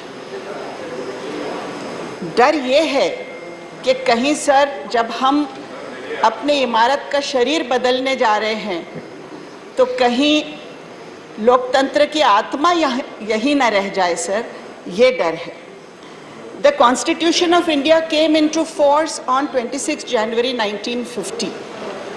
The first general elections under the new constitution were held during the year 1951 and 52, and the first elected parliament came into existence in April 1952, sir. Since then, this parliament has been the custodian of democracy. Sir, this has been the custodian of the dreams and aspirations of the people of India. This has been the custodian of the rights of men and women and children, sir. This has been the custodian of equality and justice. Several prime ministers have led this country. Several prime ministers have led this glorious nation, sir. Their vision, their contribution has made India grow like a 75-floor skyscraper. We are a skyscraper now. But that foundation, sir, is very, very important. And this foundation was laid by Shri Jawaharlal Nehru, who was 16 years Prime Minister of India, who has been called the father of modern India, sir, who carried forward the noble ideals of Mahatma Gandhi and laid the foundation of socialist, secular values and communal harmony. Sir, we cannot forget, sir, that it was his vision of modern India and his decisions of starting IITs, IIMs. Madam, please conclude, madam. Sir, it's over? Yes, 3 to 4 minutes. जो others में 3 to 4 minutes, please. All right, sir. Sir, I will say that, coming back to the context of the present times, I will say many prime ministers have led this country. Rajiv Gandhi ji has brought about the IT revolution, sir. He has brought reservation for women in the local self-government. There are so many decisions taken. Indira Gandhi was a prime minister who broke Pakistan into two. वो iron lady जिसकी वजह से पाकिस्तान के दो टुकड़े हो गए हैं, सर. ऐसे sir, please give me a minute at least. Please. It's already 4 minutes, madam. Please give me a minute, sir. This has been the time which has been allocated here. 3 to 4 minutes, please. Please cooperate, please. Should I conclude or should I stop? Please conclude. Okay, sir. Last में इतना ही कहूँगी कि आज हम मन की बात कर रहे हैं. आज सरकार मन की बात करती है, लोग सरकार के मन की बात करते हैं. सर, लेकिन हमारे जो तिरंगे के रंग है, आज वो सरकार को नजर नहीं आ रहे हैं, सर. जो 3 रंग है वो नहीं दिख रहे हैं. शायद कलर ब्लाइंडनेस की बीमारी हो गई है, क्योंकि सर ये कलर ब्लाइंडनेस की बीमारी आज जो भी हमारे एडमिनिस्ट्रेटिव एजेंसीज हैं, जो सीबीआई है, ईडी है, हमारे जो अलग अलग ऑटोनोमस एजेंसीज है, आज उनको एक ही रंग नजर आ रहा है, sir. Madam, it's already 5 minutes. 3 minute के बजाय 5 मिनट आप बोली. डॉक्टर रामगोपाल यादव जी, को हिट करने को लगे तो श्रीमान, समय तो है नहीं, टॉपिक ऐसा है जिस पे पूरे दिन बोला जा सकता है, लेकिन बहुत जो लिमिटेड टाइम होगा 2-3 मिनट का, मैं उसमें ही अपनी बात खत्म करूँगा. हम कहाँ से चले थे और कहाँ पहुँचे. यात्रा यही है. यात्रा की बिगिनिंग होती है कि यहाँ से शुरू की थी, कहाँ पहुँचे. अभी ख़त्म नहीं हुई है. नेहरू जी से चले मोदी जी तक आ गए, आगे कहाँ पहुँचेंगे वो तो आगे की बात है. मैं 2-3-4 उदाहरण दूंगा. ये ज्ञान में देने के लिए आज खड़ा नहीं हूँ. एक बार पंडित जवाहरलाल नेहरू प्रधानमंत्री थे, इलाहाबाद गए. समाजवादी युवजन सभा के लोग जनेश्वर मिश्र, मोहन सिंह, ब्रजभूषण तिवारी के नेतृत्व में उन्होंने काले झंडे दिखाए थे. नेहरू जी ने अपनी गाड़ी रुकवाई, उतर के आए, बोले इन लड़कों को बुलाओ, और पूछा कि भाई क्यों काले झंडे दिखा रहे. लड़कों ने कहा कि हमारे यूनिवर्सिटी की फीस बढ़ा दी और हॉस्टल की फीस बढ़ा दी. हम गरीब लड़के आसपास के गांव के जहाँ रहते हैं, हॉस्टल में कोई पढ़ने की स्थिति में नहीं. नेहरू जी ने तब इस सेंट्रल यूनिवर्सिटी नहीं थी, लेकिन पंडित जी तो वहाँ के लिए कह ही सकते, तो कोई बात नहीं. नेहरू जी ने कहा कि भाई वाइस चांसलर को बुलाओ. बीसी से कहा कि आपने फीस क्यों बढ़ा दी. कल तक ये आदेश वापस हो जाना चाहिए. आदेश वापस हो. एक बार जनेश्वर जी को इलाहाबाद यूनिवर्सिटी के वाइस चांसलर ने बाहर निकाल दिया. एडमिशन दोबारा ले नहीं रहे थे. पंडित कमलापत त्रिपाठी उत्तर प्रदेश से शिक्षा मंत्री थे. पंडित जी के पास लड़के गए तो उन्होंने बीसी से कहा कि इसे दाखिला दीजिए, कि नहीं ये लड़का आंदोलन बहुत करता है. तो पंडित कमलापत त्रिपाठी ने कहा कि आंदोलन नहीं करेंगे तो नेता कैसे निकलेंगे इस यूनिवर्सिटी से. और दाखिला किया. फिर जनेश्वर जी इस देश के कई मंत्रालयों के मंत्री भी रहे. मैं कहना ये चाहता हूं कि उस अब 300 दिन से ज़्यादा से लड़के इलाहाबाद यूनिवर्सिटी में अनशन किए हुए हैं कि स्टूडेंट यूनियन का गठन होना चाहिए, चुनाव होना चाहिए.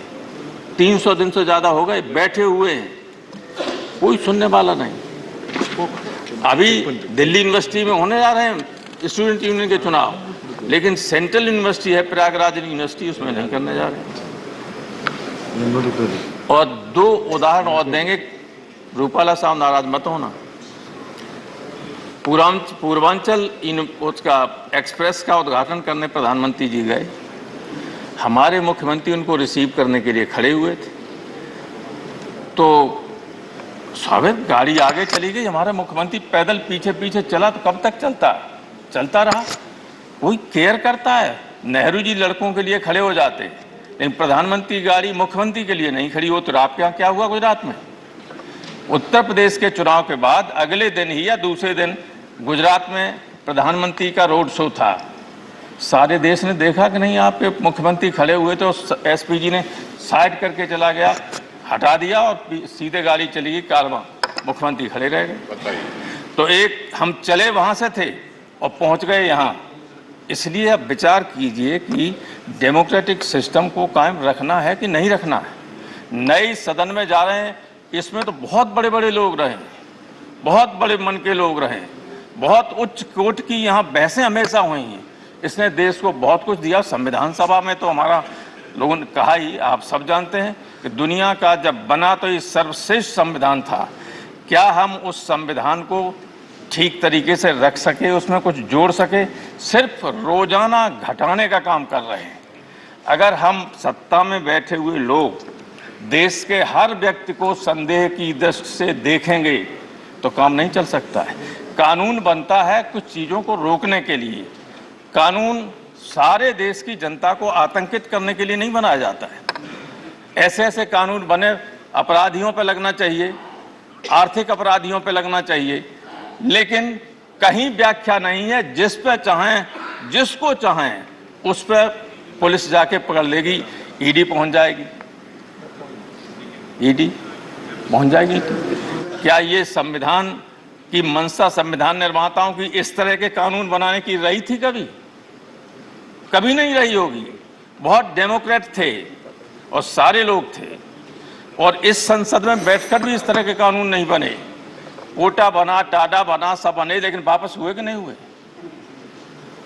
अटल बिहारी वाजपेयी बड़े आदमी थे, अडवाणी जी थे, यहाँ उस सदन में इंद्रजीत गुप्ता, सोमनाथ चटर्जी से लेके बहुत बड़े बड़े लोग थे विपक्ष में, डॉक्टर लोहिया रहे और पहले रहे। संविधान सभा में तो थे ही सारी इंटेलेक्चुअल क्रीम देश की, लेकिन उसके बाद भी बहुत बड़े लोग रहे, अच्छे कानून बने। कल यहाँ से आपके कम्युनिस्ट पार्टी के हिरेन मुखर्जी, यहाँ भूपेश गुप्ता, तो जाने कौन कौन रहे, हर क्षेत्र के लोग रहे, बहुत बड़े लोग रहे। कभी इस तरह के कानून फ्रेम नहीं हुए, बस मैं खत्म कर रहा हूँ, कभी इस तरह के कानून फ्रेम नहीं हुए कि हम जिन कानूनों से आम लोग डरने लगे। आम लोग जब कानून से डरने लगे तो ये देश के लिए बहुत खतरनाक चीज होती है। इस सदन में, इस संसद में मैं 30 साल से ज्यादा रहा, लगाव तो है ही। अब कल दूसरे में चले जाएंगे। हम ईश्वर से यही प्रार्थना करें कि नए संसद भवन में जो भी आगे चल के नए लोग आए, उनमें से कुछ बड़े लोग पैदा हों और देश के संविधान को, देश की व्यवस्था को ठीक रास्ते पर ले चलें। Thank you sir. धन्यवाद। आपका वही लगाव वहां भी रहेगा, मुझे उम्मीद है। डॉक्टर सस्मित पात्रा जी।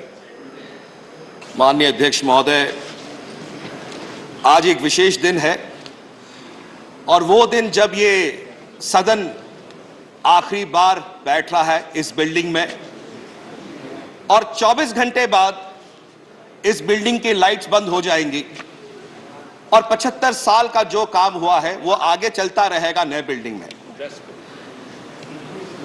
मैं अपना वक्तव्य, क्योंकि बहुत कम समय है, 3 मिनट है, अपना वक्तव्य जो है हमारे देश के जितने फ्रीडम फाइटर्स हैं, संविधान सभा के सारे मेंबर्स जो थे जिन्होंने कॉन्स्टिट्यूशन को खड़ा किया, उन सबको मैं नमन करते हुए अपना वक्तव्य शुरू करता हूं। मान्यवर, 75 साल और 3 मिनट वो करना बहुत मुश्किल है, बट मेरे सामने मेरे 2 वक्ता ऑलरेडी मेरी पार्टी के बोल चुके हैं। 75 साल में बहुत कुछ हुआ है, और बोलना शुरू किया जाए तो खत्म होने का नाम न लेगा। मगर 75 साल में जो चीज कर सके थे, एक चीज छूट गया मान्यवर। इस सदन में एक वो चीज छूट गई है जो अगर शायद हम कर जाते तो शायद पूरा लगता कि आज हम कुछ पूरा करके वापस जा रहे हैं नए सदन में, ये एहसास होता। वो क्या छूट गया मान्यवर, क्या रह गया?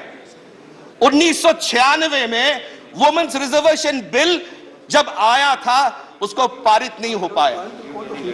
1996 में आया, 1998 में आया, 1999 में आया, 3 बार इसी पार्लियामेंट में, बट पारित नहीं हो पाया। फिर मान्यवर ये वो वुमेन्स रिजर्वेशन बिल है जो मैं लेके आया हूं आपके पास, जो कि 9 मार्च 2010 को इस सदन ने पारित किया और लोकसभा में भेजा कि हमारी महिलाओं को इस देश के 33% संरक्षण मिलना चाहिए लोकसभा और विधानसभाओं में। अगर ये उस दिन पारित हो जाता तो शायद 75 साल में जितना काम किया है उन 75 सालों के साथ अगर ये जुड़ जाता तो मुकम्मल लगता। मैं सिर्फ इतना कहना चाहता हूं कि क्या हम आज ये जो वुमेन्स रिजर्वेशन बिल 9 मार्च 2010 को इस सदन ने, इस राज्यसभा ने पारित किया था और आज लंबित है, क्या उस पर हम शपथ लेके ये पढ़ लें और सरकार से दरखास्त करें कि मुकम्मल अगर करना है तो महिला संरक्षण बिल को पहले दिन नए वाले बिल्डिंग में लाइए, हम सब मिलके जो है उस दिन को स्वीकार करेंगे, स्वीकृत करेंगे, साकार करेंगे, तब जाके कहीं ना कहीं महिला संरक्षण बिल को पारित करते हुए ये प्रण ले सकते हैं। अगर ये प्रण हम ले सकते हैं, ये विचार ले सकते हैं, हमारे 66 करोड़ मां और बहनें जो वहां पर देख रही हैं हमें, उनकी एक सोच है, उनकी एक मंशा है कि पिछले 27 सालों से जो लंबित है अगर उसको मुकम्मल करना है तो एक सोच, एक नए विश्वास, एक नए ऊर्जा के साथ हम चलें। क्योंकि एक छोटा सा विषय कह के अपना बात रखता हूं, समय समाप्त हो चुका है। हम तो चले थे जानिबे मंजिल, लोग आते रहे, कारवां बनता रहा, कारवां बनता रहा। मान्यवर ये सदन 75 साल का जो एक जर्नी रहा है, ये सब एक साथ मुकम्मल होके चले हैं। मगर एक विश्वास है कि हम हमारी माओं के लिए, हमारी बहनों के लिए, 66 करोड़ उस लोगों के लिए आज तक भी हमने कई प्रॉमिसेस किए हैं, उसको साकार नहीं किया है। ये वो वुमेन्स रिजर्वेशन बिल है जो सदन ने पास किया था, इसको नए सदन में लाइए, पारित करिए और जो विश्वास एक नई भारत का हम देना चाहते हैं, उस ऊर्जा के साथ, उस विश्वास के साथ हम आगे बढ़ें और देश नहीं पूरी दुनिया में जब हम नंबर 1 बनने का काम रखते हैं, इस विश्वास को कायम करें। अगर ये करते हैं तो आने वाली पीढ़ियां सच में सोचेंगी कुछ ऐतिहासिक हुआ था। सिर्फ बिल्डिंग नहीं थी, सोच ने आता, विश्वास ने आता, एक नया आयाम था कि हम महिला संरक्षण बिल को पारित करते हुए नई ऊर्जा, नए विश्वास, नए भविष्य की तरफ जाएंगे। बहुत बहुत शुक्रिया। Honorable members, this is indeed a momentous occasion, and the House has the benefit of having 2 of its members who had the occasion to be Prime Minister of this country. And it is gratifying for all of us that both of them were present.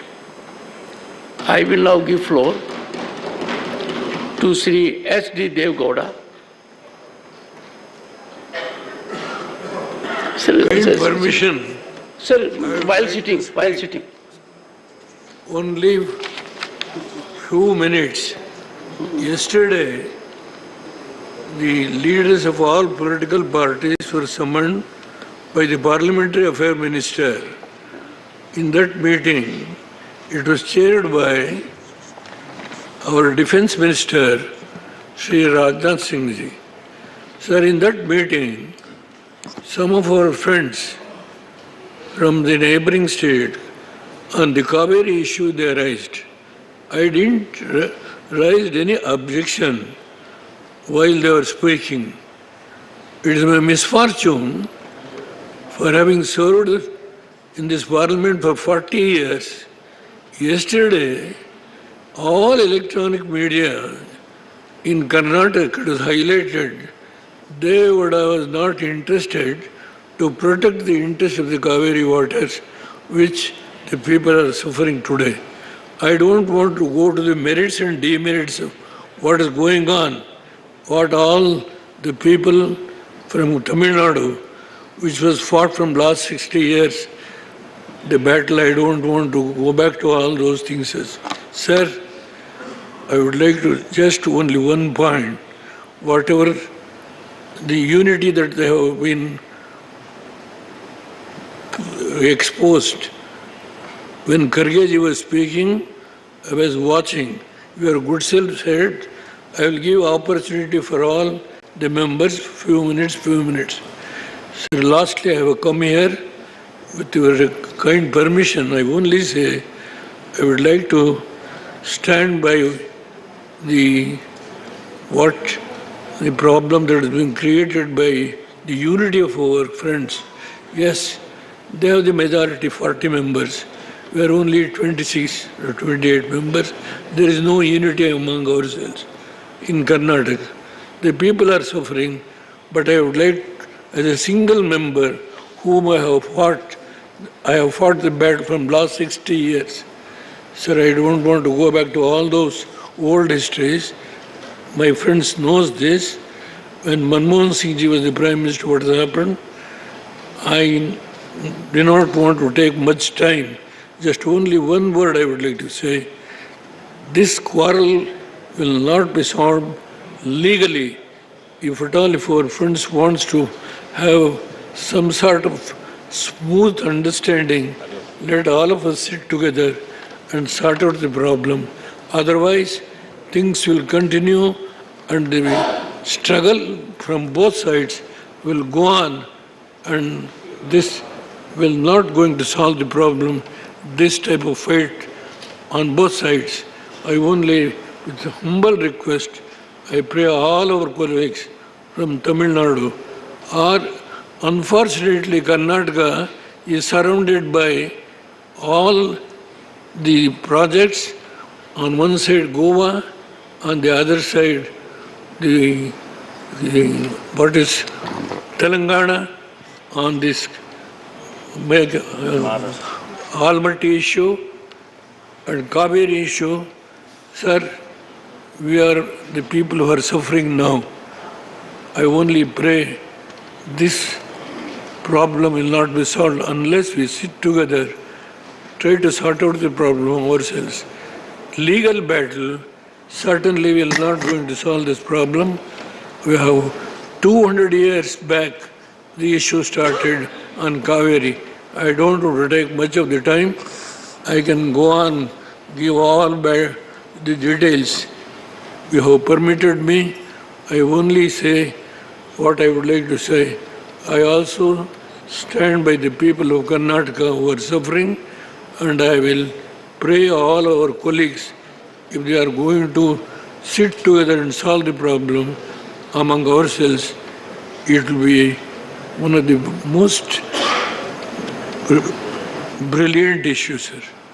I only pray all of our friends.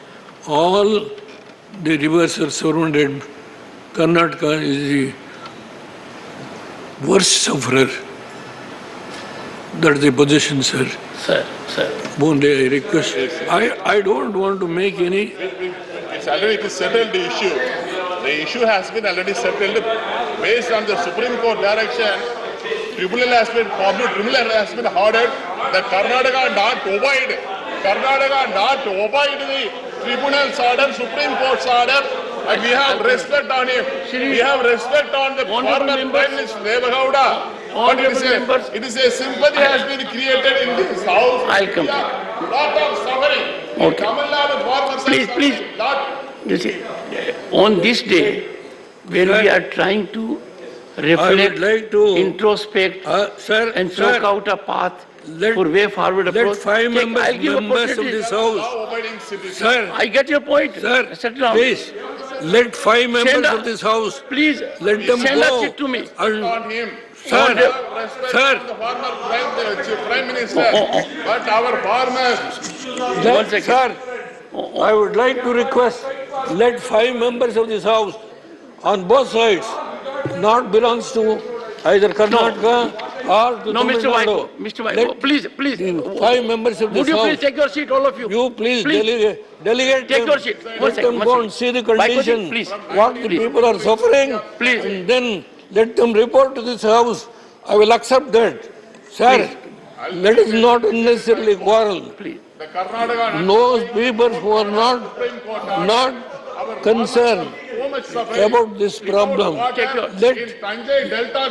please, sir, I beg of you, the members who are not concerned, let them go and study the situation, what is there, and then report it back to the House. Honorable members, I will accept it. This is not the way. What is it? Because of your strength, you have got 40 members, you are united, and we are divided. No. Would you please? Advantage you want to. Would you please be good enough in taking your seat? Taking your seat. Take your seat. Not going to solve Please, the problem. take your seat. Let me see. Take your seat. This is not going to solve the problem. If they want to go on like this, Honorable members, this is not going to solve the honorable problem. members, And I will say, I do not wish to. I am 91. I don't know how many years I am going to survive. Only I only made an appeal. 5 members of those people who are not belongs to Karnataka or Tamil Nadu, let them go and study the situation. Report to your good self. Sir, first you finally decide. First, we all the request I make. Thank you very much. We all wish. One second. We all wish Devgowda ji a very long, healthy life. And honorable members, I was carefully listening to every word which the former Prime Minister spoke. The underlying concept was that these issues need to be determined consensually. That being the situation, we must leave it at that. Shri Pramod Tiwari. We should express our consent also. माननीय सभापति जी, मैं आपका बहुत बहुत आभारी हूं कि आपने मुझे बोलने का अवसर दिया है। कल हम सब नए भवन में जाएंगे। ढेर सारी व्यक्तिगत यादें यहां से जुड़ी हैं और देश के इतिहास को देखें तो मैं गर्व के साथ कह सकता हूं कि हम सब उस सदन के सदस्य हैं जिसने इस देश का गौरवशाली इतिहास रचा है राज्यसभा में।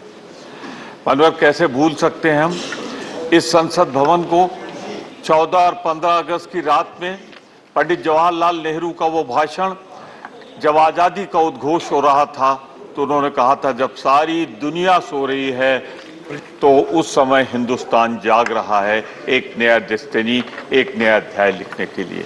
ये साक्षी है उन घटनाओं का, ये साक्षी है संविधान बनाने का। मैं इस विवाद में नहीं पढ़ूंगा कि 75 साल 2 साल पहले पूरे हुए या 75 साल 2 साल बाद पूरे होंगे। मैं इतना जरूर कहना चाहता हूं, इसके निर्माताओं को प्रणाम करते हुए कि आपने एक ऐसा संविधान दिया। इस संविधान की खूबसूरती के लिए तो मैं एक जिक्र करना चाहता हूं कि भारत का नक्शा देखें। भारत में लोकतंत्र पहले दिन से जिंदा है, 15 अगस्त 1947 से आज तक जिंदा है। एक क्षण के लिए यहां लोकतंत्र कभी समाप्त नहीं हुआ है। लेकिन जरा भारत का नक्शा उठा के देख लीजिए, बगल में नेपाल में क्या हुआ, पाकिस्तान में क्या हुआ, चीन में क्या हुआ, श्रीलंका में क्या हुआ।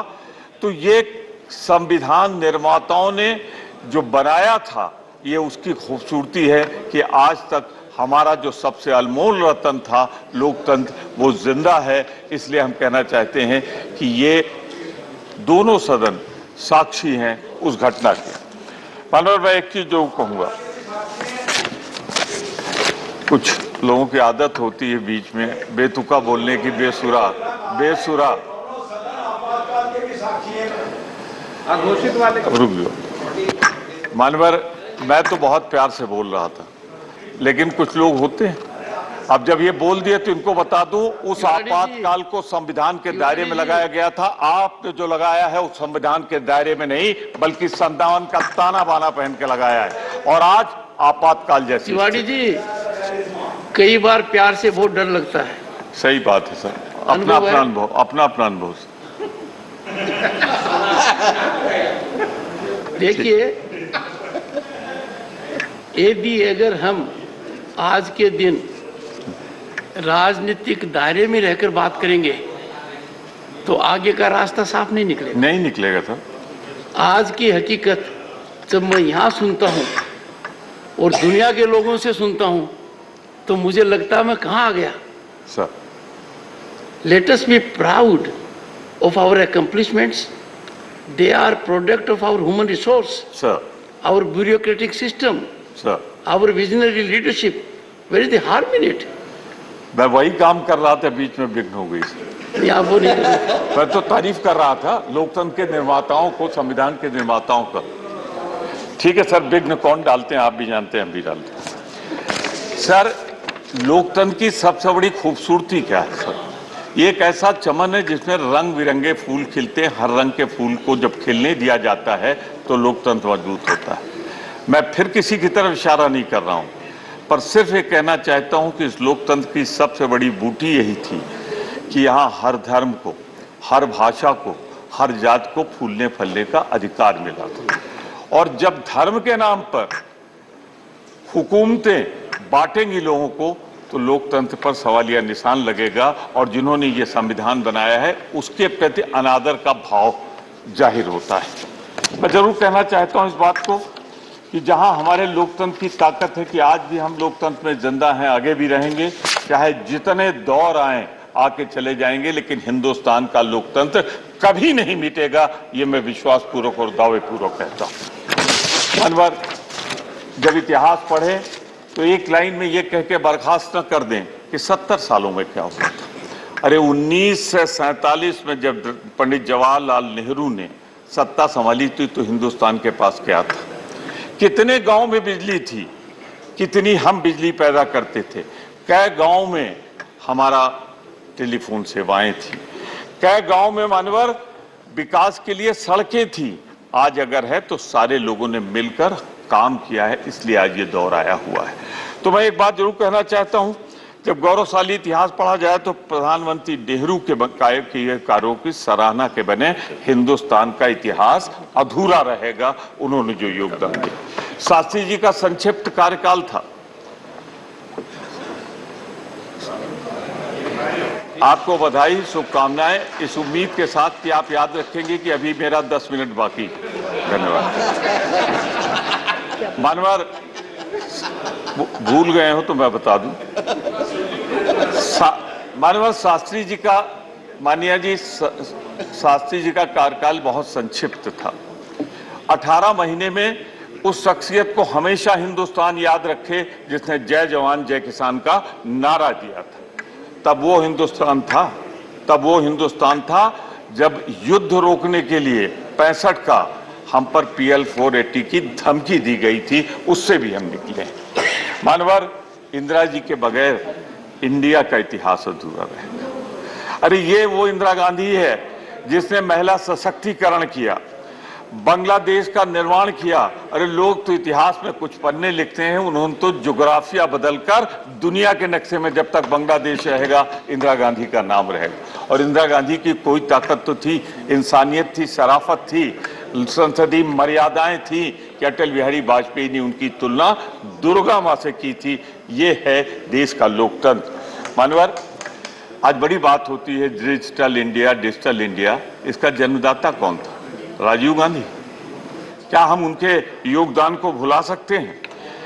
पिछड़े वर्गों को, दलित वर्ग को, महिलाओं को अगर पंचायत राज में, नगर निकाय में आज वो मेयर के पद पे बैठी हैं, बड़े बड़े पदों पे जिला पंचायत अध्यक्ष बैठी हैं, तो कांग्रेस के प्रधानमंत्री राजीव गांधी का योगदान है उसमें। मैं इतना जरूर कहना चाहता हूं आपसे, आज युवा आभारी है। 18 साल के नौजवान को अगर मिला है तो इन्हीं 70 वर्षों में मिला है मताधिकार। मानो मैं आगे बात बढ़ाऊं अगर तो इतना जरूर कहना चाहता हूं, PV नरसिंह राव जी ने आर्थिक उदारीकरण शुरू किया, उन्होंने, मनमोहन सिंह जी ने उसको परवान चढ़ाया। आज भारत की जो ताकत है ना दुनिया में, वो सपनों से नहीं आई है, इन दोनों के उदारीकरण के कारण आई है। हम इनके योगदान को नहीं भूल सकते। पर एक बात जरूर कहना चाहूंगा आपसे, उदारीकरण का जो आज स्वरूप है वो उधारीकरण और बेचीकरण में तब्दील हो रहा है, उसे रोका जाना चाहिए। हमारा उदारीकरण और बेचीकरण के बीच में बहुत बड़ा फासला है। मानवर, मैं ये जरूर कहूंगा कि इस संविधान की तीसरी सबसे बड़ी मर्यादा है कि फेडरल स्ट्रक्चर, हाँ वही, आप शुरू कर दीजिए 10 मिनट। फेडरल स्ट्रक्चर, राज्यों के मिलकर ही ये संघ बना है और इसीलिए हम यहाँ बैठे हुए हैं। मैं सिर्फ इतना कहना चाहता हूँ आपसे, इतना विनम्रतापूर्वक कहना चाहता हूँ आपसे कि फेडरल स्ट्रक्चर को राज्यों के अधिकार के साथ खिलवाड़ न किया जाए। जो हो रहा है, चुनी हुई सरकारों को गिराते हैं आप गोवा में, चुनी हुई सरकारों को मध्य प्रदेश में गिराते हैं आप, जिस तरीके से विभिन्न राज्यों में गिराई जा रही है, यह खतरनाक लक्षण है जिसका जिक्र मेरे भाई कर रहे थे।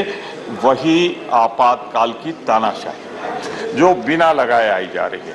मैं सिर्फ इतना कम करना चाहता हूं, 2 बात कह के मैं समाप्त कर दूंगा, सिर्फ 2 मिनट, कि एक खतरनाक बात की ओर मैं इशारा कर रहा हूं, दिल में सबको अच्छी लगेगी, मेरी 2 ही मिनट की बात थी, सबको अच्छी लगेगी, लेकिन बोलेंगे नहीं पार्टी प्रतिबद्धताओं से। पहले सांसद के अधिकार होते थे, विधायक के अधिकार होते थे, मंत्री के अधिकार होते थे, इससे लोकतंत्र की ताकत बढ़ती थी। आज इन तीनों ताकतों को, विधायिका को कमजोर किया जा रहा है। ये एक खतरनाक लक्षण है, ये उचित नहीं। हमारी सोनिया जी ने, कृपया खत्म करें, आपका हम जो बात कह रही है आपको अच्छी लगेगी। सोनिया जी ने एक पत्र लिखा है 9 पॉइंट, बहुत अच्छा है, आप भी पढ़ लीजिएगा और इनको भी पढ़ा दीजिए, कह दीजिए उसको मान जाए तो 75 साल का सब कुछ पूरा जाए। बहुत बहुत धन्यवाद, एक बार फिर आपको बधाई। ये कहते हुए, जो लोग लोकतंत्र को कैद करना चाहते हैं वो इंडिया आ रही है और आप जा रहे हैं, ये उद्घोष करते हुए मैं कहना चाहता हूं कि आपकी ताकत दिन ब दिन कमजोर हो रही है, आप समाप्त होंगे, देश अब आपको नहीं चाहता। इंडिया आएगा, इंडिया जीतेगा। माननीय सांसद करोड़ीलाल मीणा जी, माननीय सांसद करोड़ीलाल मीणा जी,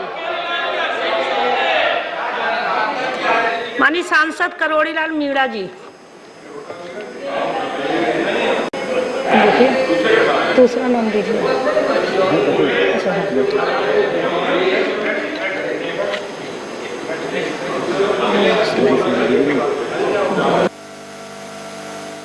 माननीय विजय सिंह रेड्डी जी, विजय शाही Reddy ji.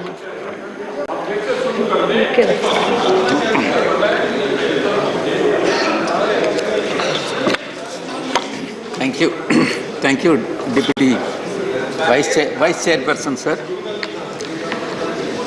Madam, in many ways, the parliamentary journey represents so many struggles and so many achievements and also aspirations of people of India.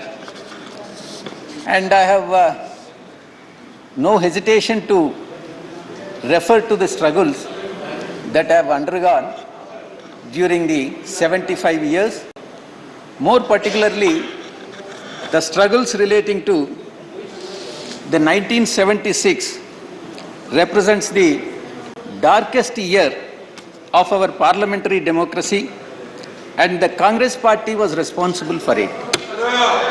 Sir, the 42nd Constitution Amendment was passed by the then ruling Congress party in a most controversial circumstances.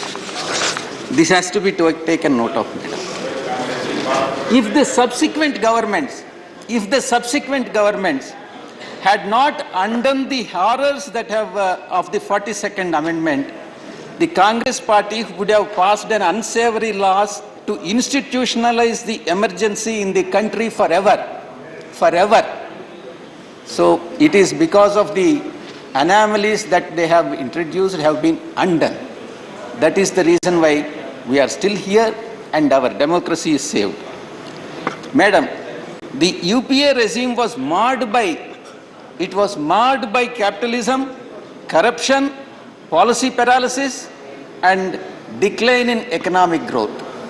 This is what their achievement is. The struggles I have already explained, and their achievements I have already explained. And more particularly, in relation to Andhra Pradesh, what Congress party has done during the bifurcation has to be explained. Madam, despite protests, Andhra Pradesh reorganization bill was passed in a most unruly manner, and which is a black mark for the democracy, and Andhra Pradesh hence was the biggest victim of the misuse of power by the Congress party. Madam, the live telecast of the parliamentary proceedings were cut off. A demand for the division of voting has been denied.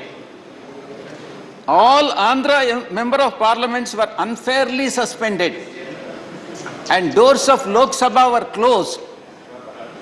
The passage of Andhra Pradesh reorganization bill was based on unscientific, irrational considerations, which has been authored by my friend Jairam Ramesh ji.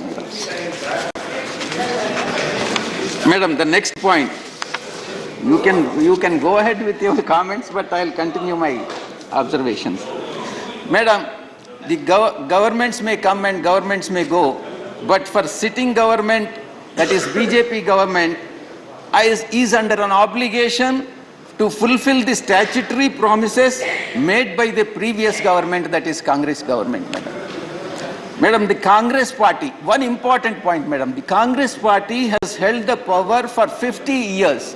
50 years out of the 75 years, and if any other party had been in place other than Congress party, I have no hesitation to say that India would have been a developed country by now, not a developing country, madam. It would have been a developed country. That is the achievement of the Congress party, insofar as democracy is concerned. This, you can go ahead. Evidence of this is in front of our eyes now.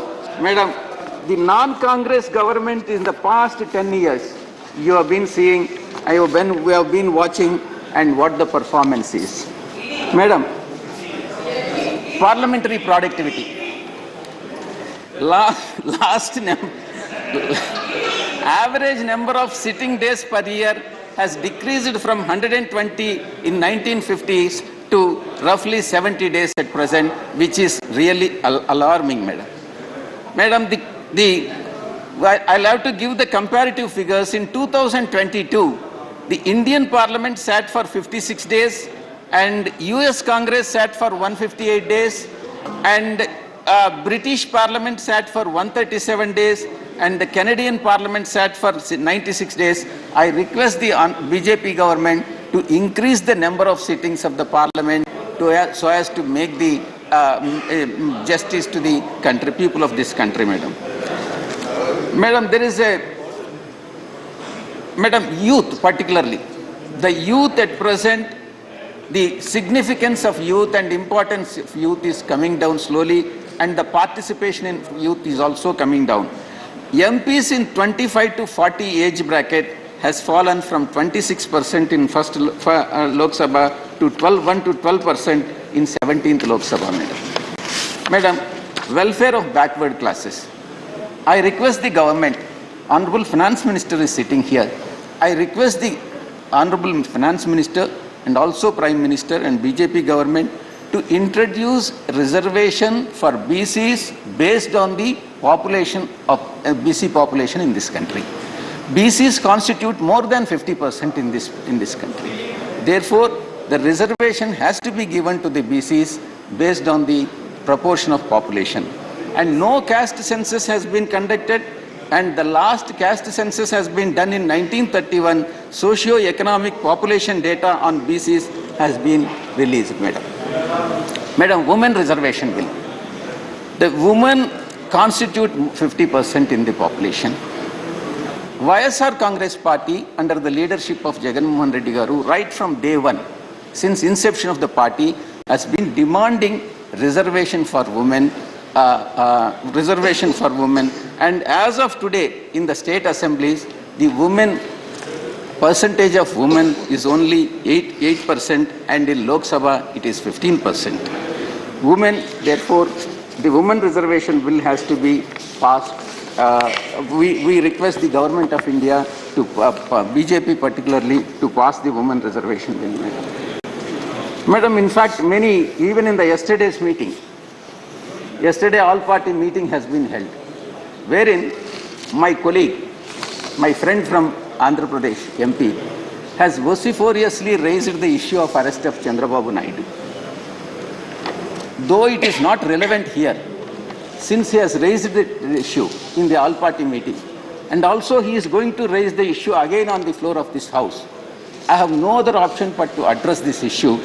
Madam, Chandrababu Naidu has been arrested by the CID department of Andhra Pradesh government on the charges of corruption in a particular case relating to Siemens India.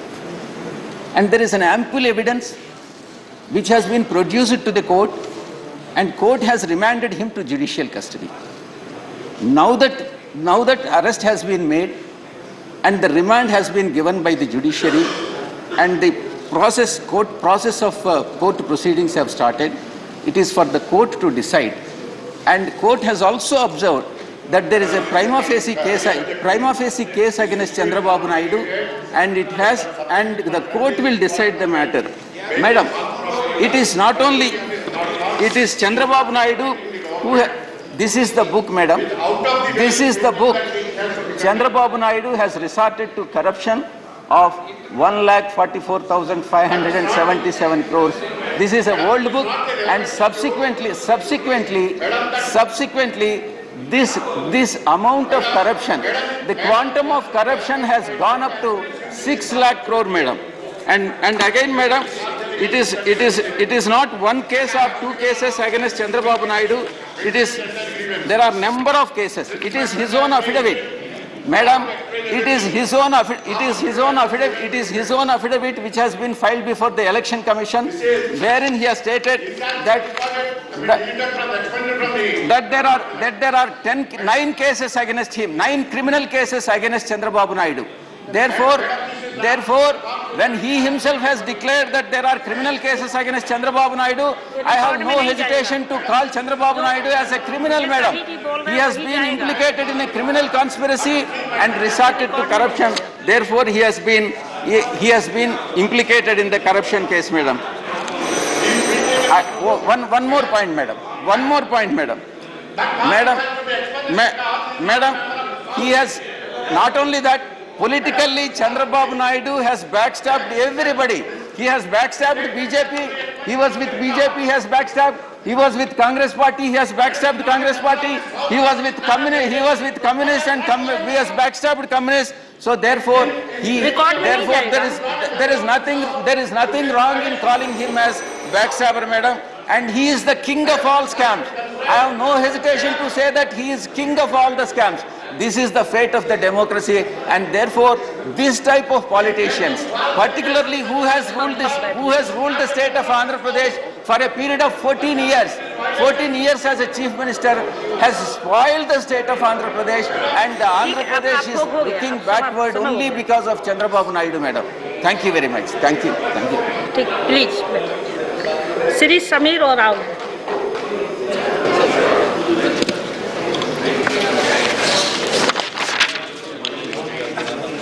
आदरणीय उपसभापति महोदया, आपका बहुत बहुत आभार कि आपने मुझे इस ऐतिहासिक विषय पर बोलने का अवसर आपने प्रदान किया है।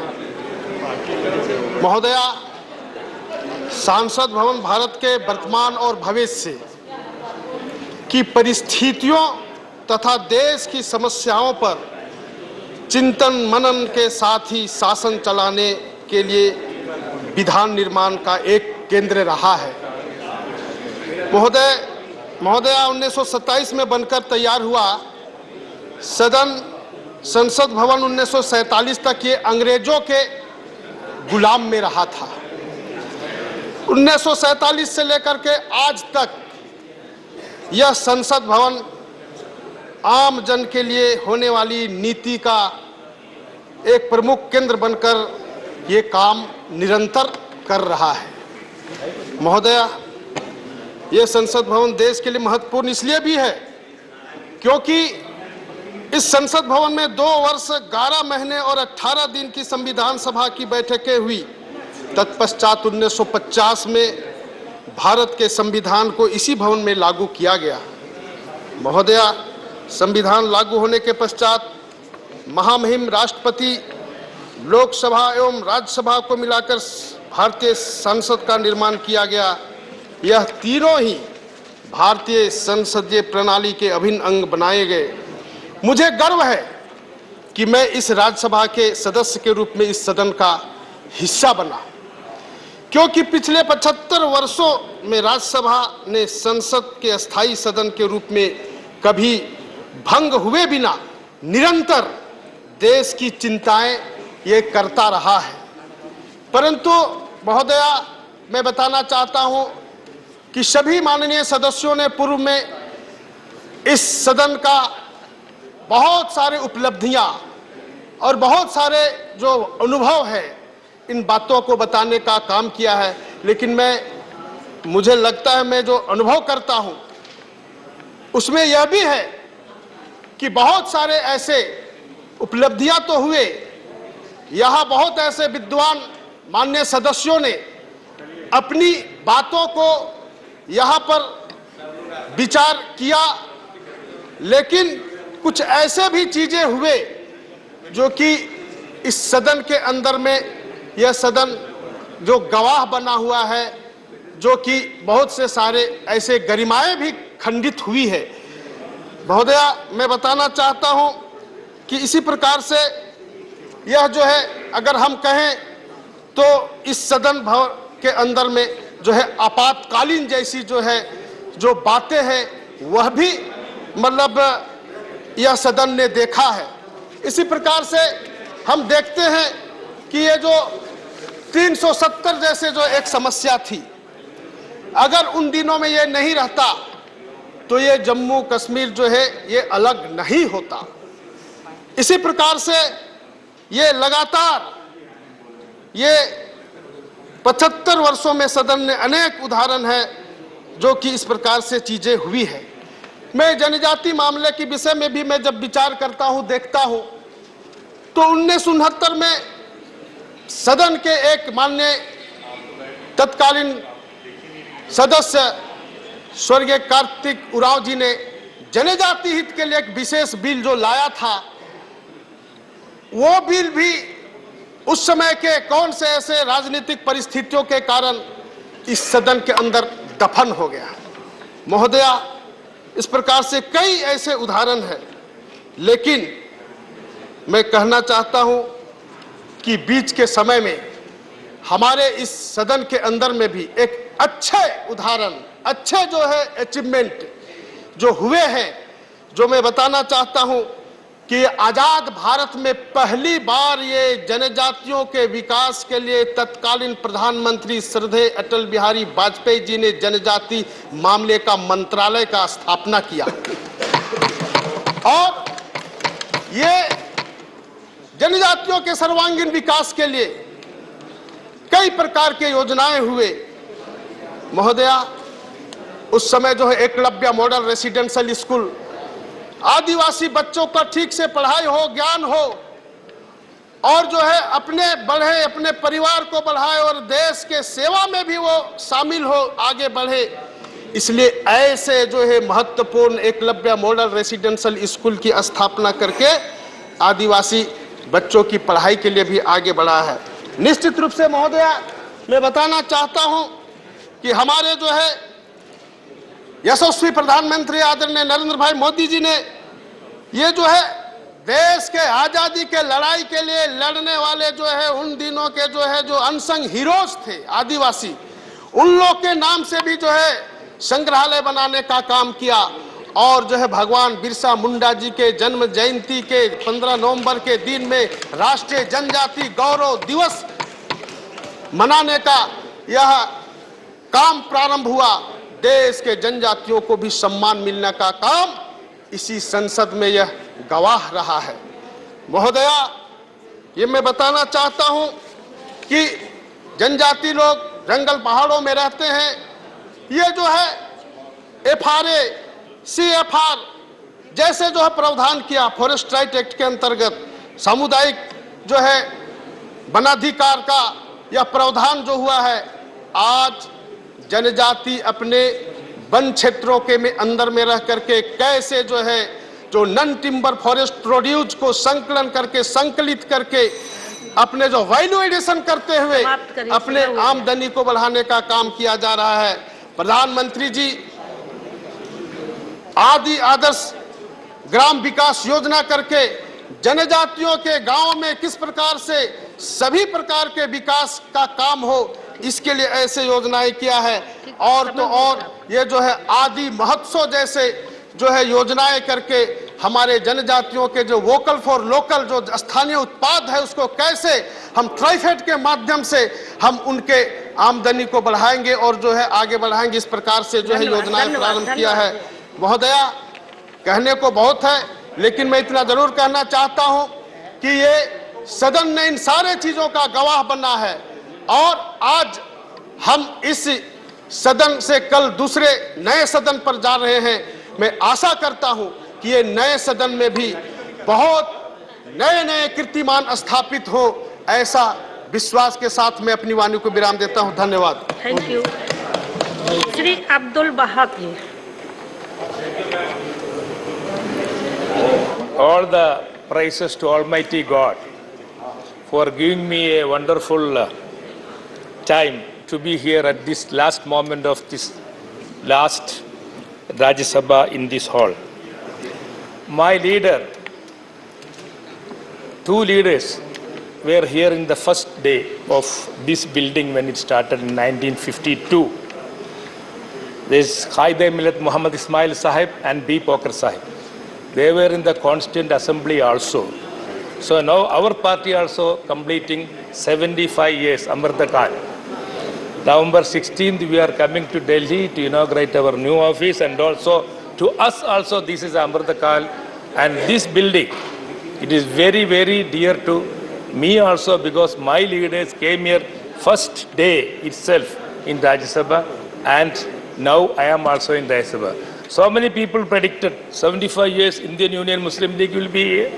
Yes, we proved that we are here, we are very much here, and we are looking after the minorities, causes, and the Dalits and what you call SC, STs. We are working heavily in our area in skill development for minorities and for Dalits and for SC, STs. Thank you very much for giving me a time of this one. Before, I think when our chairman is coming, we will get some more time.